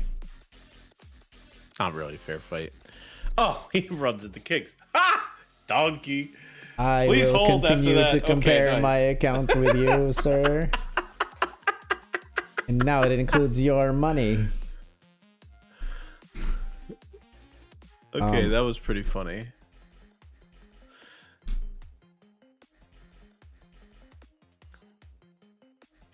Speaking of accounts and flips and such, did you see the tweet that I posted today at all? No. I retweeted a poll. I just thought it was funny. It was one of those classic like kind of conundrums. It was like, you can press a button that gives you an instant $1 million, or you can press a button that gives you a 50% chance at $50 million. And it was just very funny. Like I was sipping my coffee in the morning and I was reading the replies. It's funny as a poker player reading replies of people trying to explain their actions who just like fundamentally misunderstand like probability. Like, I understand there are people out there who need an instant $1 million, and that's valid. But saying that it's the like right choice using math and watching people try to like just use bad math or like a misunderstanding of how probability works was very funny. Really? Was that? It wasn't that bad, but it was just, you know, like it's a lot. There's a lot of people who like don't really get like, you know, how much like a 50% chance at 50 million, like in people's brains, that's not worth 25 million, right? It's worth either 50 or 0, and they don't want 0. The people are very loss averse, right? So I think a lot of people, even that don't need the million, right, as desperately as you should need it to take the million, would take the million because they just want they don't want to lose. You know, Would you take the million? I would not. Now I'm certainly comfortable enough where like $1 million, I would not say like solves my life. I think $1 million is life changing. It changes my life. But a $50 million is like life solving. $50 million, I quit my job tomorrow. I do whatever I want. You know what I mean? Like $50 million is a very different beast. Oh, it's definitely a different beast. I don't disagree with that. Assuming I can't sell equity, That was like I can't just... that was the one thing I said in response to like Big Gustago said, which one would I take on Twitter? And I said, if I can sell action, it's not even a choice. Of course. Yeah. You sell some action and you take the chance at 50 million. Right. You sell $1 million. Yeah, exactly. You sell even a few $1 million worth of action if you want to. Yeah. For sure. But I think I would take. I think I would take the million. I think I would take the 50% chance of 50, even if I could. Never thought I'd Sell be action. the nit. Yeah, that's crazy. That is crazy. I just, like. Now, Casey having a free 50 million might object to this if it was a couple's Yeah, that's decision. what I'm thinking. Like, that's definitely part of it. Yeah. 4% of $1 million is what? $40,000? 4% of $1 million is 40,000. Yes. Yeah. $40,000 a year for free. Right? In interest. Oh yeah. Yeah. Yeah. That would help a lot. It's definitely not nothing. I mean, like I said, I think it's an interesting question no matter what, for sure. But yeah, no, selling action is the correct answer. Right, yeah. Yeah, Gustago said, I think that goes against the spirit of the question. And I said, yeah, I realize it probably goes against the spirit of the question. I said, but the other thing about poker players is that we always try to exploit the structure of the rules if we can. Oh, AG, I'm gonna throw another $20 in the Oh boy, fire. here he goes. They both have They it. both have it, huh? Ouch. GG. See, aces suck, says Aaron.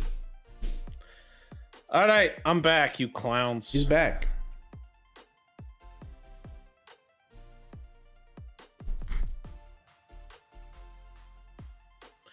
I could have folded. I know. I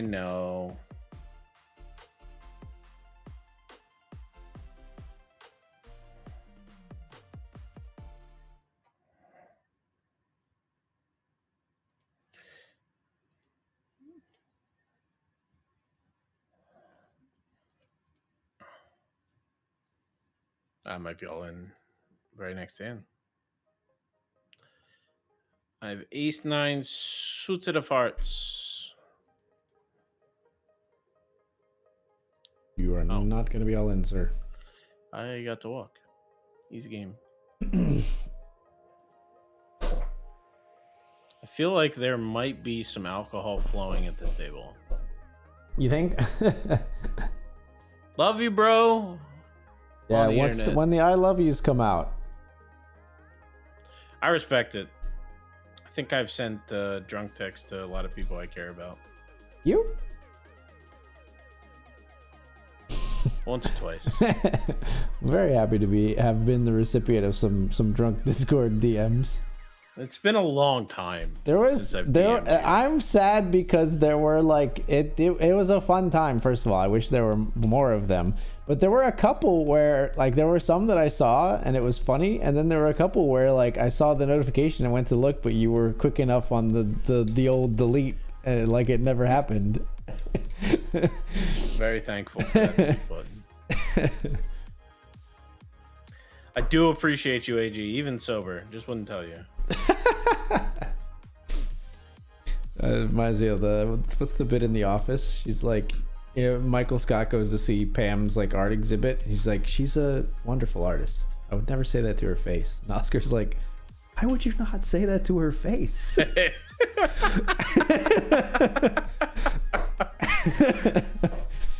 can picture the whole scene. Yeah. He's like so dumbfounded. And wouldn't you say that to her face?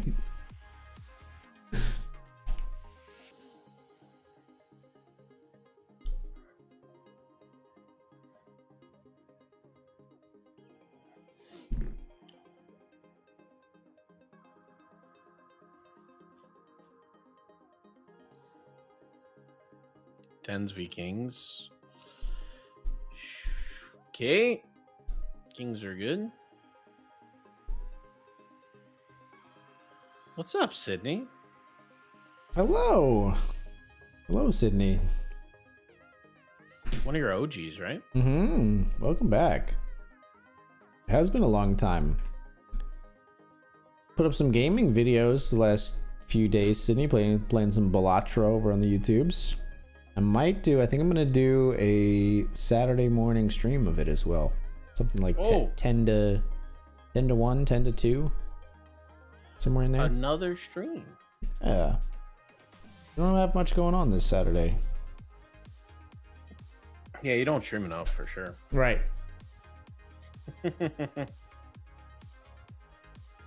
It'll be a play it by ear thing though, because Eden's a little under the weather, which can go either way. It could go like she's low key and just needs to be taken care of in case he's fine with that and I can stream, or it will go like, you know, daddy is needed and then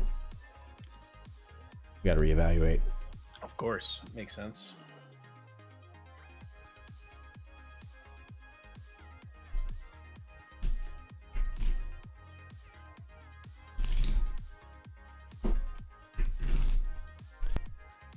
Suppose we will fold to the 3 bets. Our pocket fives here.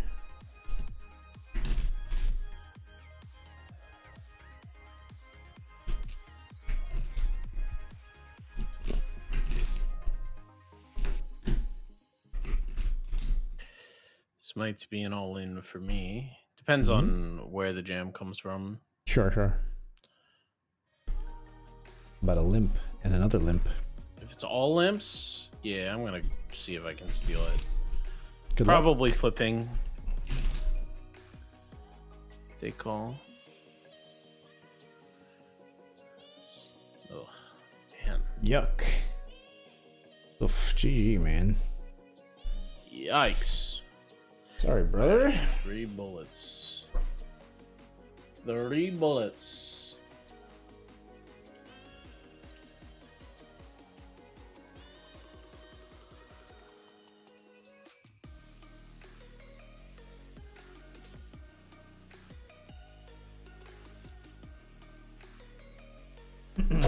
Do you know what this square dot is? This tournament you played? I guess so. Square dot on PokerStars? Yeah. Like, you see how it has like a square dot on the end of the row?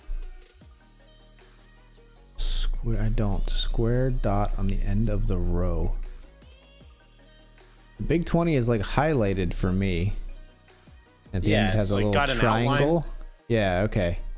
Has like a little triangle play on the end of it. Okay. Interesting. Yeah, it's outlined. Okay. That's how they show you which ones you're currently in, I suppose. Yeah, I guess they fixed the like the multi things getting highlighted. So good. Yeah. I job. saw, I think Cooch reported that in the PSPA Discord, and then Strag was working on it. Strag was responding in the PSPA Discord. Pulling in the big guns. Yeah.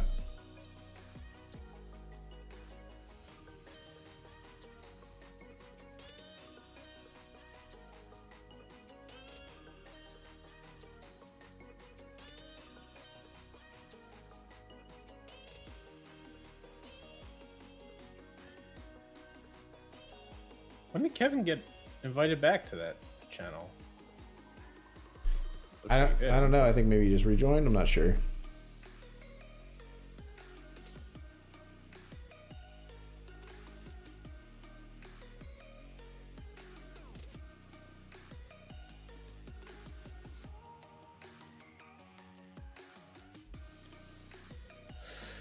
All right. 5-minute break. I've gotten dusted, man. Yeah, I'm gonna come back and work on this one. Are you good to hang out, or do you wanna? What do you want to do? I'm not sure, man. I think I might let you take it on your own. I am Okay. I'm worried I'm starting to not feel well. Okay. Yeah, I don't know will. what's going on. I will. I apologize. I will battle here. That's no problem. I will battle here, and then we'll come back next week. When can folks find you live again next, barring the not feeling good continuing? Hopefully you feel better, man. I hope I do too. I intend to be live on Sunday. Okay. It is the main event of Bounty Bower series. So I intend to good be in luck. Good there. luck. All right, cool. All right, folks. Well, that's been Nio hanging out with me. I'm gonna take the break real quick and use the restroom. We'll be back to finish out the big 20 here. Thanks so much. Thanks for joining me on man. stream, man. All right, have a good one. All right, see you, buddy. Talk to you Have a later. good night, chat. Later.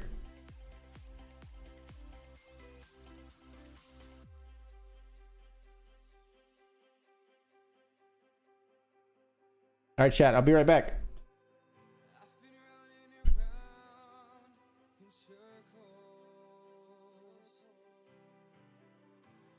trying to find you. It's feeling eternal.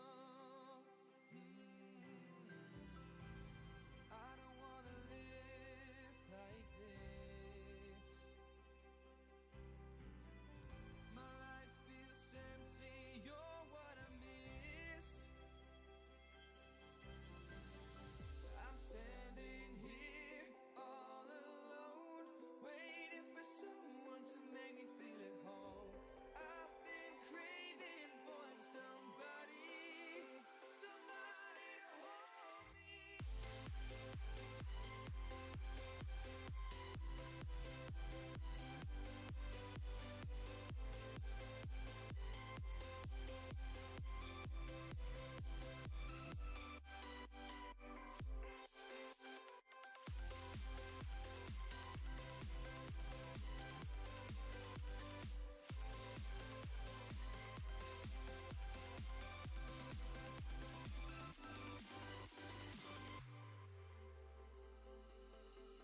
Trying hard to set myself away from you. Oh, moving on from what we had. That's what I'm gonna do. All the emptiness is gone without you. Circles are outrun. Every single step I'm taking guides my way to the sun.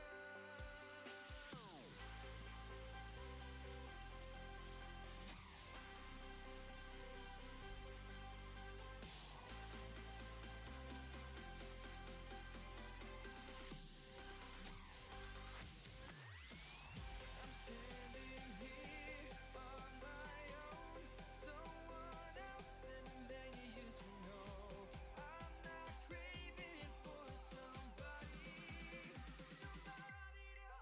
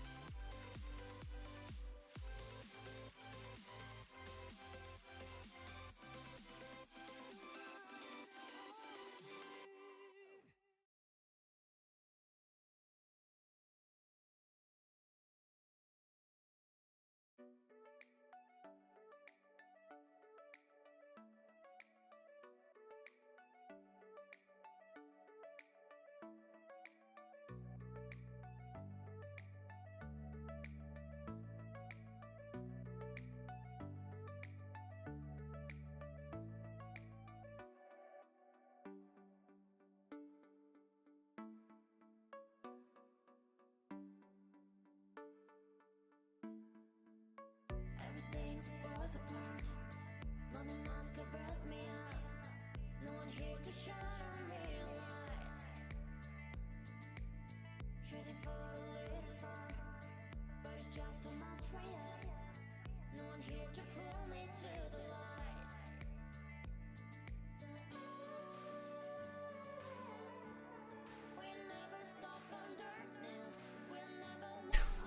All right, folks, we're back. We're back.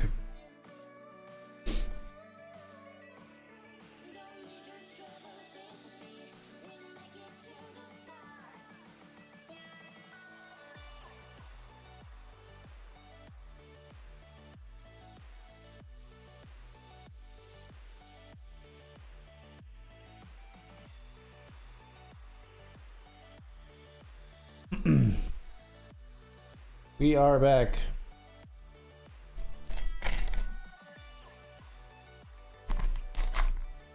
$12 of 38. We've declined a little bit here.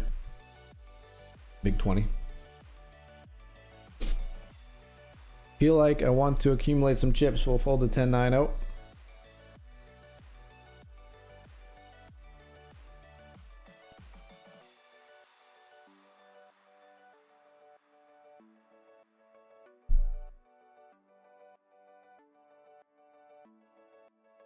Everything shatters down.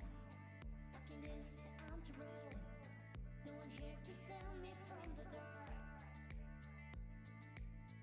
Searching for the little star, but it's just too much again. No one here to tell you to yourself. We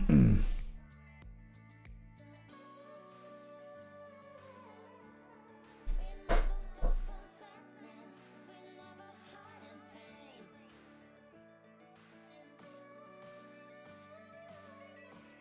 You don't need your trouble sympathy. We'll make it to the stars.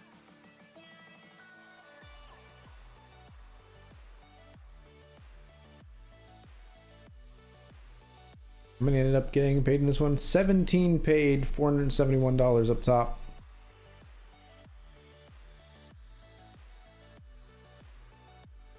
Holding Queen 5 to start here as well.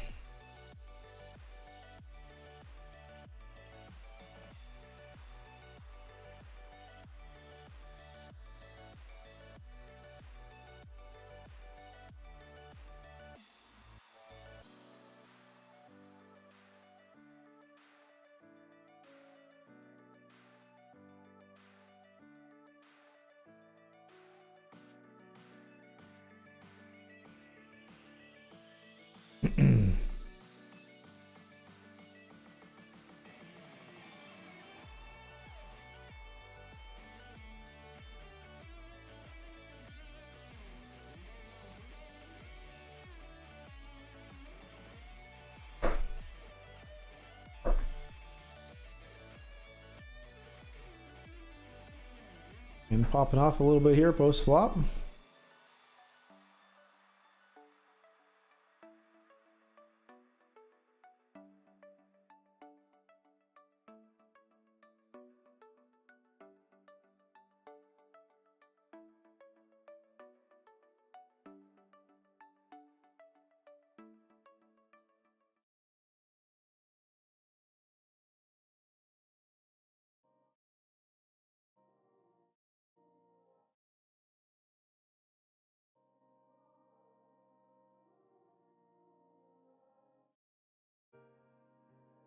See a limp from Scribger.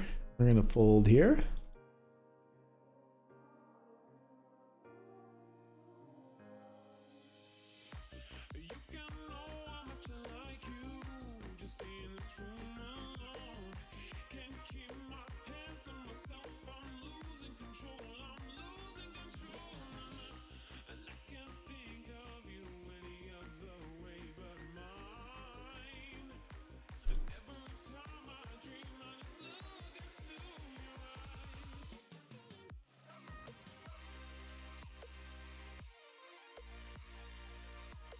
Queen 5 of hearts. Limpers abound.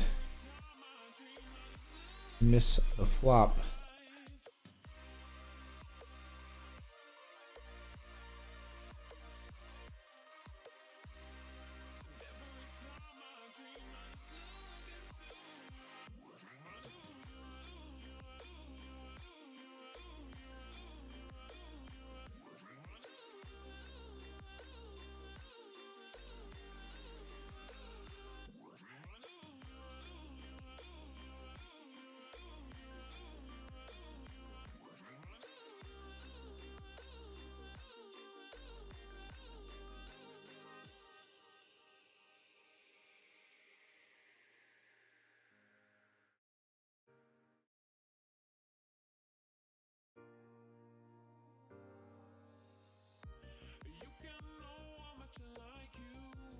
7-5 pseudo fold here. 14 of 33 remaining. Dropping another hand here. So many limpers in this big 20. Maybe I shouldn't be surprised.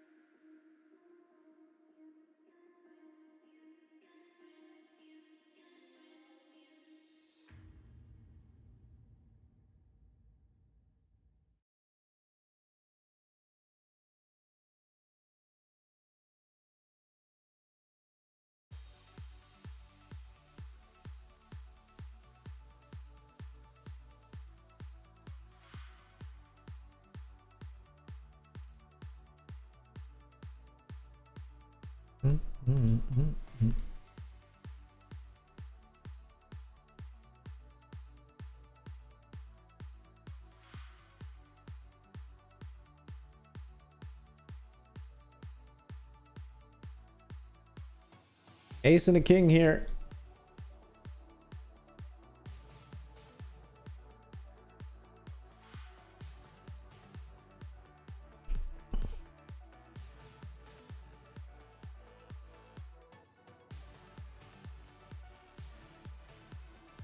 Getting it through.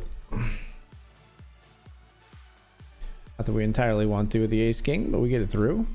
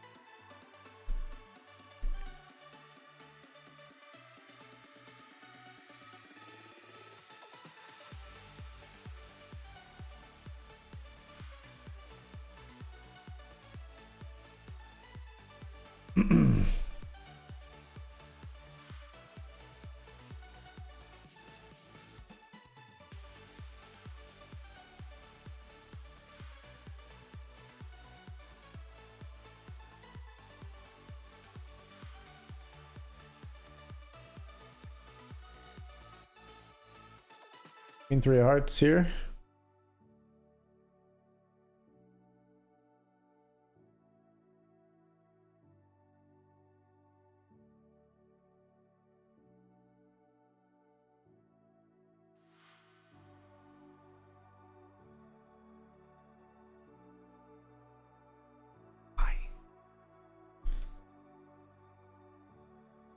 Why do you have a check flop and then jam turn there? Why? I want to know why.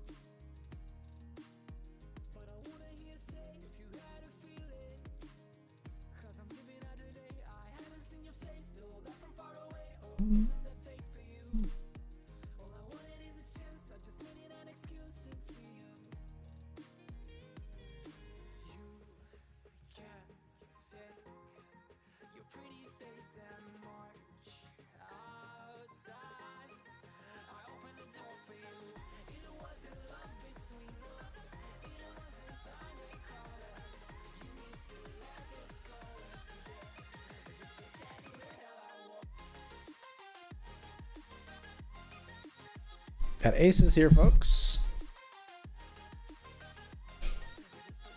An 18 of 27. We've got the ace and the ace. We've got the goods.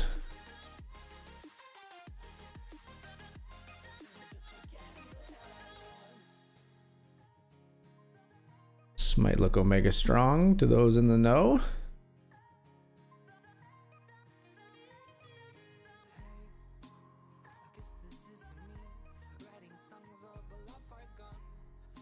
Or not.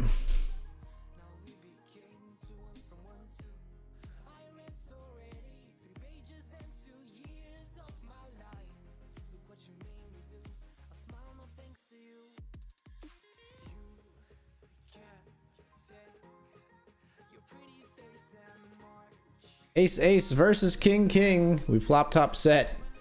Very conclusive. Let's go. It's an easy game. 4 of 26.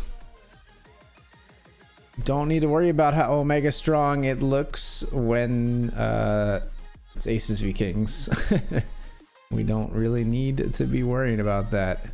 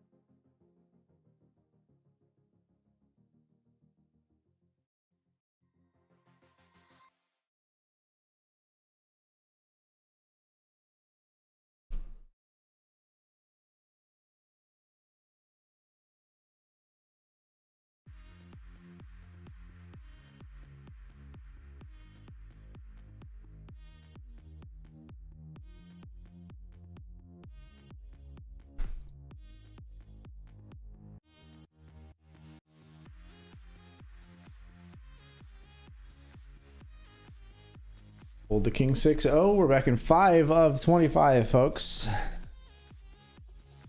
Let's get it done. Aces v kings helping us out.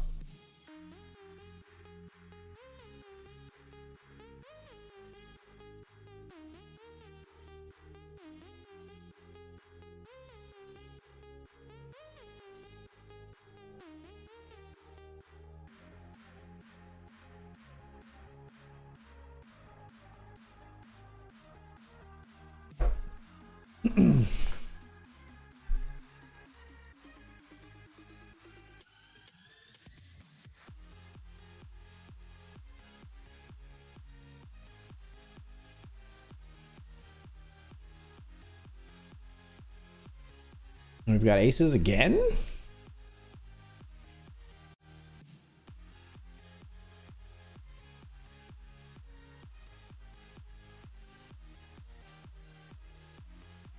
Shall we?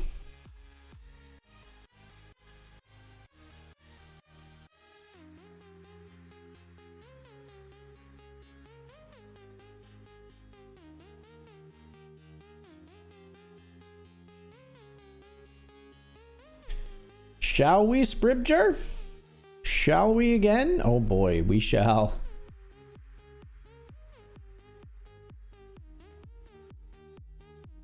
I actually don't want you to fold, do I?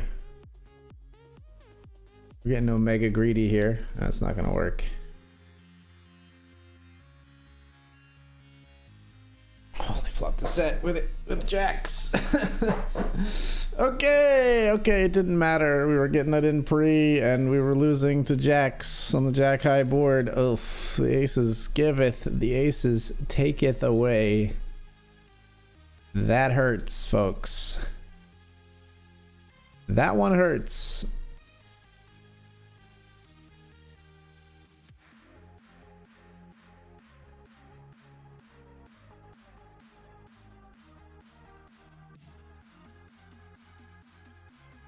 gotta be real with you. That one hurts.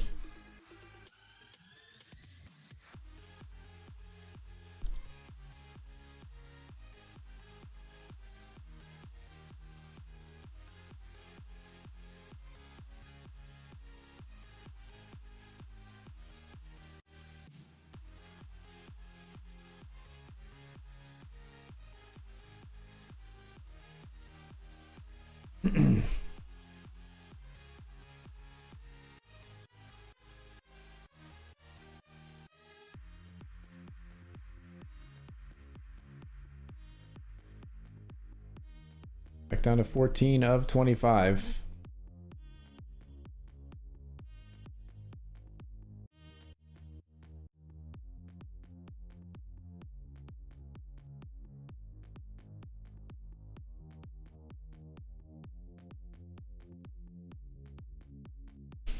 We're just gonna fold the king queen here.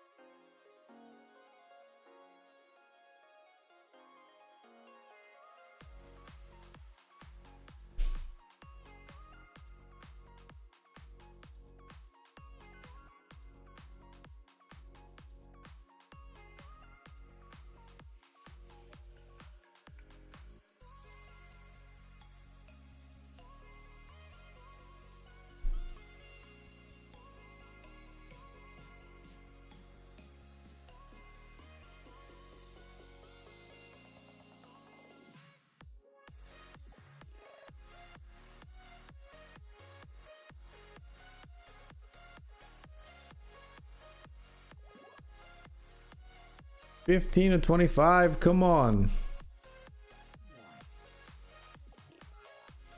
How's it going? It's okay.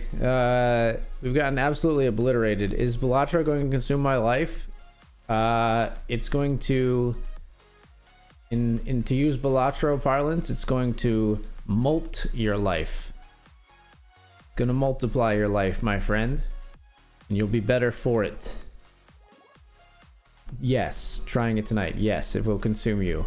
Biddy, I know you. Don't make plans.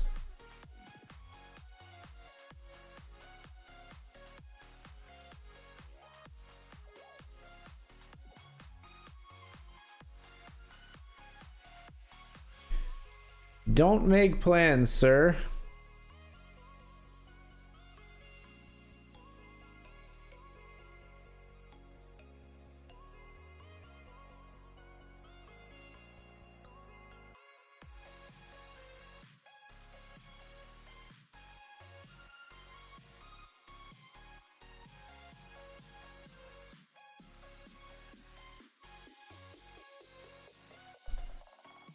Stabs lunch all in over the 5.63 ISO here. Gets called ace queen versus queens. Stabs gets a double, or gets a knockout. Say not a double, a knockout. 14 to 24 for us.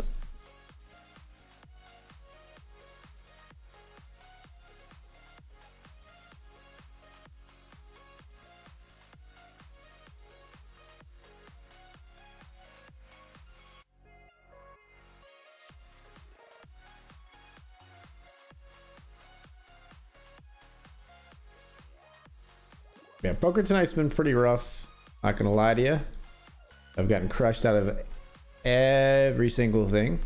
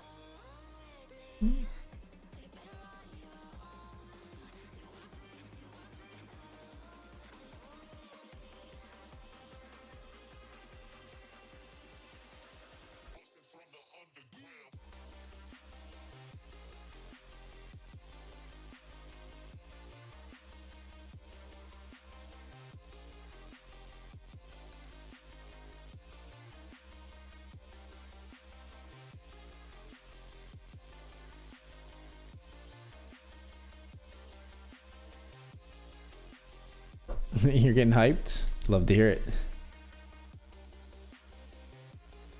I love to hear it.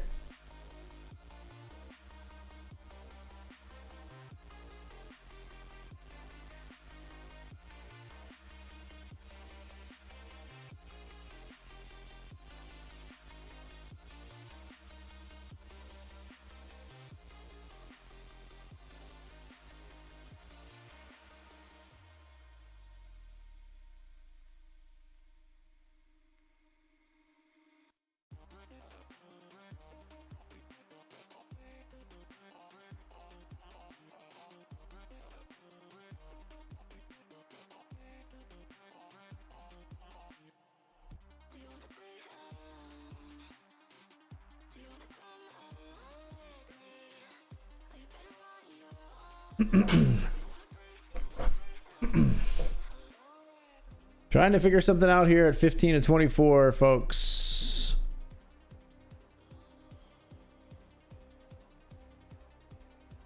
Trying to figure out if we can make it to the cash into a glorious run.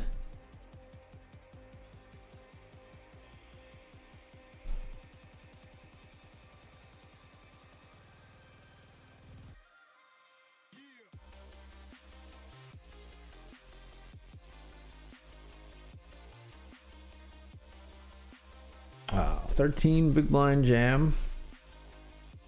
Fold, I guess. Get to see what Scribger is jamming under the gun, I suppose. King Jack and King 9 of clubs. Well, lucky fold for me. Pocket 10s though.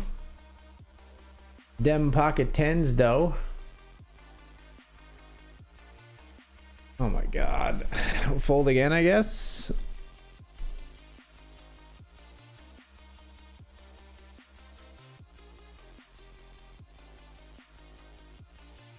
Are you serious?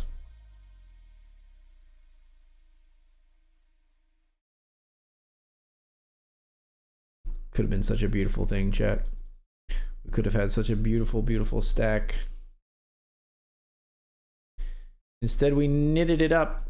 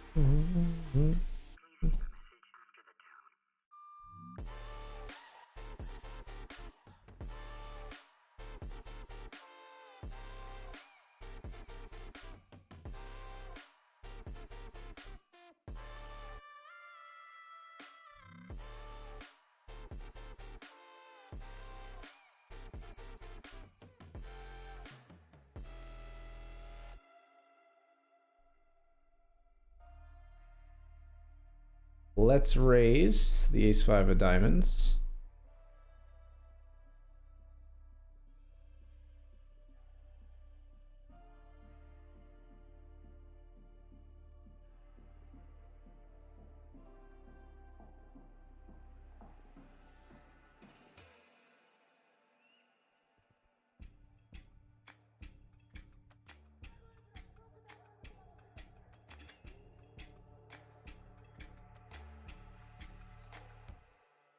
Fold your king jack, fold your ace 10.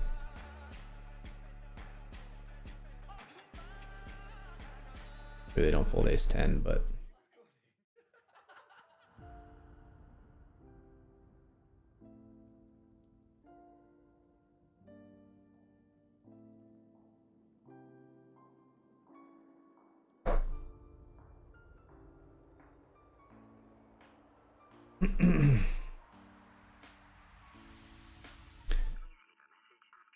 pocket fours here. We're going to call, and we are up against pocket tens. I think we have to call, but I would accept arguments to the contrary in this field.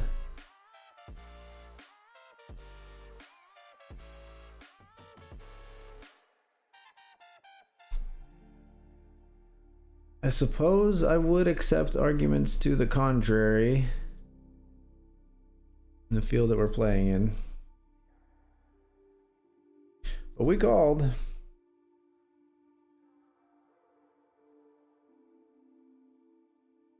We were hoping for a flip. Obviously, we did not find ourselves with one.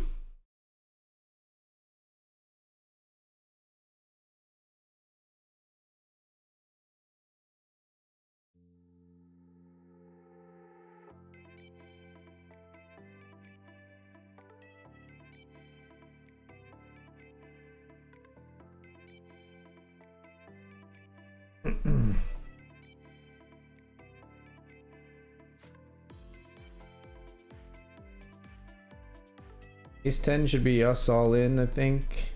Yeah.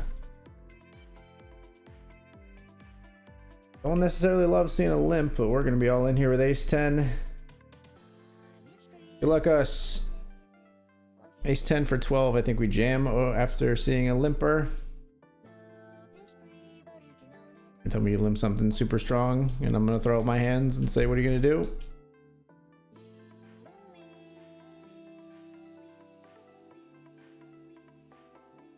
Bolts. Okay. We do accumulate some chips back up to 17 of 21. Only 17 making the money in this one.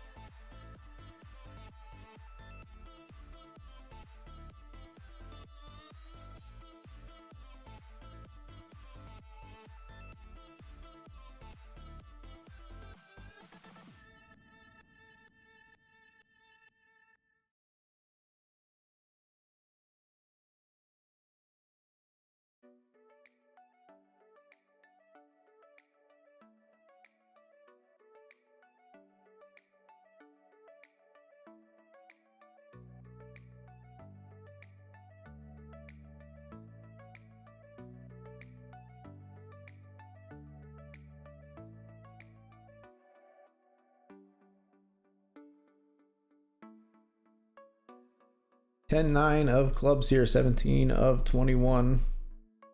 Everything's falls apart. Nothing else covers me up. No one here to shine me a light. Such great potential in this hand. This doesn't seem like the best flop for us. No one here to pull me to the light.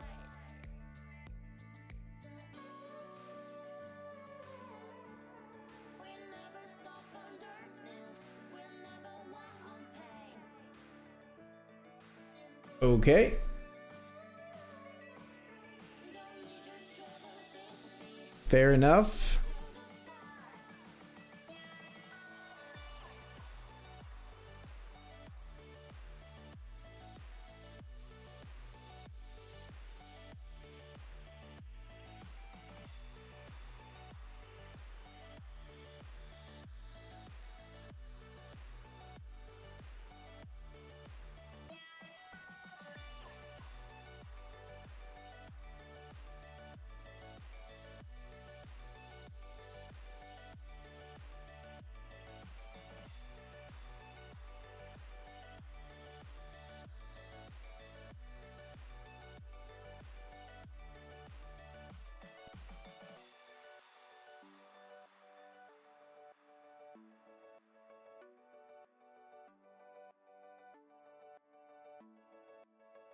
Everything is shadows down.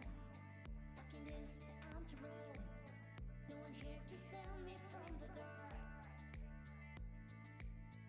Searching for the light. And big blind, 17 to 21. We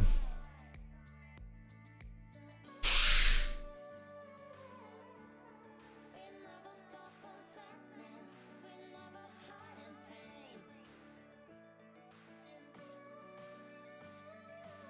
Folding here. Trouble sympathy. We'll make it to the stars.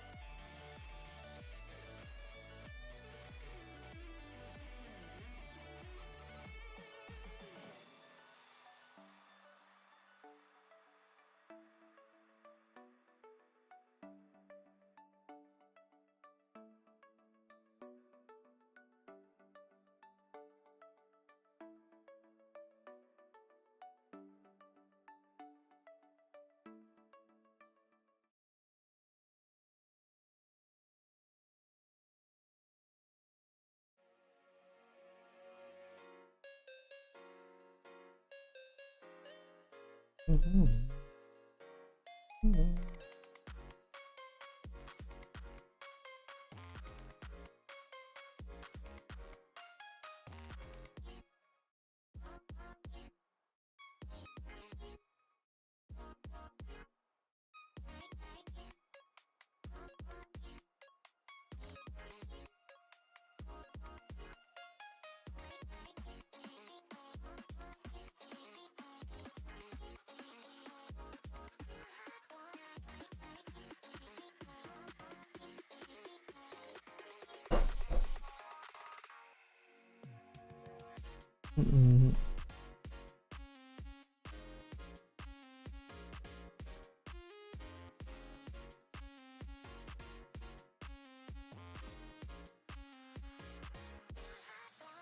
Hold the 10-7.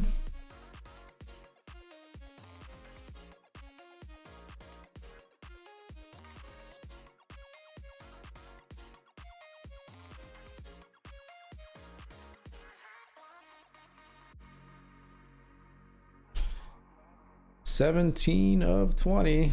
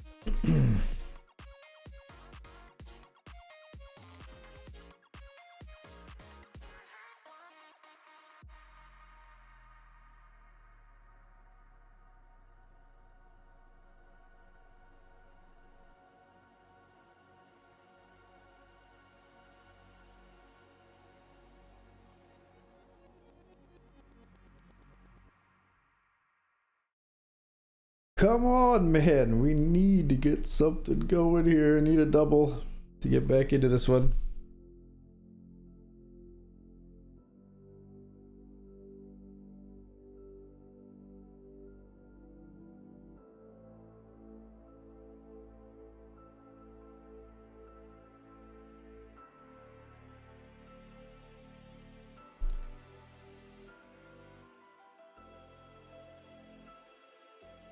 Eight big blinds and 7-6 suited, huh?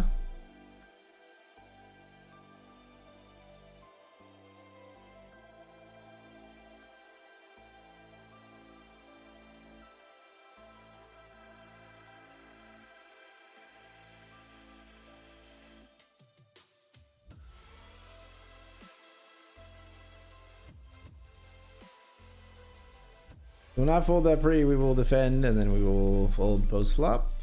We'll burn some chips on the bubble, which sucks, but we're already short. So it's not as consequential as if we're a middling stack, honestly.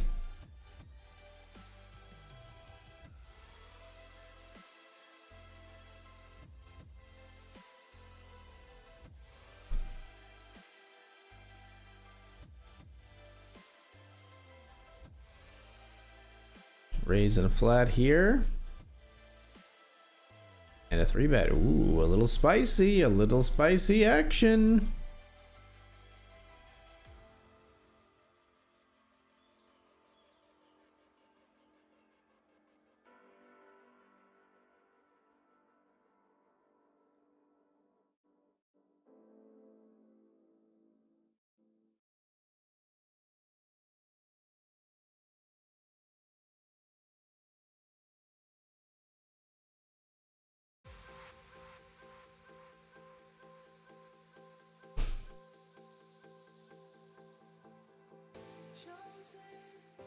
Chosen for this life,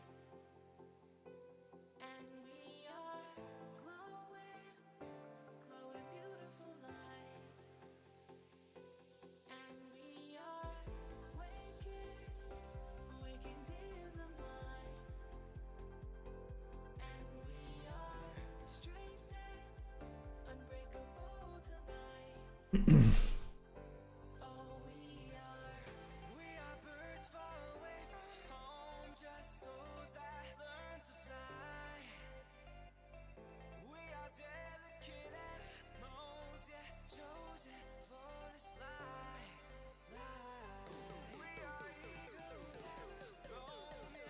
All right, this is us all in with Pocket Kings, folks. We've waited a long time to get good cards. We've gotten them.